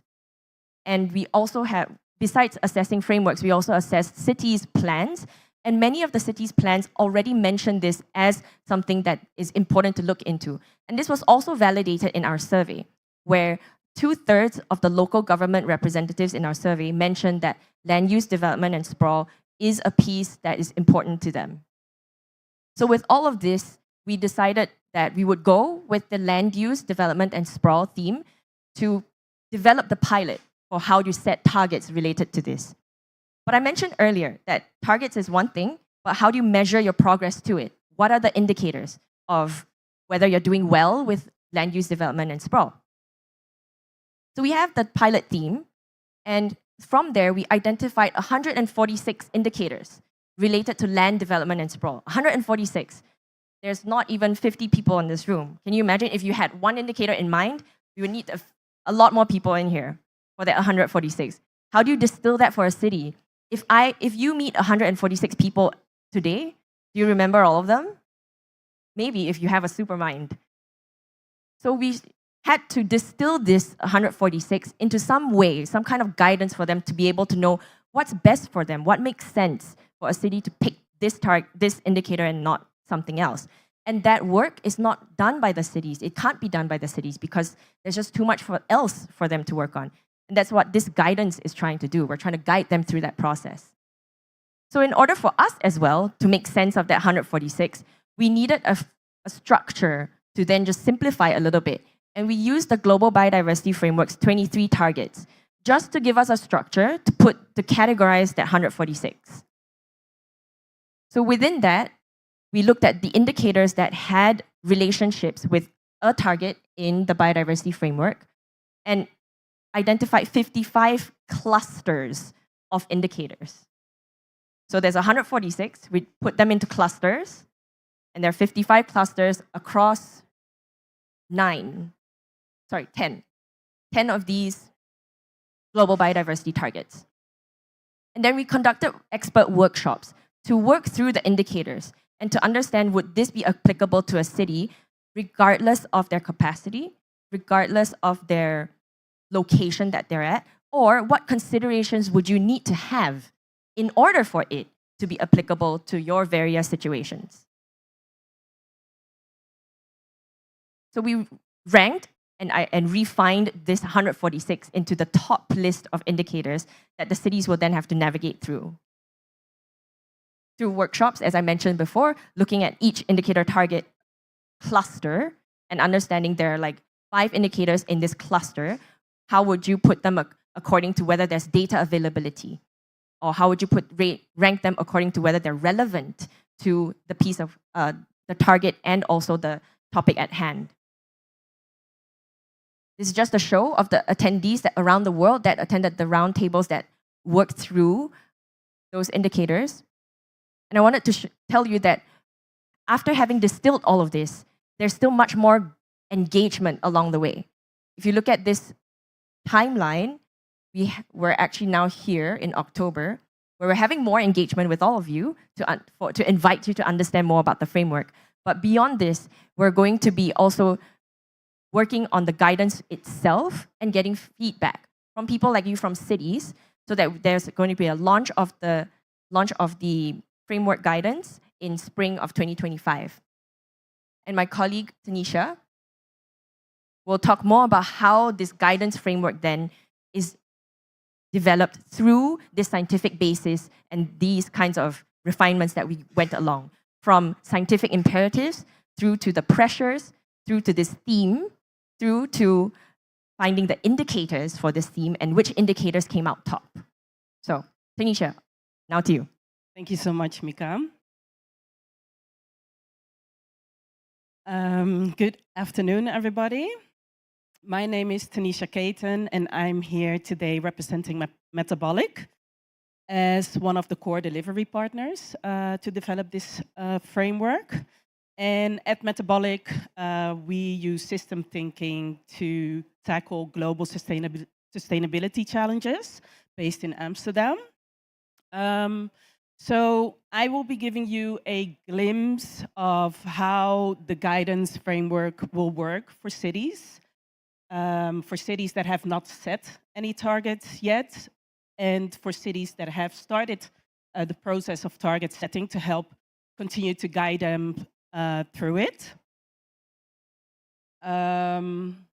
So the guidance framework, for those familiar with the science-based targets nature guidance frameworks for the corporate side, we are structuring the guidance framework based on these steps that in this case a corporate use to assess their current state and at the end set target and act and track. Our scope, however, is focusing on the first step, which is assess, and step 3, in which the city, as a city, you assess how you are doing in terms of nature and biodiversity, to know where to focus on, what indicators to select and set targets for in step 3. So after using, or not using, but after all the insights gathered over the whole process and building forward on the work that the urban biodiversity has done, we started developing the guidance framework. And with this slide, I would like to already give you a glimpse on how it will work and how it is structured. So basically, the guidance framework is structured around this overarching goal to develop nature positive and just cities. What we then have done is divided it in 3 categories that we think a city needs to look into as priority areas to reach this overarching goal. So the first category that we have is biodiversity. And for each category, there are indicators that help a city assess, but also set targets for the category. So looking at biodiversity and category 2, which is ecosystem services, which we also consider a priority area, there are state indicators. There are state indicators that you look into to really measure the current state and how you can choose certain indicators to really start setting targets. Category 3, however, in this pilot team is the land use development and sprawl. But over time, this category will have more teams to look into talking about the different nature realms. So again, categories 1 and 2 are really looking into nature and ecosystem services to really see how a city is doing and to set certain targets to reach the overarching goal. And then category 3, it has pressure indicators to really look into the causes of these pressures and how to take action on them. So with this slide, I want to give you an example of what one of those categories look into. So this is an example of the biodiversity priority area. And in here, as a city, you want to assess how you are doing. In order to do that, we have a main target, let's say, or main goal, which is really looking at the state of biodiversity of any given area. And we are saying, when you want to look into or measure how your city is doing, there are subcategories that you can look into that will help you find out what the current state of biodiversity is for any given area. So every category will have different indicators, and these indicators are linked to different framework.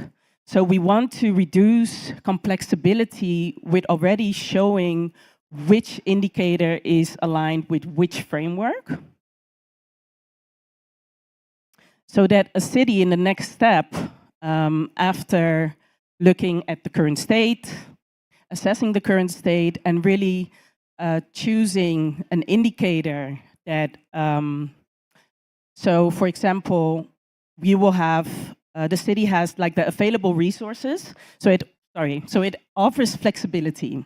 A city can look into available resources, and according to those resources, so let's say if you have satellite data or community involvement on the ground, or even local experts that can do field work on the ground, you can choose an indicator that aligns best with your available resources. So here we are taking into consideration that no city is the same, and every city has a different factors and available resources to look into. And those indicators are then aligned with the type of framework. So this, for illustrative purposes, we are also looking into cities that have already started setting targets. And this is an example of how the framework would guide cities that have already started setting targets. A lot of cities are using different type of frameworks. And with this example, we are showing that, for example, looking into biodiversity again, if a city has started with, for example, the indicator richness and conservation status of native species, we are guiding them through it and showing gaps that may be there for them to really have a focus area.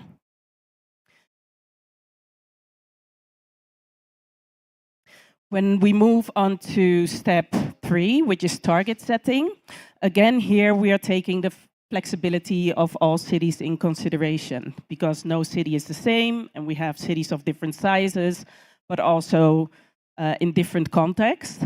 So for setting targets, all cities, according to their factors, the available resources, the current environmental status of a city, or the alignment with local and global plans, a city can decide the target ambition. In this example, we are showing the low, medium, and high ambitions, and those can be expressed in percentages, but also year-on-year improvement, or improvement if certain conditions are met. So again, this was a small look into how the guidance framework will look and how it could work for cities. And we are currently further developing this guidance framework, and with an amazing team back in Amsterdam, and for which we will launch it next year in spring. Then I'll pass it over to my colleague, Sophie. Okay, thank you, Tanisha and Mika. Last but not least, how can we get involved? Because obviously we're developing this for cities to make it easier for them to navigate this landscape and to get started as soon as possible, or align globally. So this is just a recap of what I've already shared with you. You can scan the QR code and stay updated on the progress. that we're making because we're still developing. We're planning to launch in the spring of next year, and the guidance framework should be ready to use for cities. This will be accompanied by a launch and a webinar, so please stay updated to get invites on that. Scan the QR. I can also hand out some cards with the QR afterwards. And there's no commitment here. It's just opportunities. Stay, like I said, stay updated, but also we'll still probably have a moment to gather some input of relevant actors in this space, and cities particularly, right, to validate this. We've been working with cities closely, but when we're in the final stages of developing this, we want to keep validating if it makes sense, if it resonates with the underground perspective. And of course, last but not least, it provides the opportunity to stay updated, but also be one of the first cities to pilot this with us, because once it's there, then that's when the journey really starts. And we're going to collaborate and we're going to learn together and make sure that we move towards a nature positive and net zero future together. So I think that's all from us from the presentation. And I would love to hear what you think, or if you have any questions. I do believe we have quite a bit of time left, so feel free.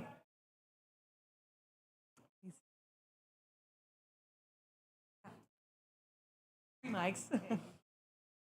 Hi, thank you for your presentation. It's really interesting. Maybe I didn't get it from the beginning, but I would like to know, I mean, if you could go a little deeper in, with so many indicators, why to develop a new one, and what is the main points of advantage over this, and also, the weakness of that. Do you think, is there anything that you are not able to track or any? And with this, I'm from the academia, I'm from the University of São Paulo in Brazil, and we are also researching about indicators that are fit for our cities with many constraints of data, and also the technical team to apply after the university delivers the consultation, for example. So have you considered like one indicators that fits more than one target, for example, because as you said in the first presentation, we cannot handle 145 indicators. So if I understood correctly, you have one target, one indicator, so it's 1 to 1. I don't know if is it possible to measure more than one target with only one indicators. Have you considered that, or I don't know? Thank you. I think we can all answer a part of this, but let me just start with saying that we are not developing a new framework because we recognize there are so many actors in this space, and with the Science-Based Targets Network, we're bringing those initiatives together. So it's really not the objective to develop a new framework, another thing, right? Because amazing work is being done with so many organizations. We're comparing them, we're assessing them across I don't know how many frameworks, but that's where we landed on those 146 indicators. It's from all these different frameworks, and then bundle like, oh, which ones are similar, to bundle them into 50 categories and reducing that complexity and saying, okay, where do you need to start as a city? So to really get that focus, but that's on existing indicators. And as Tanisha explained, maybe I should let you share that, but it's providing insight on exactly those weak and strong points. So what can these existing frameworks and indicators do if I only have this type of data available, and this is the context for my city, then I can use this method and get going. So really provide overview and a clear path in the existing landscape to accelerate. I hope that helps. And your last question was, you added one more question about different indicators per target? I saw there was one slide said target indicator. So for one target, you have one indicator for each one of those. So if a city, for example, have many targets, then it would be, because we were discussing with the cities, and the cities that we are working with, they asked us about, is there any way of doing like an umbrella indicators? To be easier to measure, or so yeah, that's why my question. This was asked from the city side. The city halls asked us this, so I'm passing the question for you. So that's why we have the 3 categories that Tanisha showed. I'm not sure if you wanted to answer. Maybe. Should I stand for the answer? Maybe I can answer a bit of what you're asking. So we understand that it's going to be really difficult to, it may be impossible actually, to have one indicator for one target. Look at the Global Biodiversity Framework. We have 23, and the monitoring framework has so many indicators for some targets, not a lot for some targets, right? So I think it will be cities, it's not scientifically possible, I think, for it to be one indicator, one target. Because if you liken this to, for example, in the climate world, you have the parts per million in the atmosphere, and we need to reduce that, right? The parts per million of carbon dioxide equivalent in the atmosphere. So that's one indicator that's very clear. You have this much carbon in the atmosphere, you need to reduce it. How you reduce it is what they're discussing all over during the COP for the climate change. For biodiversity though, think about this. If you were to think about your health, what would you measure to say that you're healthy? Do you measure your temperature? Do you measure your weight? Do you measure your height? Do you measure your lung capacity? How much you can breathe? So there's lots of different, the nature of biodiversity itself is going to be very difficult to distill into one target. But what we've seen across many of the frameworks, we assessed 32 of them, what we've seen is that some of them try to do a scoring method. So if you're on this indicator, if you've done well, you score high. And then if on this indicator you don't do so well, you score like 1.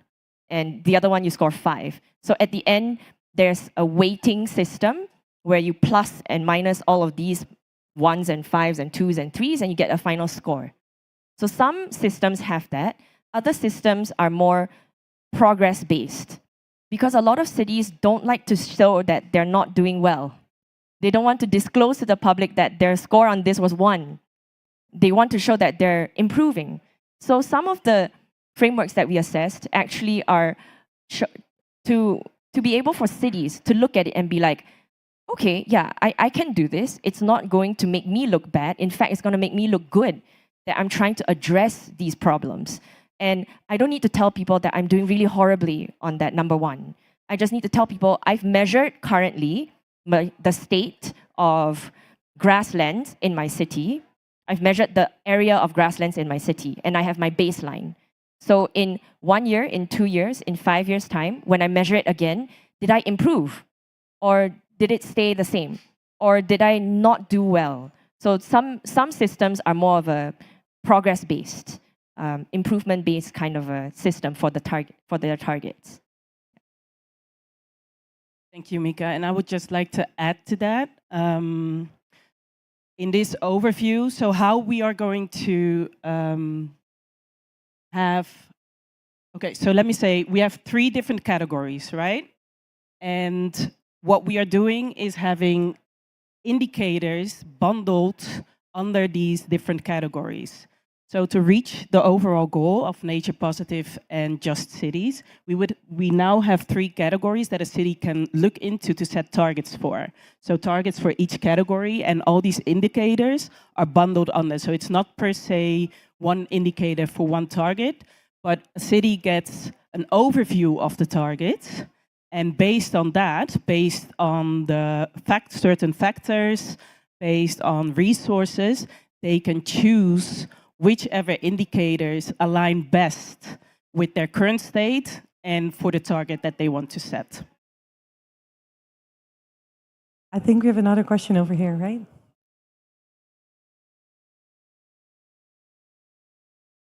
Hi, thank you. Just a question on, and I don't know whether I'm thinking too linearly about this, but with SBTN process, the targets that are out already, there's an allocation process, a sort of allocation of responsibility. I haven't picked up on that being discussed now in terms of, is that part of the process for cities? Because obviously they can't, you can't hear me, okay. It's a question around allocation. allocation of responsibility, allocation of impact. In the SBTN targets for land, freshwater, etc., there's a whole process around allocation.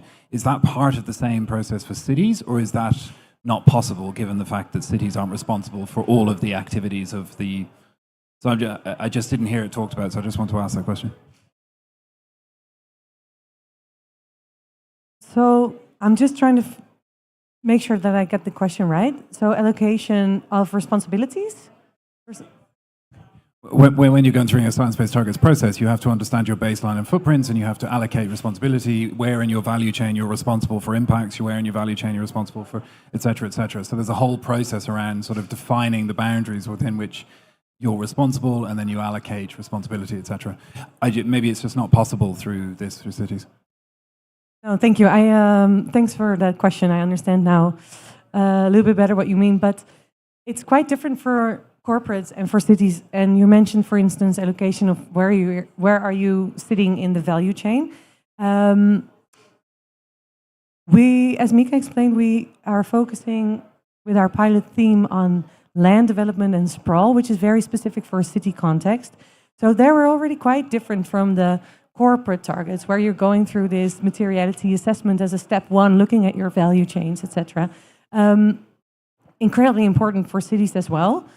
And actually, through this assessment of all these frameworks and 13 criteria, we landed on land development and sprawl, but the runner-up themes are on water quality and value chains and procurement indicators and targets.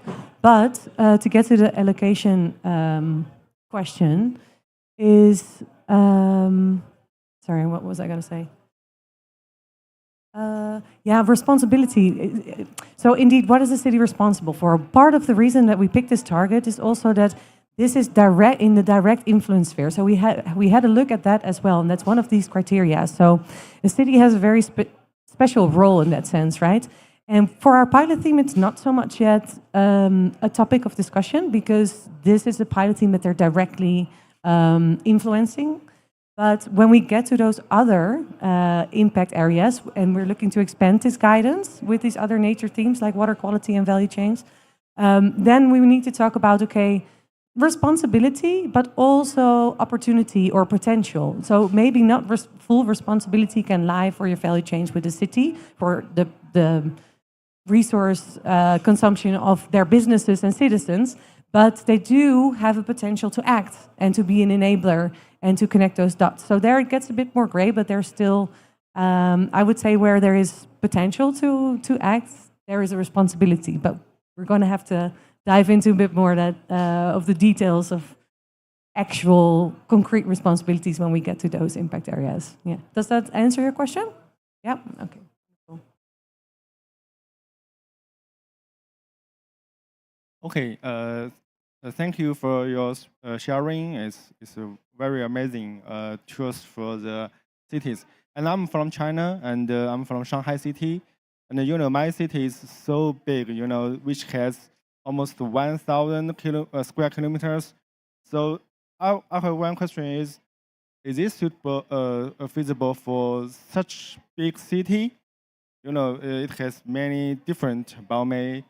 And this is the first question. And the second question is, our city is now from 2 years ago, and try to collecting such tiny habitats together, and we build, build a lot of city garden. Is it feasible to evaluate or set the target for them and to monitor just a tiny city garden? Just the two questions. Thank you.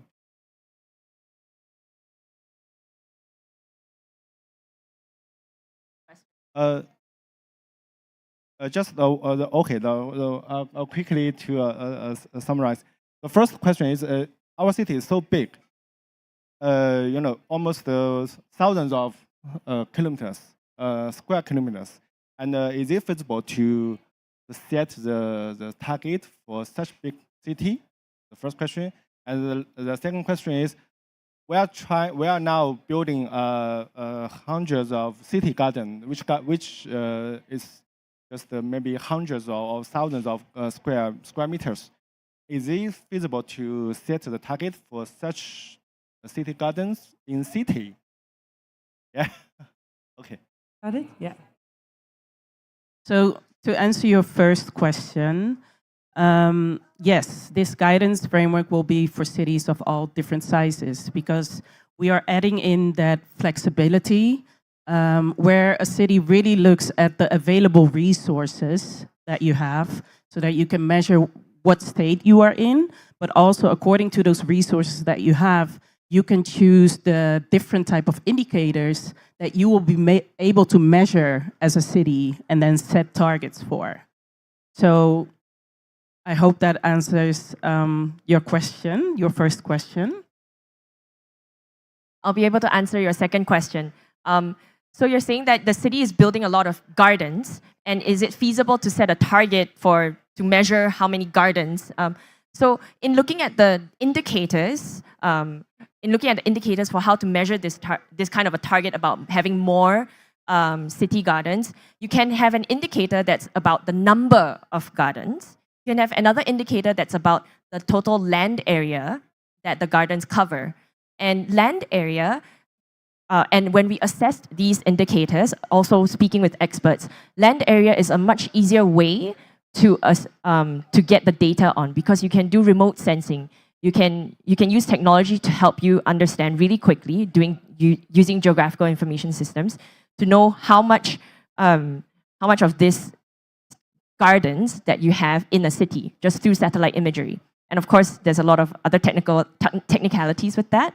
But if you're talking about the number of city gardens, you need to go to whichever department is responsible for working on that to get that number, and they may or may not be in one department. It might be that you have to go to each, because Shanghai is sort of a metropolitan, right? You might have to go to each jurisdiction and ask them, how many gardens do you have? How many gardens do you have? How many gardens do you have? How many gardens do you have? So when we rank the indicators, we realize that that's too time-consuming. The data might be available, but it's too time-consuming.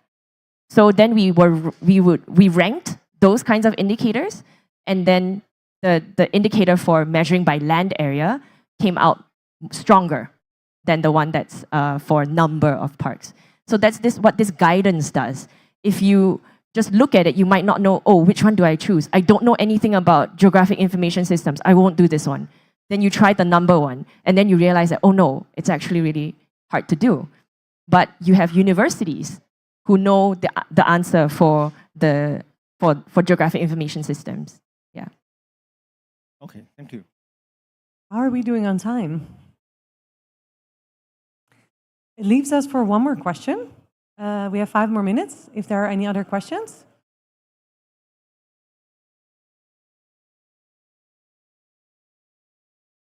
How it's going to be? It's going to be a platform, a website. I mean, how it's going to look like, and is it going to be paid? It's going to be free? How the cities can join and use your system, your framework?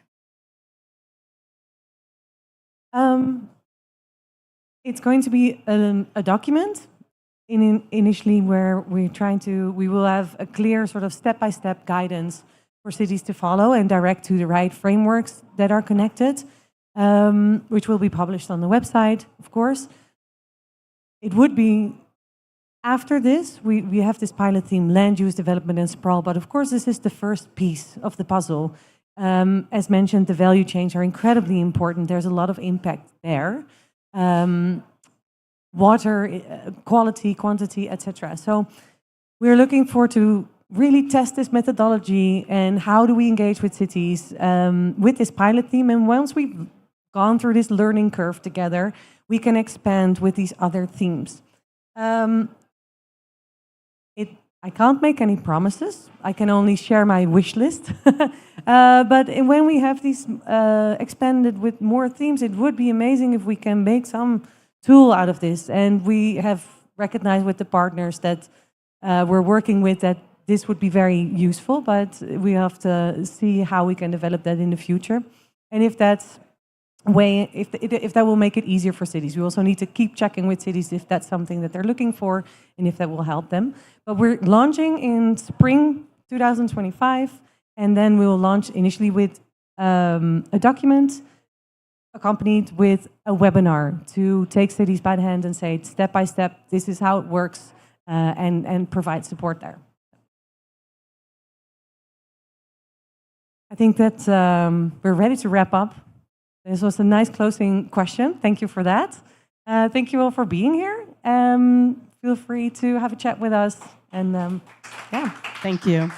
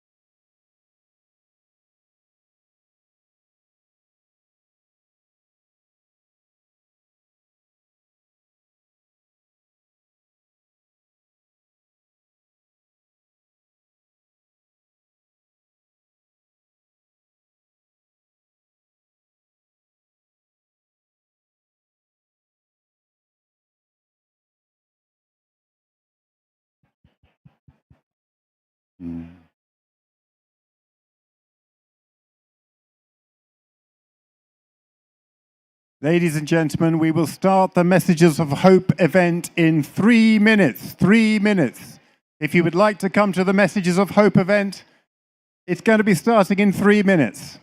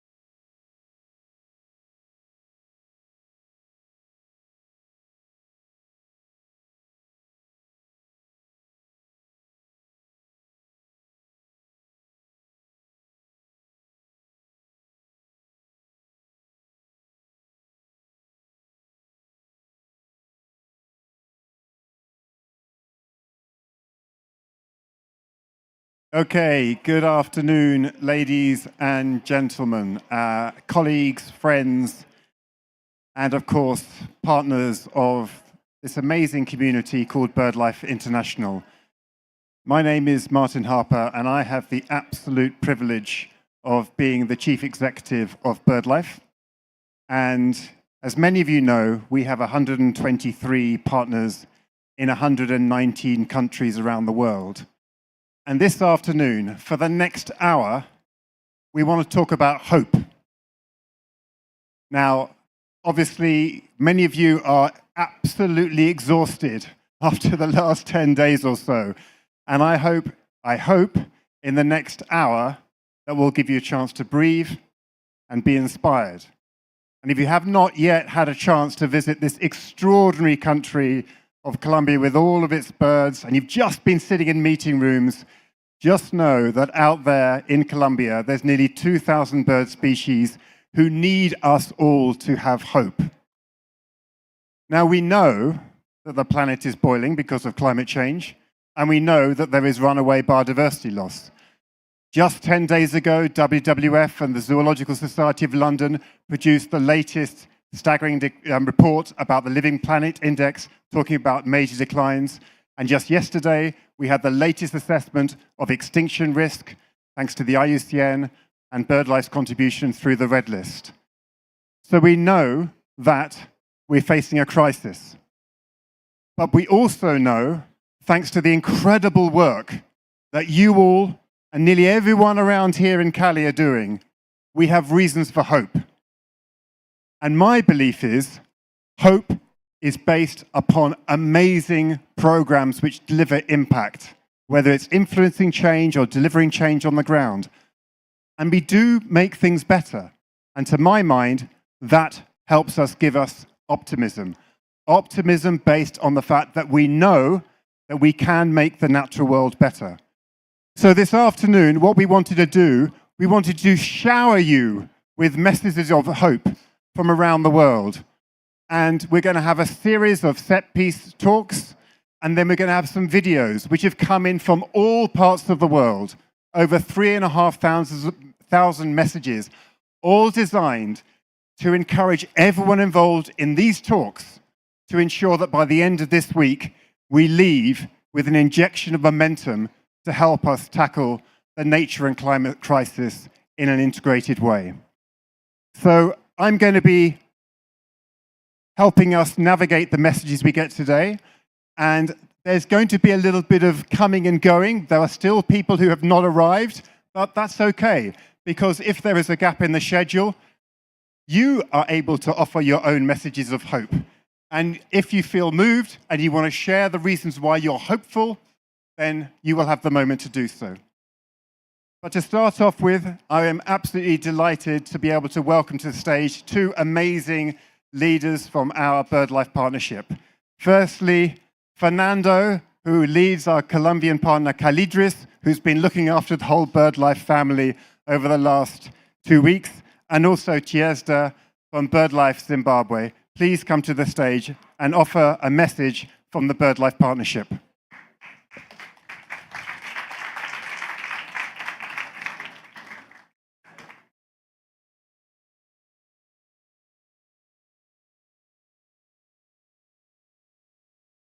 Hola. Estimados y estimadas representantes de la comunidad internacional, tomadores de decisiones, líderes ambientales, amigos, amigas de la vida en este planeta. Nos unimos en este momento crucial, conscientes de la enorme responsabilidad que compartimos, la de proteger no solo las generaciones futuras, sino a todas las formas de vida que habitan este planeta, nuestro hogar común. Dear representatives of international decision makers, environmental leaders, and friends of life on this planet, together, we are united at this crucial moment, conscious of the enormous responsibility we share, that of protecting the planet's biodiversity, not only for future generations, but all forms of life that inhabit this earth, our common home. Las aves no conocen fronteras y su vuelo conecta continentes, ecosistemas, culturas y gente.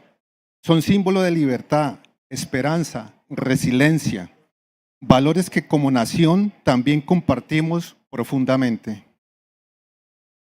Birds know no borders, and their flight connects continents, ecosystems, cultures, and people. They are a symbol of freedom, hope, and resilience, values that, as a nation, we also deeply share. We wanted to close with a poem. In this world, in the world of diversity where life intertwines, birds soar above as messengers divine.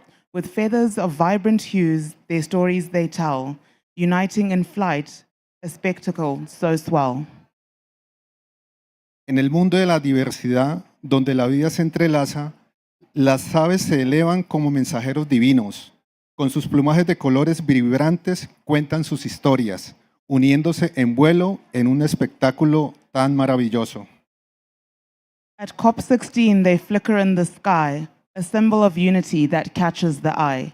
For birds of a feather flock together strong, amplifying hope with every chirping song. En esta COP16, ustedes han visto cómo parpadean en el cielo, uniéndose en un símbolo de unidad que llama nuestra atención, porque las aves son un mismo plumaje, se unen con fuerza, amplificando la esperanza con cada canto. Their message of resilience in times of despair spreads far and wide, a promise in the air. Responsibility falls on us to carry their plea, to nurture our planet for generations to be free. Su mensaje de resistencia en tiempos de desesperación se extiende por todas partes. Una promesa en el aire. Esa promesa recae sobre cada uno de nosotros y la responsabilidad de llevar su mensaje para nutrir nuestro planeta, para que las generaciones futuras sean libres. So let's stand together like birds in flight, embracing biodiversity, a beacon of light. As messengers of hope will rise and shine, flocking as one for our world so fine. Permanezcamos juntos como pájaros en vuelo, como bandada, abrazando la biodiversidad que es un faro de luz. Como mensajeros de esperanza nos elevaremos y brillaremos, uniéndonos en bandada por un mundo mucho más bello. No podemos ignorar, y esto ya lo digo como colombiano, que nuestro país ha sido escenario de dolorosas situaciones que han marcado nuestra historia reciente, pero hoy Colombia avanza decididamente en su camino hacia la paz, una paz que no solo busca que se dé entre los seres humanos, sino una paz con la naturaleza. Que este encuentro de hoy, este encuentro de estas semanas, sea un recordatorio de que todavía hay tiempo, pero que ese tiempo se está agotando.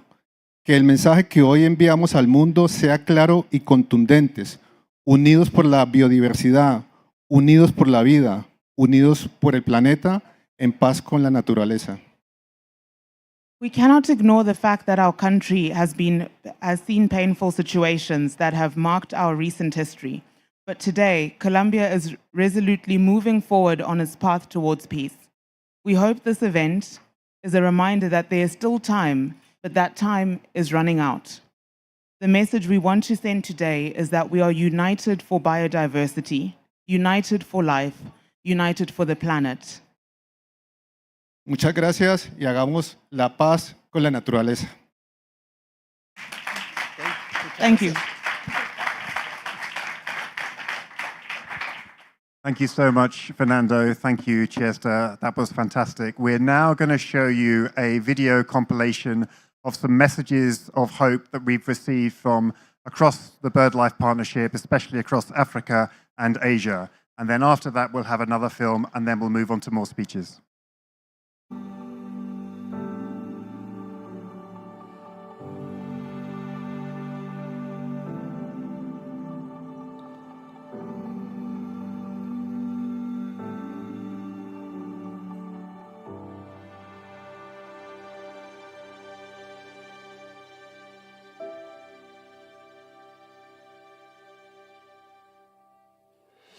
Like to see a future I hope for a sustainable world where nature can thrive alongside everything our society is doing. There's nothing more important in the world right now than this, and we are relying on you to help make this happen for the whole planet. Please heed our voices.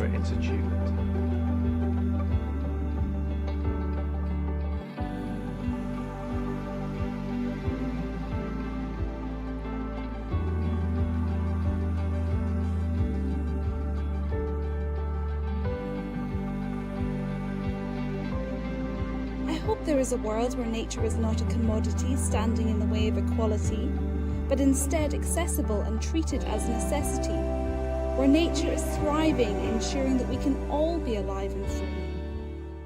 Nature is the food we eat, the water we drink, and the air we breathe.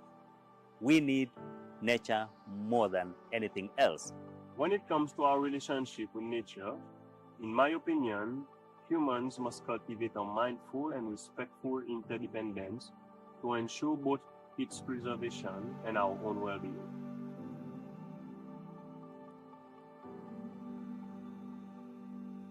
Ecology and economics come from the same root word, oikos, which means home.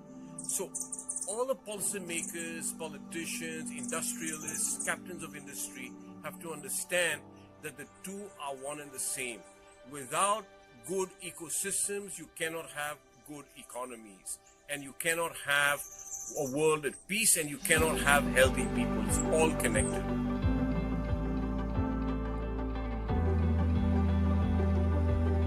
Decision makers can lead by example, adopting policies and promoting nature to inspire others to work. Our future depends on treating nature as our greatest ally and not a resource to be exploited. Les décideurs pourraient jouer un rôle crucial en adoptant des politiques environnementales strictes, en encourageant des pratiques durables et en sensibilisant le public à protéger notre belle nature à l'échelle mondiale.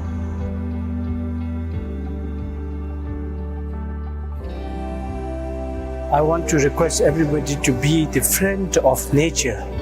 When we can think about ourselves, we should also think about others. And let's think and move together. Let's save the planet for the rest of the world as well. I would like to protect the nature, and I would like to protect the bird, not for only us, but also for the next generation.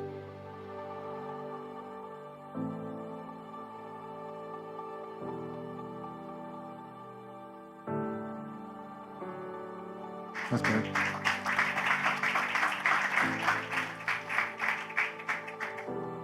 It's so fantastic to see friends and colleagues from Africa and Asia, and really moving, actually.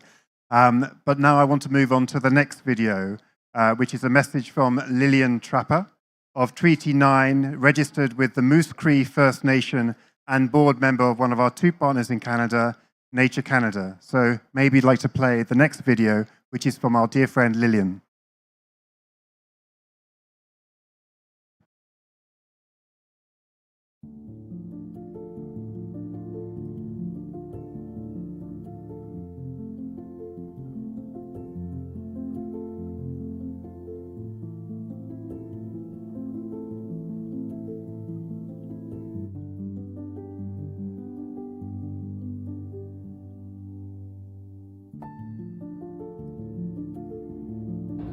Greetings, my name is Lillian Trapper. I come from Northern Ontario, specifically Treaty 9 area. I'm registered with Moose Cree First Nation. I am also a board member with Nature Canada, which brings me to Colombia. Listening to various presentations on biodiversity over the last few days. There's good work happening. However, I find the projects are missing something, and that's Indigenous people. Indigenous people's perspectives, their participation, their knowledge is missing.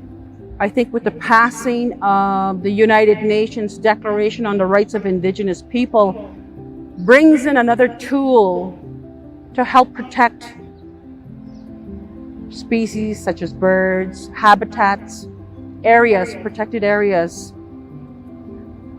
And when we talk about the key biodiversity areas, those are homes of Indigenous people you're speaking of. I am part of that biodiversity. When you're talking about a certain area, that's my home. You know, if you were talking about around Catawagami, that'd be my home. That's where my food is, my grocery store is there, my water's there, my supplies I need to keep warm are there. Everything's there. I'm part of that biodiversity. And I help maintain that. And my ancestors have proven that. Because we've been in the continent of North America, also known as Turtle Island, for thousands of years. So we have a lot to offer as First Nations people, and I think First Nations people need to be included in discussions and planning for biodiversity, to maintaining a clean and protected area. First Nations need to be part of that. I hope that we're able that. Mainstream society, be it globally or nationally or even provincially or territorially, that they're able to see that as a benefit to the earth, Mother Earth, and that we're included. I hope that happens. And my biggest hope is that I hope that when I'm finished my life here, that I leave a legacy of a better earth for my grandchildren, my great-grandchildren, and the generations yet to come. I seriously hope that we could do that. And I think First Nations need to be part of the solution as well. Come on.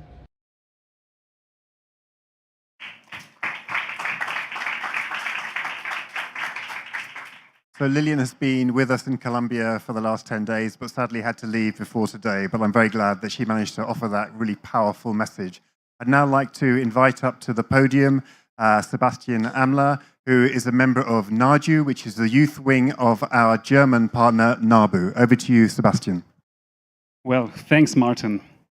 Today, I have the great honor and pleasure to not only speak to you as a representative of NAJU, German Youth Association for the Protection of Nature in Germany, work hand in hand with NABU, our BirdLife partner, but as a representative for the youth all over the globe. We all gathered here to spread and hear our shared messages of hope, our joint hope for the future of nature, the future of people, and the future of us all. And to be honest, seeing everything that happens day by day all over the globe, most of times, it's really hard to find hope. A couple of days ago, I had a chat with a fellow youth delegate, and she told me often it's so hard to not fall into depression when seeing everything that happens day by day. It's so hard to not lose faith. But, as Martin Luther King once said, we must accept finite disappointment, but never lose infinite hope. That's our call of Youth for Future. We must never lose hope. Because when talking about future, we know we are the future. I was asked to speak here about the role of youth in delivering the GBF. Well, we all gathered here in Cali to negotiate about a common future as part of COP16.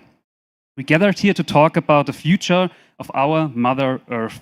And it's good that we as youth are getting to use our voice. We strive to use our voice to demand change, because we need change. And to remind everyone, we as the youth are the future. We are the ones that face a world with +2 degrees or even more. We face a future world in which our children no longer can enjoy watching lapwings in wetlands because they went extinct, get to experience fresh fruit in our own gardens because pollinators vanished. A world in which we are fighting for survival, facing our own extinction because we cut through the branch that once held us. Or we can live in a world where we all live in peace, in paz con la naturaleza, a world in which we care about nature, care about climate, care about biodiversity, and care about each other, and a knowledge that we as humans are part of nature. So let's make peace with nature. That is our shared message of hope. And that is what our role as youth is all about as well.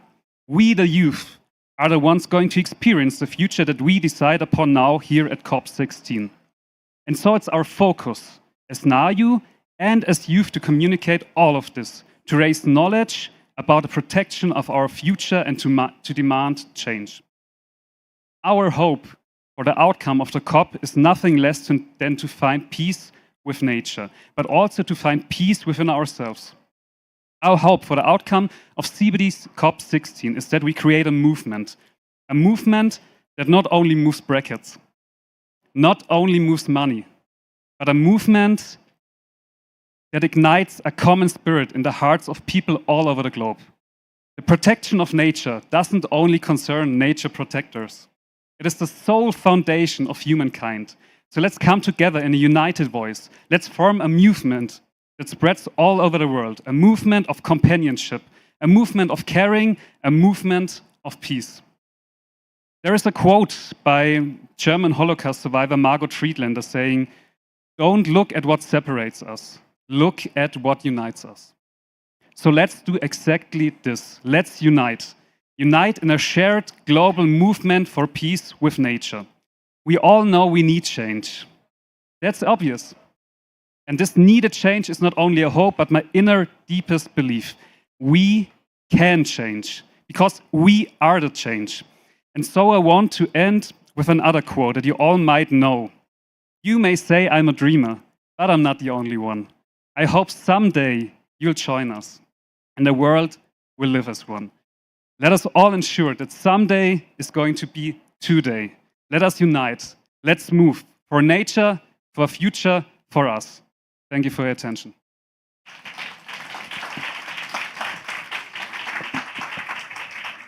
Thank you so much, Sebastian. I'm now going to introduce Assistant Deputy Minister Tara Shannon of the Canadian Wildlife Service on behalf of Minister Joubert. Thank you very much, Tara.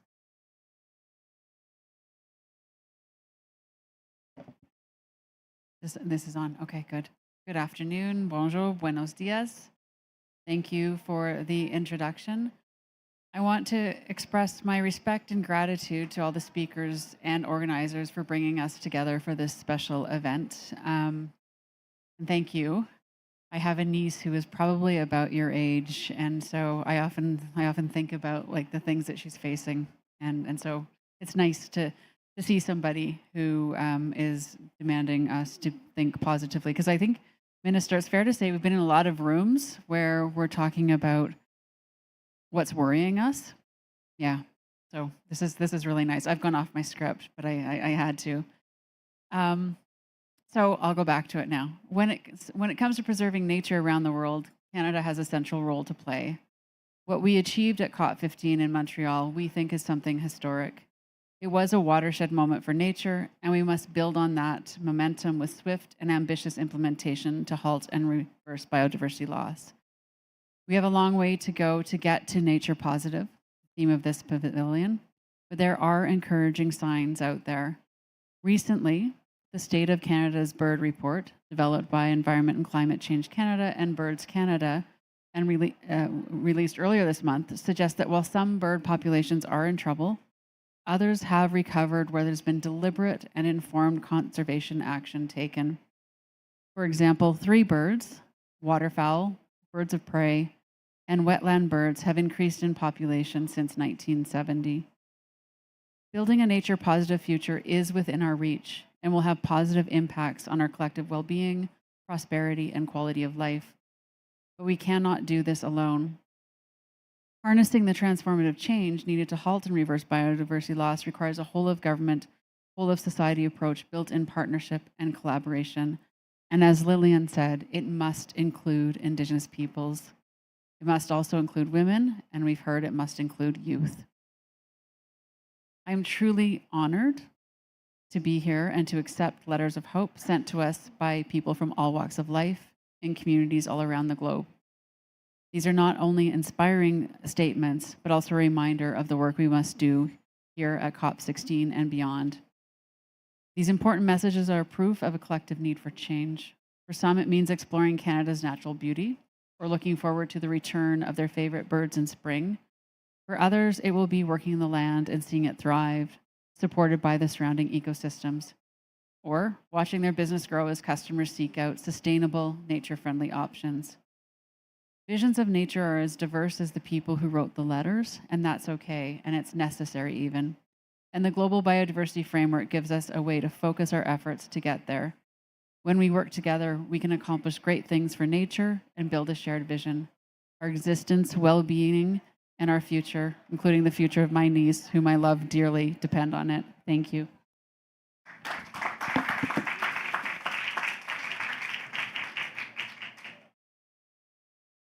Thank you so much indeed. And now I'd like to welcome to the stage Dr. Stembiso Nioni, who is the Minister of Environment and Climate and Wildlife from the Government of Zimbabwe.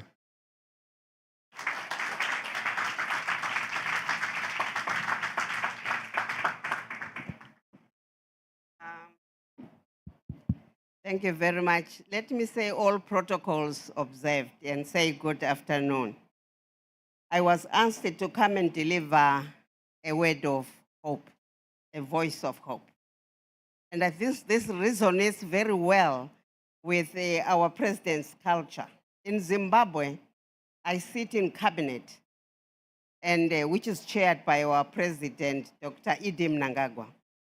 It doesn't allow us to dwell on problems and challenges because he says you end up becoming part of the challenges and problems. If you can't solve a problem, don't articulate it. Articulate it because you want to find problems. So the hope that I'm bringing to you today is around wetlands, because that is one of the areas that in Zimbabwe we are dealing with. And I'm sure you are aware that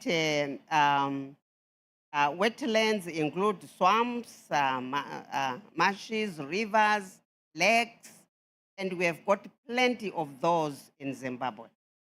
A lot of them habit biodiversity, and they've got a lot of flora and fauna, insects that do the pollination, bees and birds.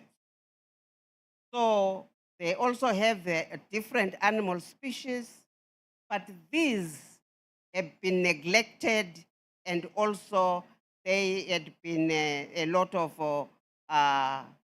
they hold a lot of biodiversity, but they has been lost because of neglect. But in Zimbabwe, through my ministry, we are now taking wetlands very seriously. And we are looking at wetlands as an economic asset for our people. So what the ministry is doing through EMA, which is an environmental agent, is that it is looking through at all our wetlands, and we fence them. And because wetlands, they will hold water underneath, but also have the flowers and grasses and plants. We keep those as they are, and then we open them so that also we allow livestock to feed on those grasses. But we will sink boreholes, pipe the water away from a wetland, and make sure that young people, the youth who is just say something here, make sure that the young people have gardens so that they make a livelihood out of that. So the hope really is that let us preserve our wetlands. Let us preserve our biodiversity. And in Zimbabwe, we are also developing a biodiversity economy so that communities will value the biodiversity because they'll derive benefit from it. So the message of hope here is whatever we have in the biodiversity sphere, let us look at it positively. What is it that we can do, involve our communities so that they don't destroy it? Let me end by saying, in Zimbabwe, we are also waging a war against those that are waging a war against nature. There are a lot of people that are at war with nature, especially through mining and through some practices of agriculture. And then in Zimbabwe, we now have a policy where we are having a climate-friendly method of agriculture where we will make sure that the environment is conserved. Let me end by saying the rest of what we are doing in Zimbabwe around wetlands, around biodiversity.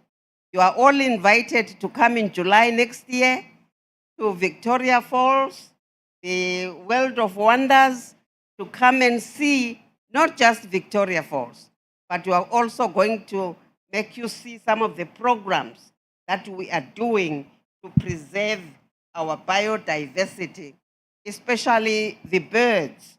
We also have bird sanctuaries around our wetlands.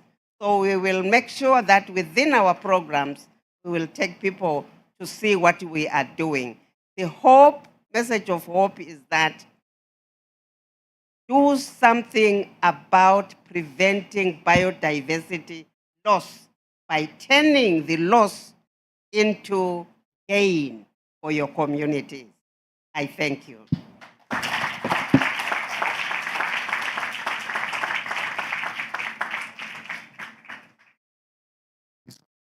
Thank you so much, Dr. Ioni.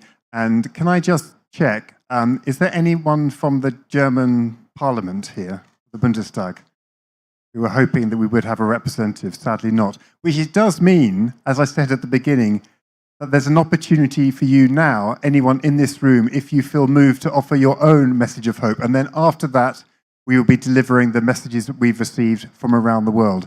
So has anyone feeling inspired to share an additional message of hope? I said we were going to be showered in hope. Maya Rose. No, I've just seen you in the audience. Ah, yeah, thank you. Please come up.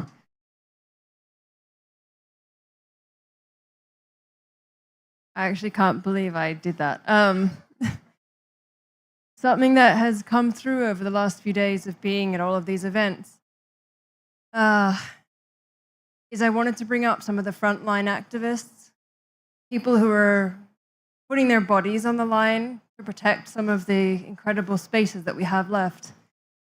One particular, I spend every January in Tasmania, the Tarkine rainforest. It's an ancient old-growth forest, and it's hard not to tear up as I speak about it. I go into the forest with many people who have actually been there for the last 3 years protecting this forest. And I have friends who have been put in jail protecting this forest. They put their bodies on the line for these trees that are thousands of years old, all different species, myrtles, gums. There's one German or Dutch woman, sorry, she was in one tree for 80 days, which is incredible. And we take her food 3 times a day. We hoist the food up and down to make sure she has everything she needs. And because if she comes down, there could be a moment there where the loggers or the miners will come through and essentially not let her back up, and then we've lost that area. We stay on call all year round, and whenever there's a red flag, there's operations in the area, we all run in really quickly and we form defense. And so I just wanted to share this because when I go into that forest with these people, I have so much hope. It fills me with so much happiness and joy to know how much these people care. And so I encourage everyone here to try it once, even if you visit for an afternoon. In every single country, there is non-violent direct action happening in your local forest, at a local river, somewhere. Go and talk to them, learn from them, and maybe stay longer. Most of them are friendly. Some can be aggressive because they're so passionate. But once you get through that, you see the people who really care. Thank you.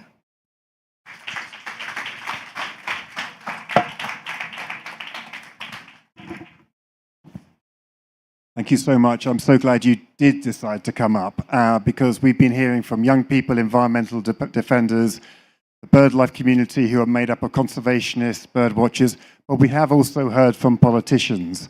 And what I found over the last 2 weeks in and around Cali is both in the negotiation halls, I know it's tough. We are fighting over brackets. People are fighting over how much money people can put on the table. But in the margins, we are hearing about the most inspirational programs where people are trying their best to forge alliances, partnerships with local communities, Indigenous people, and anyone from walks of life who want to do anything that they can to prevent the nature and climate catastrophe. So thank you for everyone showering us with a bit of hope this afternoon. We're in this for the long haul, and I want to close by 2 things. Firstly, I'm going to hand over the compilation of messages of hope we've received from around the world to our 2 politicians on the panel. And then after that, we're going to end with the final video message. So I think I have something to hand over to the 2 members from Canada and in Zimbabwe.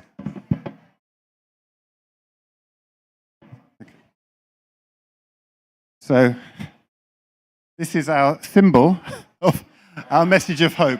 Is this right? It is right, okay. Well, I think this is a representative of 3,750 messages from 85 countries around the world. And perhaps I could invite you both to come up and to receive it, and we'll take a photograph in front of the screen. Anyway, thank you very much. Hold that. Maybe if you hold this over here. That's great. Thank you so much indeed. And maybe we'll just take some photographs.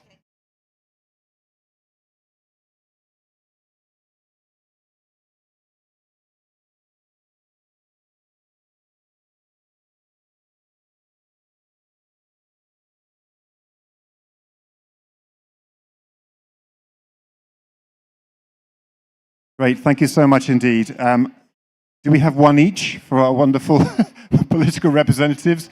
Maybe you can show this in Zimbabwe, Dr. Nyoni. Maybe this can be the symbol of the next Ramsar COP. But anyway, before we go, let us show the final video, which is a compilation of all the messages we've received from around the world.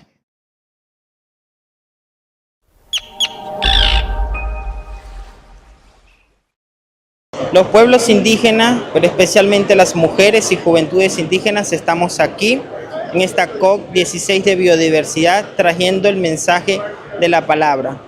Escuchemos a los pueblos indígenas que tenemos soluciones para esta triple crisis planetaria. Estamos aquí también trayendo las voces y visiones de los jóvenes indígenas de América Latina y el Caribe, que estamos en la red de jóvenes indígenas de América Latina y el Caribe, para posicionar esta COP, que es una COP para la vida. No se puede garantizar la COP de la vida sin la participación de los pueblos indígenas. Escúchenos, tomen nuestras visiones. Juntos podemos mantener un planeta sano y vivo para todas las generaciones que vienen. Mi mensaje para los líderes y para aquellas naciones que están tomando decisiones importantes en COP16 aquí en la ciudad de Cali es el siguiente.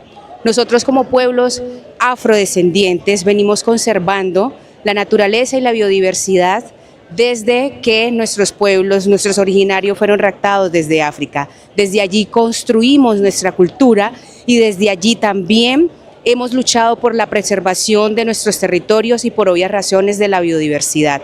Por eso mi llamado hoy para ustedes es que por favor la categoría de pueblos afrodiaspóricos o pueblos afrodescendientes sea incluidos en COP. Damos gracias a estos avances y a las naciones que han visto a bien poder hacer dicho reconocimiento y esperamos que los demás entiendan nuestro llamado. Somos parte del cambio y somos conservadores de biodiversidad.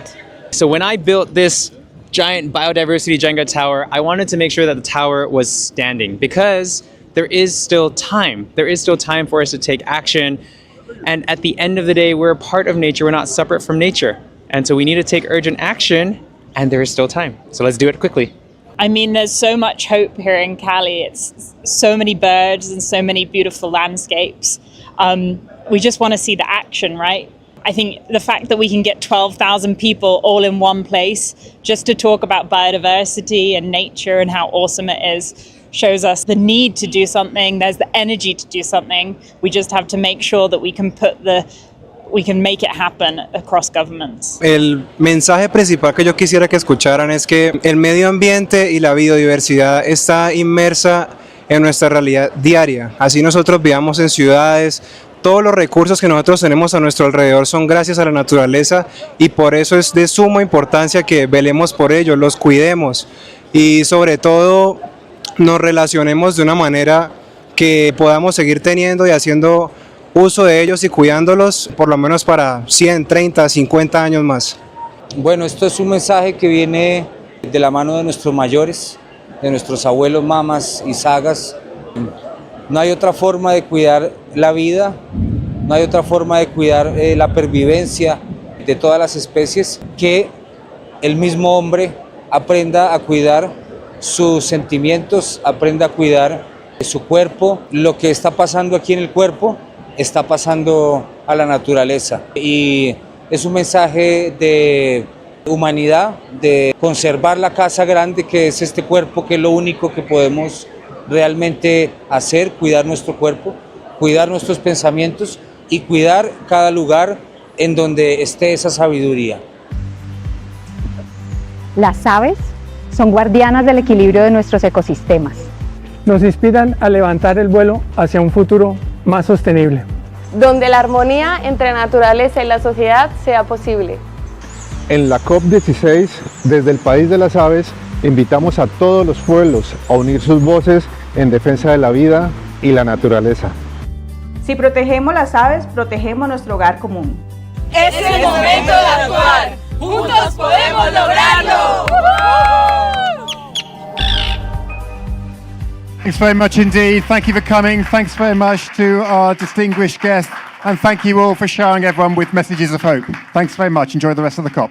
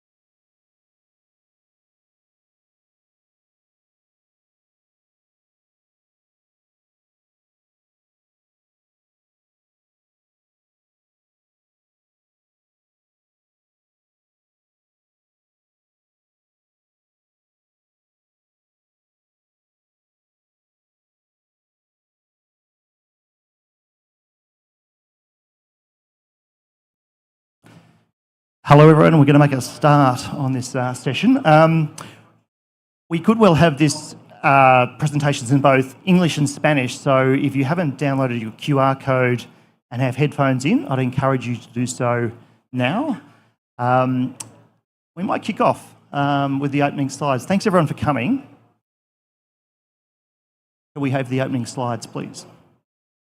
My name is James Fitzsimons. I'm with the Nature Conservancy working on global protection strategies. Approximately 2 years ago, we all came together in Montreal to sign up to this really, really ambitious target of protecting 30% of our terrestrial and inland water areas and 30% of our oceans and coastal areas by 2030. In doing so, that represents a full range of biodiversity that's well connected, it's equitable and well managed, and all those other components of Target 3 that's really important to the Kunming-Montreal Global Biodiversity Framework.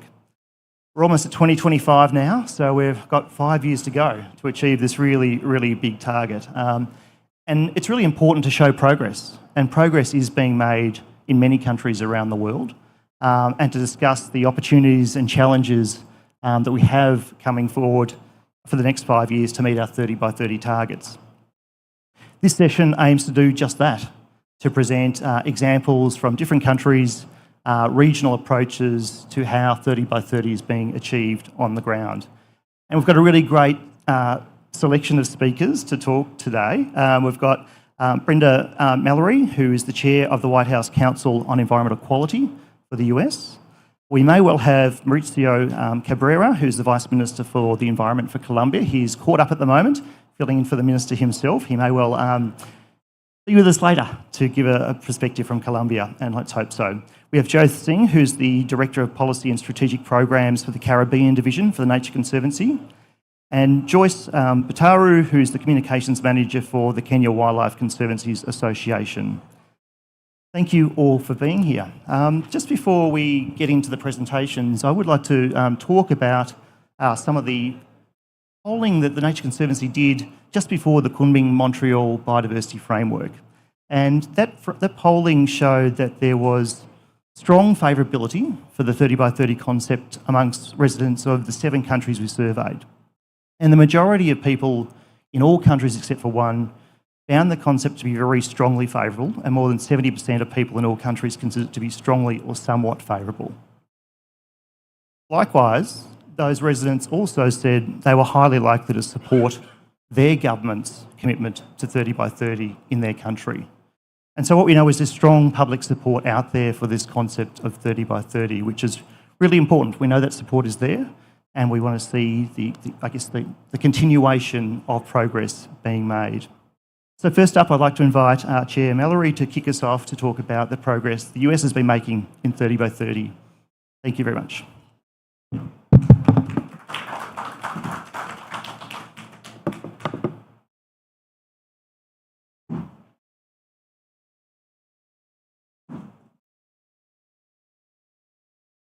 Hello.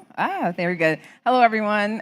Great to be here. I feel like I've been talking a lot about all the work that we're doing in the U.S. over the last couple of days, so it's a privilege to have the opportunity to share some of the work that we've been doing over the last 4 years in particular. I think I always like to start off with a reminder that we are all here because there's a recognition of the multiple crises that we are dealing with at the same time, and the interrelationship between our biodiversity goals and our climate goals, and how we are trying to actually satisfy each. But around the world, wildlife species are disappearing at an unprecedented rate, and climate change is continuing to reshape all of our ecosystems. And as folks have been pointing out over the course of the day, we've taken steps to adapt the ways in which you're doing things and planning for mitigation measures.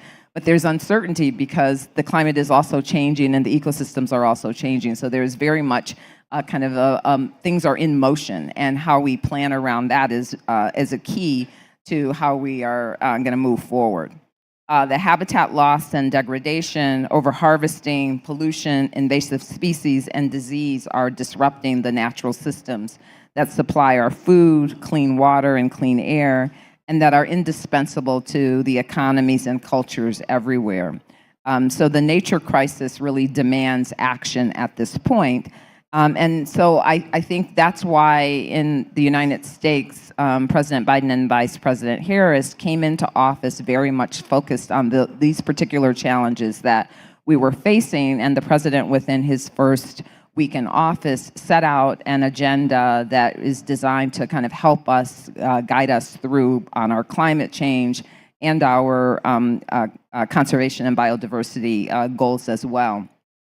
And that has enabled us over these 4 years to really put forward the most comprehensive approach to addressing these issues that the United States has ever taken in a coordinated way.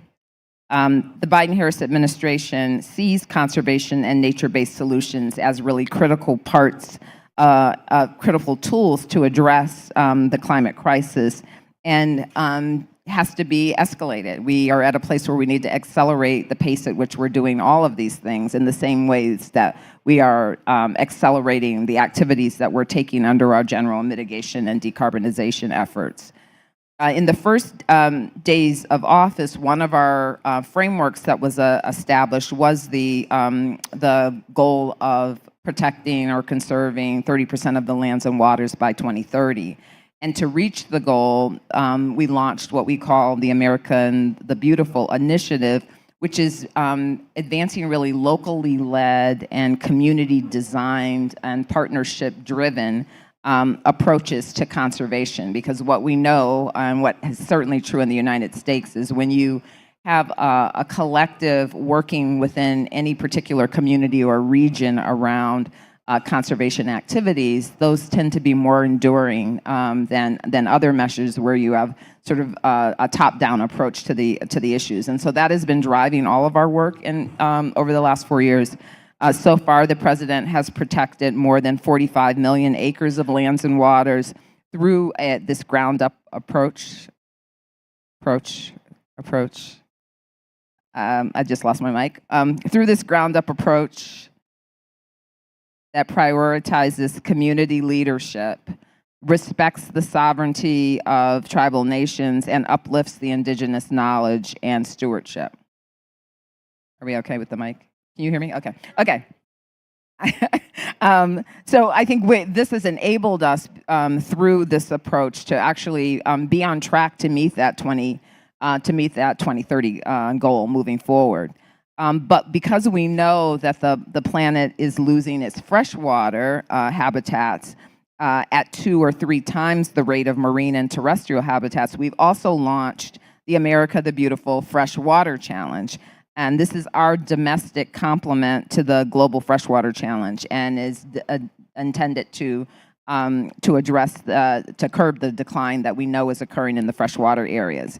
Through our domestic freshwater challenge, we are working to protect, restore, and reconnect 8 million acres of wetlands and 100,000 miles of rivers and streams in the United States, again by 2030. And finally, thanks to historic investments generated through 2 of our legislative successes in the United States, the Bipartisan Infrastructure Law and the Inflation Reduction Act, the United States is investing billions of dollars in conservation and addressing climate change. And so a couple of examples I'd just like to share with you.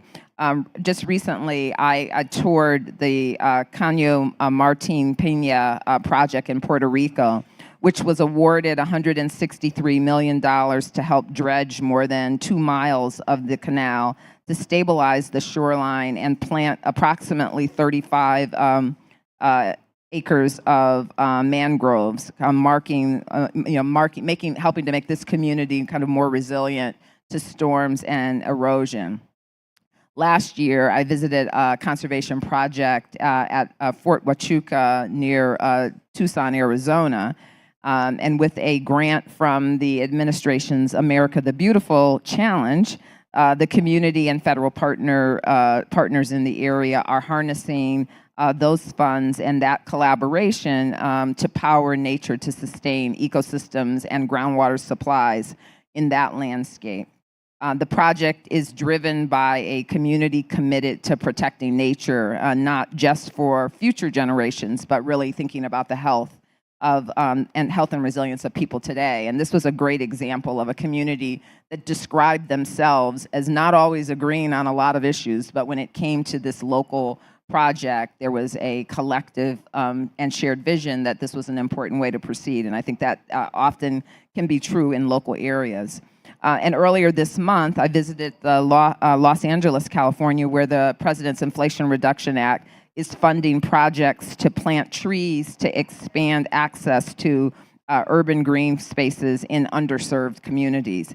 And these are just a few examples of how the funding that's been so important is enabling us to advance this kind of locally led conservation approach in the United States.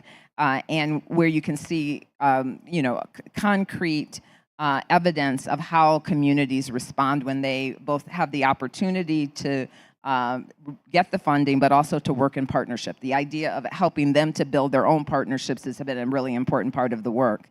And so while implementing these investments, our nation has made historic progress toward protecting underserved communities, partnering with Indigenous communities, and uplifting people who have historically been left behind. And so, as we know, there's no one nation that can tackle the climate change or biodiversity crises alone. And so we look forward really to working with all of you in this room and with the partners across the globe to find solutions to these critically important issues. Thank you very much. Thank you very much, Chair Mallory. I'd like to invite Joe Singh to the stage to talk us through the progress in the Caribbean and to bring up the Caribbean presentation as well. Thank you.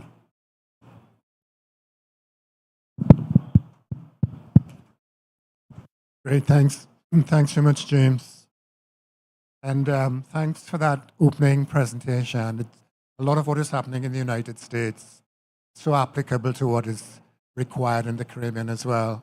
Certainly from the perspective of community groups. And it's probably even more pressing within our region that the link between nature and people is well established. Really appreciate those. Ready to go?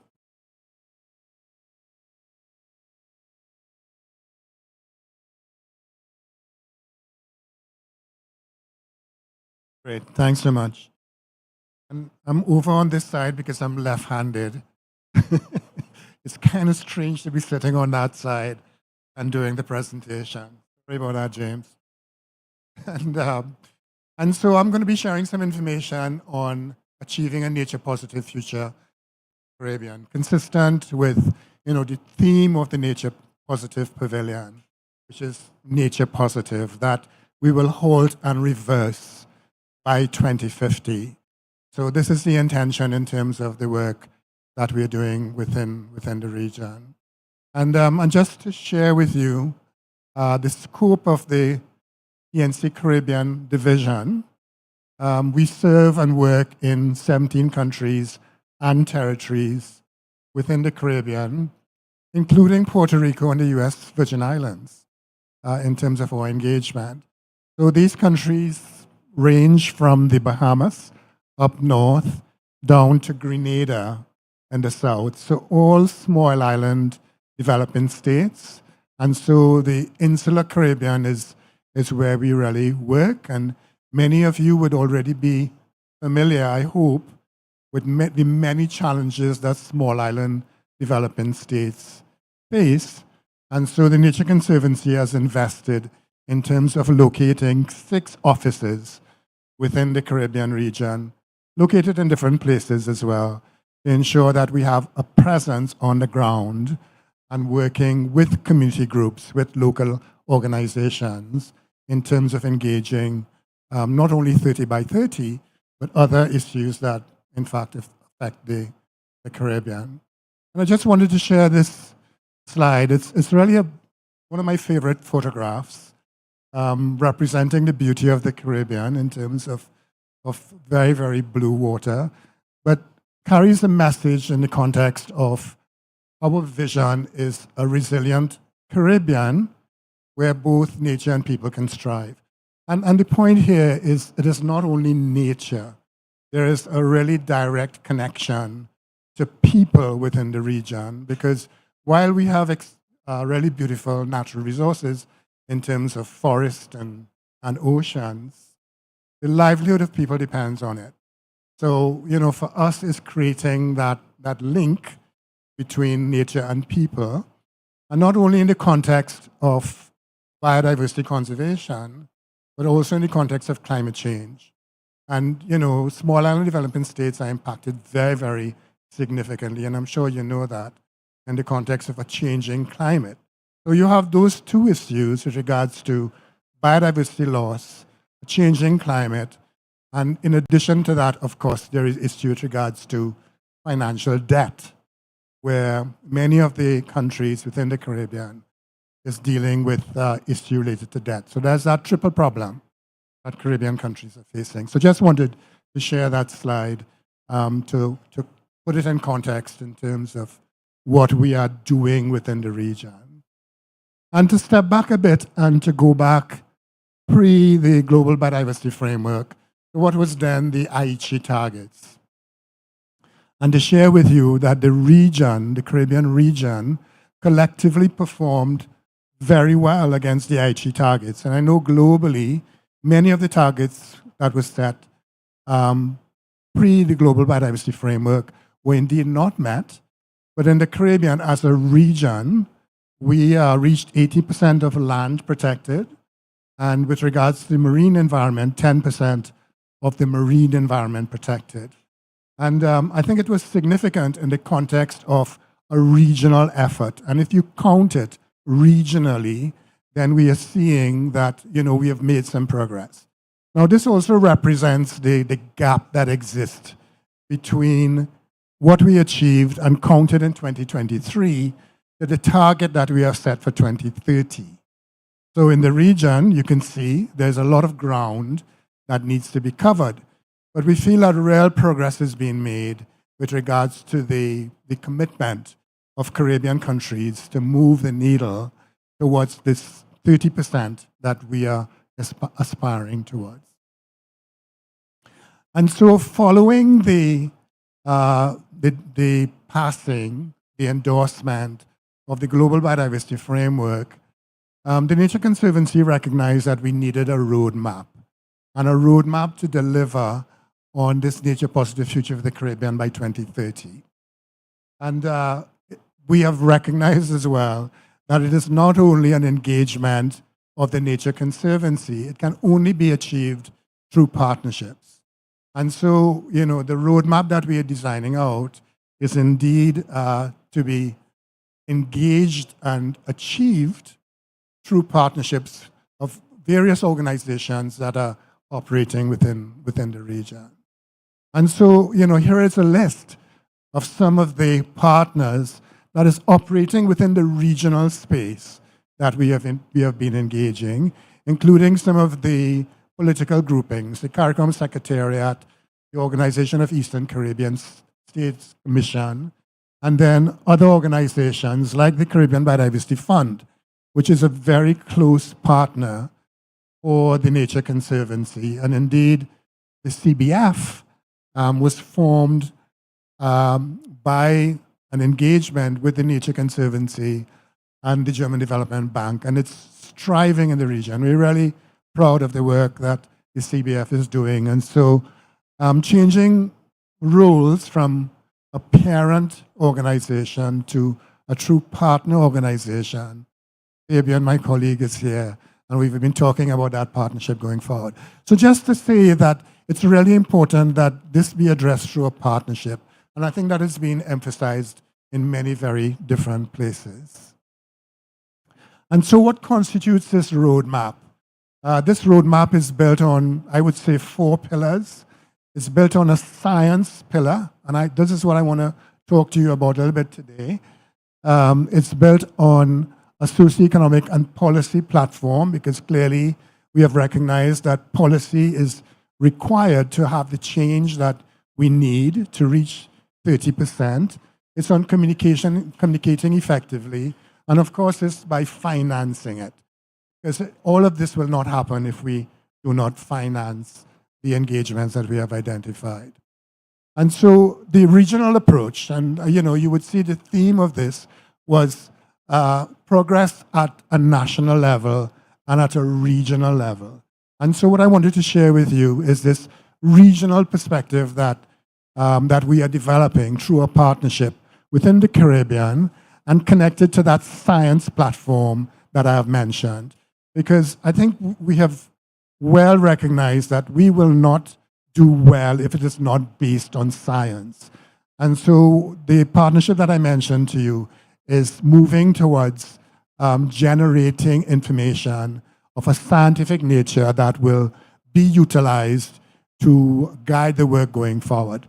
And just to emphasize the regionality, if I may use that term, that we're operating within the Caribbean, I mean, you would say it's clear that within the Caribbean region, there is issues regards to ocean currents that is linking the region, and that it is clear with regards to migration, that you would have fish and you will have whales and you have had dolphins sort of migrating through the region.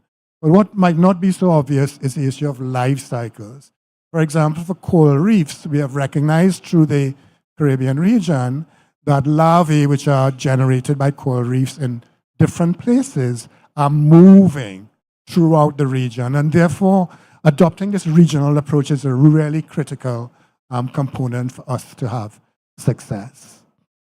And so with regards to designing out this science platform, we have undertaken to do that within the terrestrial environment through rivers, which again is connecting to the seas, and indeed through the oceans. And the ocean space is where we would have the scale to a large extent.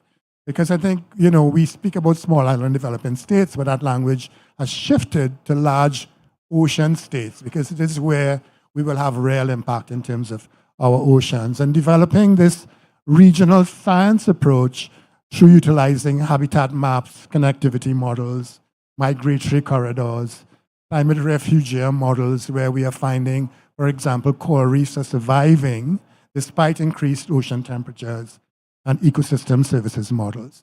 So building out this map, which will be the basis in terms of engagement within the region, and again, emphasizing the regionality of the approach. And of course, then constructing out that regional scale data through remotely sensed information, and as well as through information generated in different places, to convert that to national scale action. So that so what we are doing is identifying these locations that are regionally important and ensuring that they are applied in terms of the national level. So this is part of the approach that we are utilizing. And just to wrap this up and to say, as we develop that scientific regional platform, that we're looking to apply that in terms of the policy decisions which are being made within the Caribbean region. And then, of course, the issue of financing it, which is, again, really very critical. And TNC has been doing a lot of work in terms of nature bonds, which is really taking off and done well in places like the Bahamas. And another one is about to be closed within the Caribbean region as well. But also engaging in approaches such as project financing for permanence, which is a key area for financing the operations that we have identified. So I know I've gone a bit over time there, Chair, but just to close off in terms of the goals that we have identified, which is consistent with what I have shared earlier on, and then just to say thanks for your attention. Thank you so much. Thank you, Joth. Very informative. Joyce, I'd like to welcome you up to the stage to give us an update on progress in Kenya.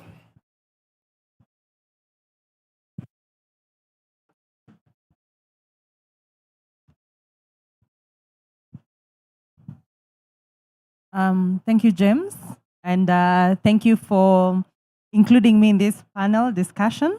So I'll be sharing our progress in Kenya. So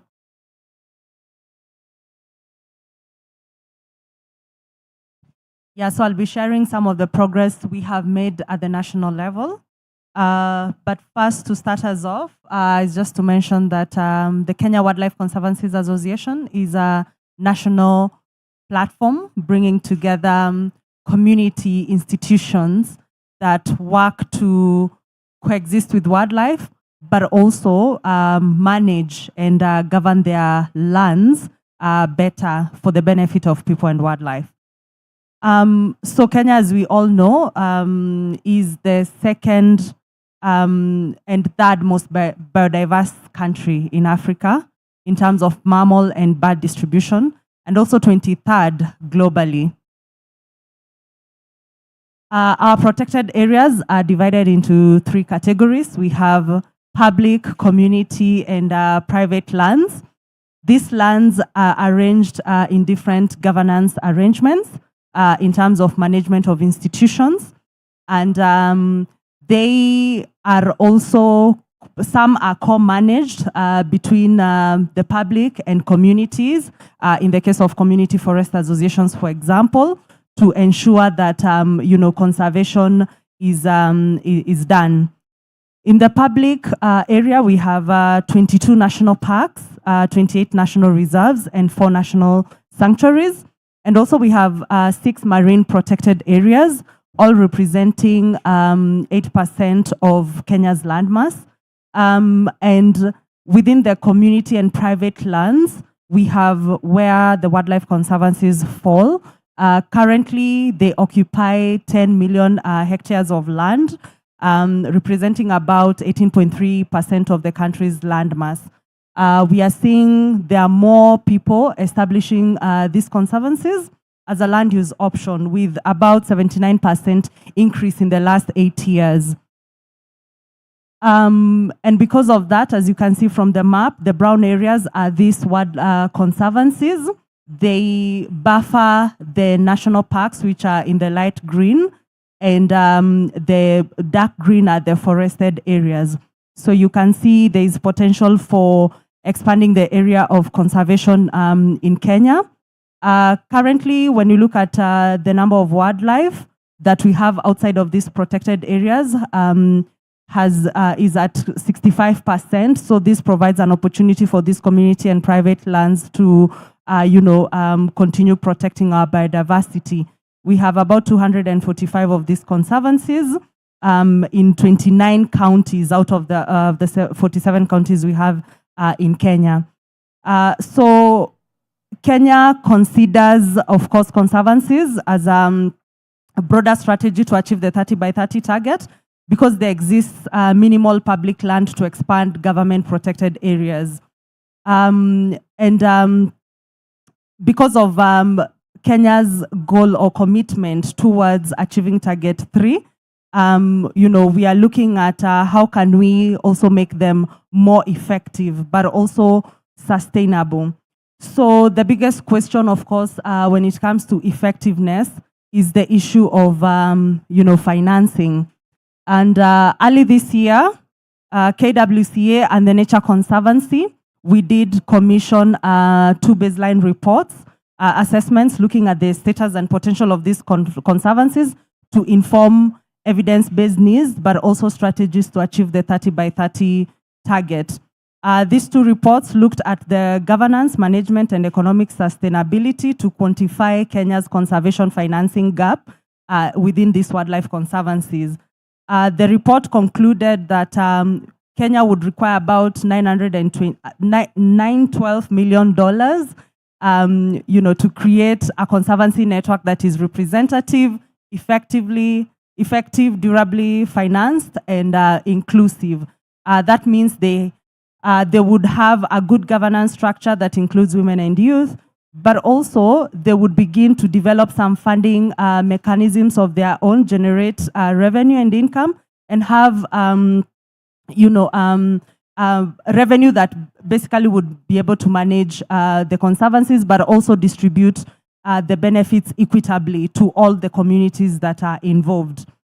Currently, of all those conservancies, we have about, I think 1% are currently in the operational stage. That means basically these are the conservancies that are earning some income, some good amount of income from the different revenue streams, whether it's tourism, carbon, livestock management, and all that.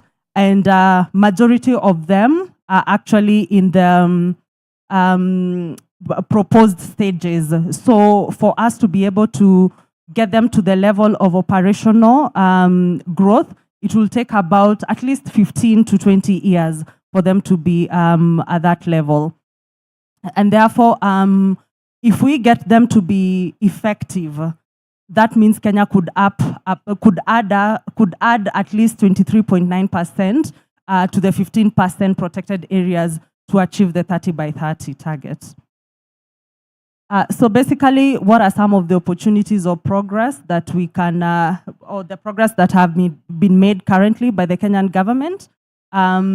Is that we did submit our national targets before the deadline, and we are currently reviewing the NBSAPs, Kenya's NBSAP, which was developed in 2020. So we are, the government has included conservancies as one of the indicators that they will be measuring when it comes to the reporting.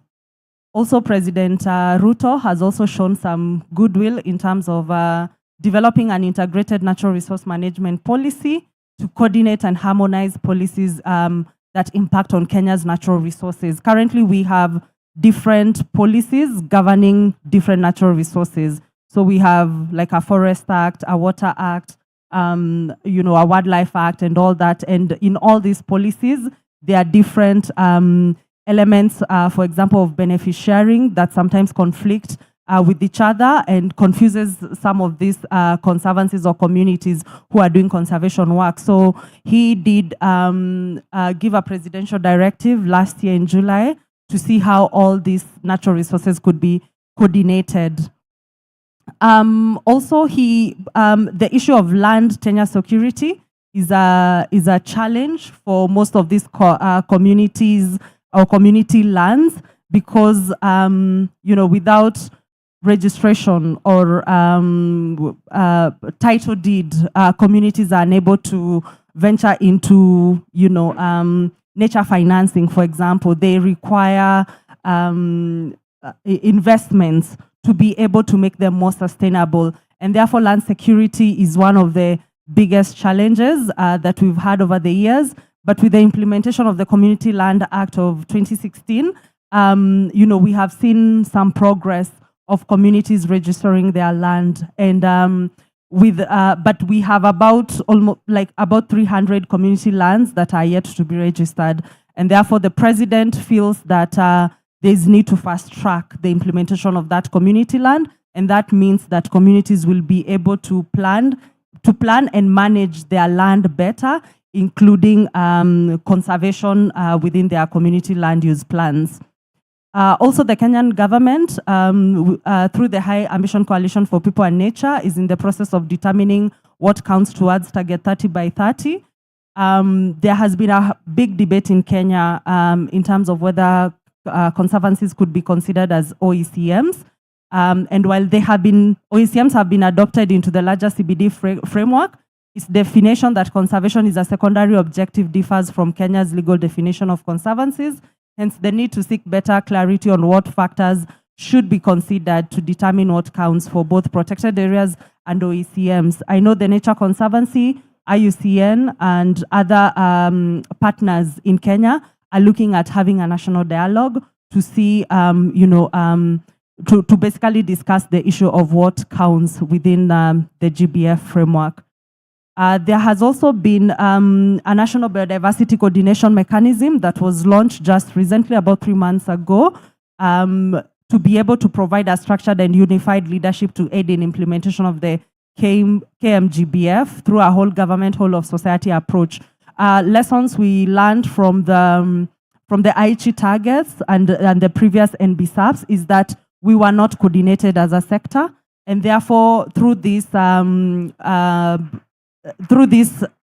mechanism, we are hoping that we all, as a country, will be able to provide sufficient data to help inform the impact, the think the 8th, or is it the 7th impact CBD report coming up. So this mechanism will definitely be able to do that. Sorry about that.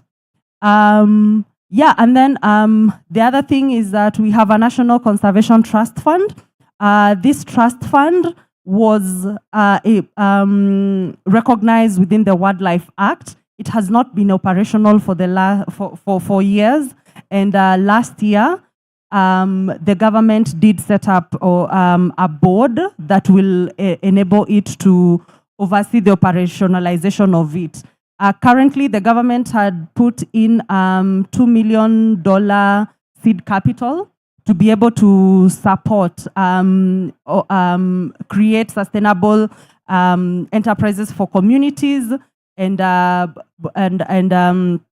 enterprises. And basically, this trust fund is also supposed to support protected areas and both conservancies to be able to cushion against any future pandemics or any other that might affect conservation efforts. And also, of course, through our organization, the National Wildlife Conservancies Association, will be looking at also developing a community conservancy fund that will also help us to look at or support conservancies that may never get funding opportunities from donors. And so we are trying to make that funding equitable to everyone and ensure that the underserved communities are able to get that funding.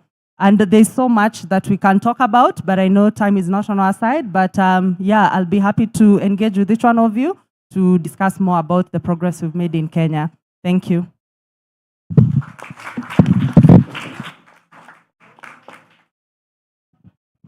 Thank you so much, Joyce. It seems like there's huge opportunities there with wildlife conservancies in Kenya going forward. Okay, I'm going to talk a little bit about developments in Australia now. So it's worth noting the Australian approach, and that's not the slides we want. The Australian approach is a diverse system of protected areas. It's one made up of public, private and Indigenous protected areas. And if I can get the clicker, Joyce, do you still have that? Thank you.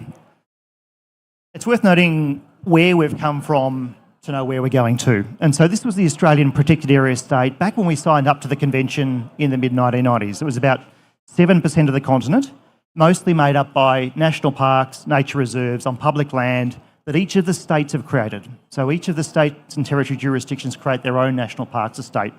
Very little coordination between the two. So at the time, when we signed up the convention, the Australian government got together with the states and territories to say, how do we achieve a more comprehensive, adequate and representative system?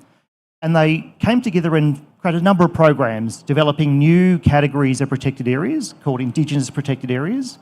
They incentivised privately protected areas through a large land acquisition fund. And this has taken our reserve system from 7% of the continent in the mid-1990s to 22% today. And so a big growth, and I guess we've diversified that protected area state to suit the underlying tenure, to suit Indigenous tenure, to suit private land tenure, to do what we've done so far. The Australian government just a couple of weeks ago released their roadmap to 30 by 30, and also a couple of months before that, their framework for OECMs, or other effective area-based conservation measures.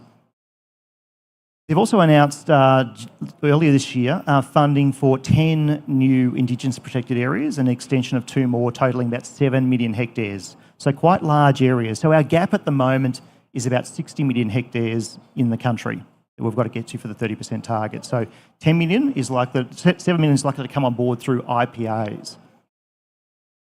The government's also legislated a new nature repair market, and this is to basically incentivise corporate giving to sign up long-term agreements, 100-year agreements, which will qualify as part of our 30 by 30 commitments on private land or Indigenous land.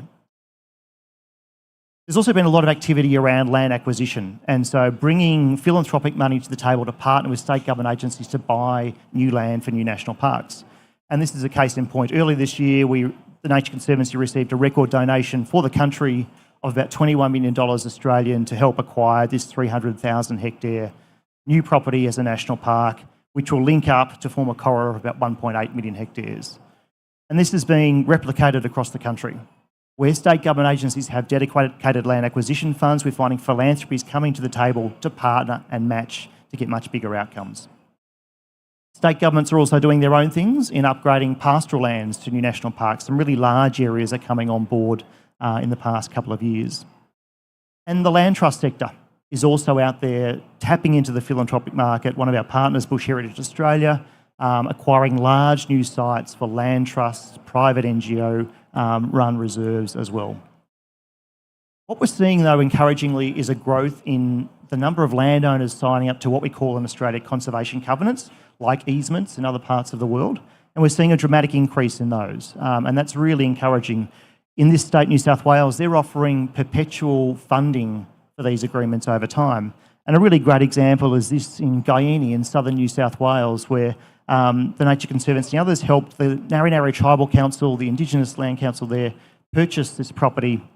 And just last year, they put on a permanent conservation agreement for 55,000 hectares of the 88,000 hectare property. Narri will receive $1 million every year forever as part of that deal through that arrangement. So we're looking at long-term sustainable funding streams in areas like this. And transforming this landscape from a pretty dry farming landscape to this wetland recreated in a very short amount of time. Australia is also going through, in many states, forest transition processes. So timber harvesting areas are being phased out. And there's big questions now as to, are there opportunities here for protected area outcomes, water outcomes, carbon outcomes as part of that process? So this will also inform where the country's going with 30 by 30. The Nature Conservancy, WWF, Pew Charitable Trust and other NGOs last year put out this report as a bit of a direction statement for where we think we should be going for achieving 30 by 30 in Australia. And that's really emphasising those programs that we've got or we've had in the past that work well. So reinstating a dedicated land acquisition fund to encourage philanthropy to come on board, incentivising more private land conservation, long-term funding for our Indigenous protected area state and public land use upgrades. In the marine space, the Australian government's made some really big announcements recently. So we already had quite a large marine protected area state in Australia, but just recently, very large no-take marine sanctuaries have been declared in our Indian Ocean Islands, up in the Christmas Island, Cocos Keeling Islands, down in Macquarie Island in the sub-Antarctic, and just recently a proposal to significantly expand the Heard Island Marine Sanctuary from this, where the pink areas are marine sanctuaries, to a combination of marine sanctuaries, marine national parks and habitat protection areas. So significant developments happening in the Commonwealth areas, but also critically in the coastal space. So these are some of the most underrepresented parts of the marine waters, often contested with fishing, other commercial uses, recreational uses. Some state governments are actually making a significant inroads into combined, multi-zoned marine protected area estates as well. So we don't have the Colombian Vice Minister, but we are lucky enough to have a representative from the Colombian Parks Agency to give us a quick update on the Colombian progress around 30 by 30. Felipe, come on. Thank you very much for this special invitation, and an applause for him too. And it was very clear what you explained to us. And I want to say that the Vice Minister presents his excuses. He was to come here, but they spoke with me because I have been working with him and his team for the MBSAP in Colombia to really get protected areas reflected in the MBSAP, because we have been discussing with many people today and yesterday and the 30 by 30 day, how is each country reflecting in its MBSAP the 30 by 30 target. So we have been doing a lot of work to both achieve the target and reflect that target in the MBSAP, and I'm going to tell you a little bit about it. First of all, in Colombia, we have the 32% protected for marine ecosystems, and we have 17% in terrestrial and inland waters. for that 17%, we have about 8 protected areas that we want to create or we want to enlarge. So we can achieve 4% more on the case of protected areas, but we have a 34% target in the MBSAP to overcome 30 by 30 with 4% more. So if we work together, creating and enlarging these protected areas, we're going to go a little bit closer. But if we recognize the indigenous territories, we recognize OECMs, we're going to achieve that 34%. But more so, what we want to try to do is have this table of priorities of conservation to define where, how, and exactly what to protect, because the national system of protected areas is not representative in this moment. So in that discussion of the MBSAP, we included as well in that prioritization the freshwater ecosystems. Why? Because in Colombia there's so much water and we have many rivers that enrich the country with fresh water. There's like this unique opportunity with this 30 by 30 to cover all this, these priority areas. We have done much effort protecting the rivers in Colombia. For instance, there's the National Park Puracé, where the 3 biggest rivers of Colombia are born. We have protected basins of Orinoco, Putumayo River, Amazon River that have too much to do with all the rivers of the region, but we still have much work to do to protect these freshwater ecosystems. So what we have been talking and we have been listening to the Nature Conservancy with their experience throughout the world protecting fresh water and their priority to do so, that we have been speaking, what about protecting these ecosystems and prioritizing them in the national table of national priorities in protected areas. So that discussion is to be done because there's much work to be done. And also this has to do with what communities think about fresh water. They have not only like this instrumental relationship to drink water and, you know, but there's other values with freshwater ecosystems. Many of the lagoons of the Andes lagoons have to do with traditional beliefs of very old and ancestral communities. They believe that the origin of the world is in those lagoons, in those special freshwater ecosystems. So in doing so, protecting more of these ecosystems, we're going to protect also cultural values. And that's something that we have been speaking very strongly with the Nature Conservancy. Not only nature values, but also cultural values. And just maybe to send a final message, what we have been also working with the Vice Minister and his team is to strengthen park rangers. We have a specific target in the MBSAP for park rangers. And this is because park rangers work in very difficult conditions. Mattresses, pillows, and blankets are rotten for many years, and the hoods where they work, the roofs are ruined and everything.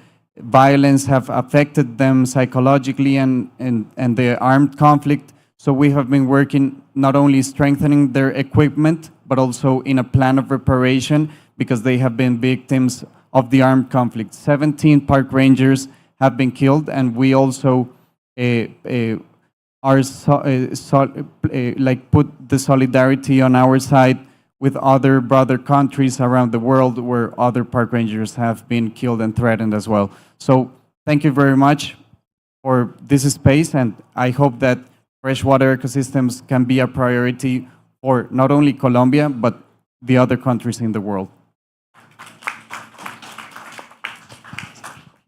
Thank you, Felipe. That was extremely well done at very short notice. Thank you. I do appreciate that. Look, thank you again to the panelists. There's been some really interesting insights here, so thanks very much.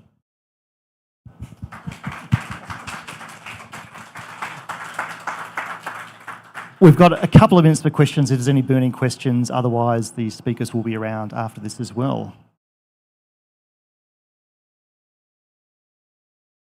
If not, if no takers. Fantastic. All right, well, let's wrap it up and go and enjoy your evenings. Thanks again to everybody for coming along.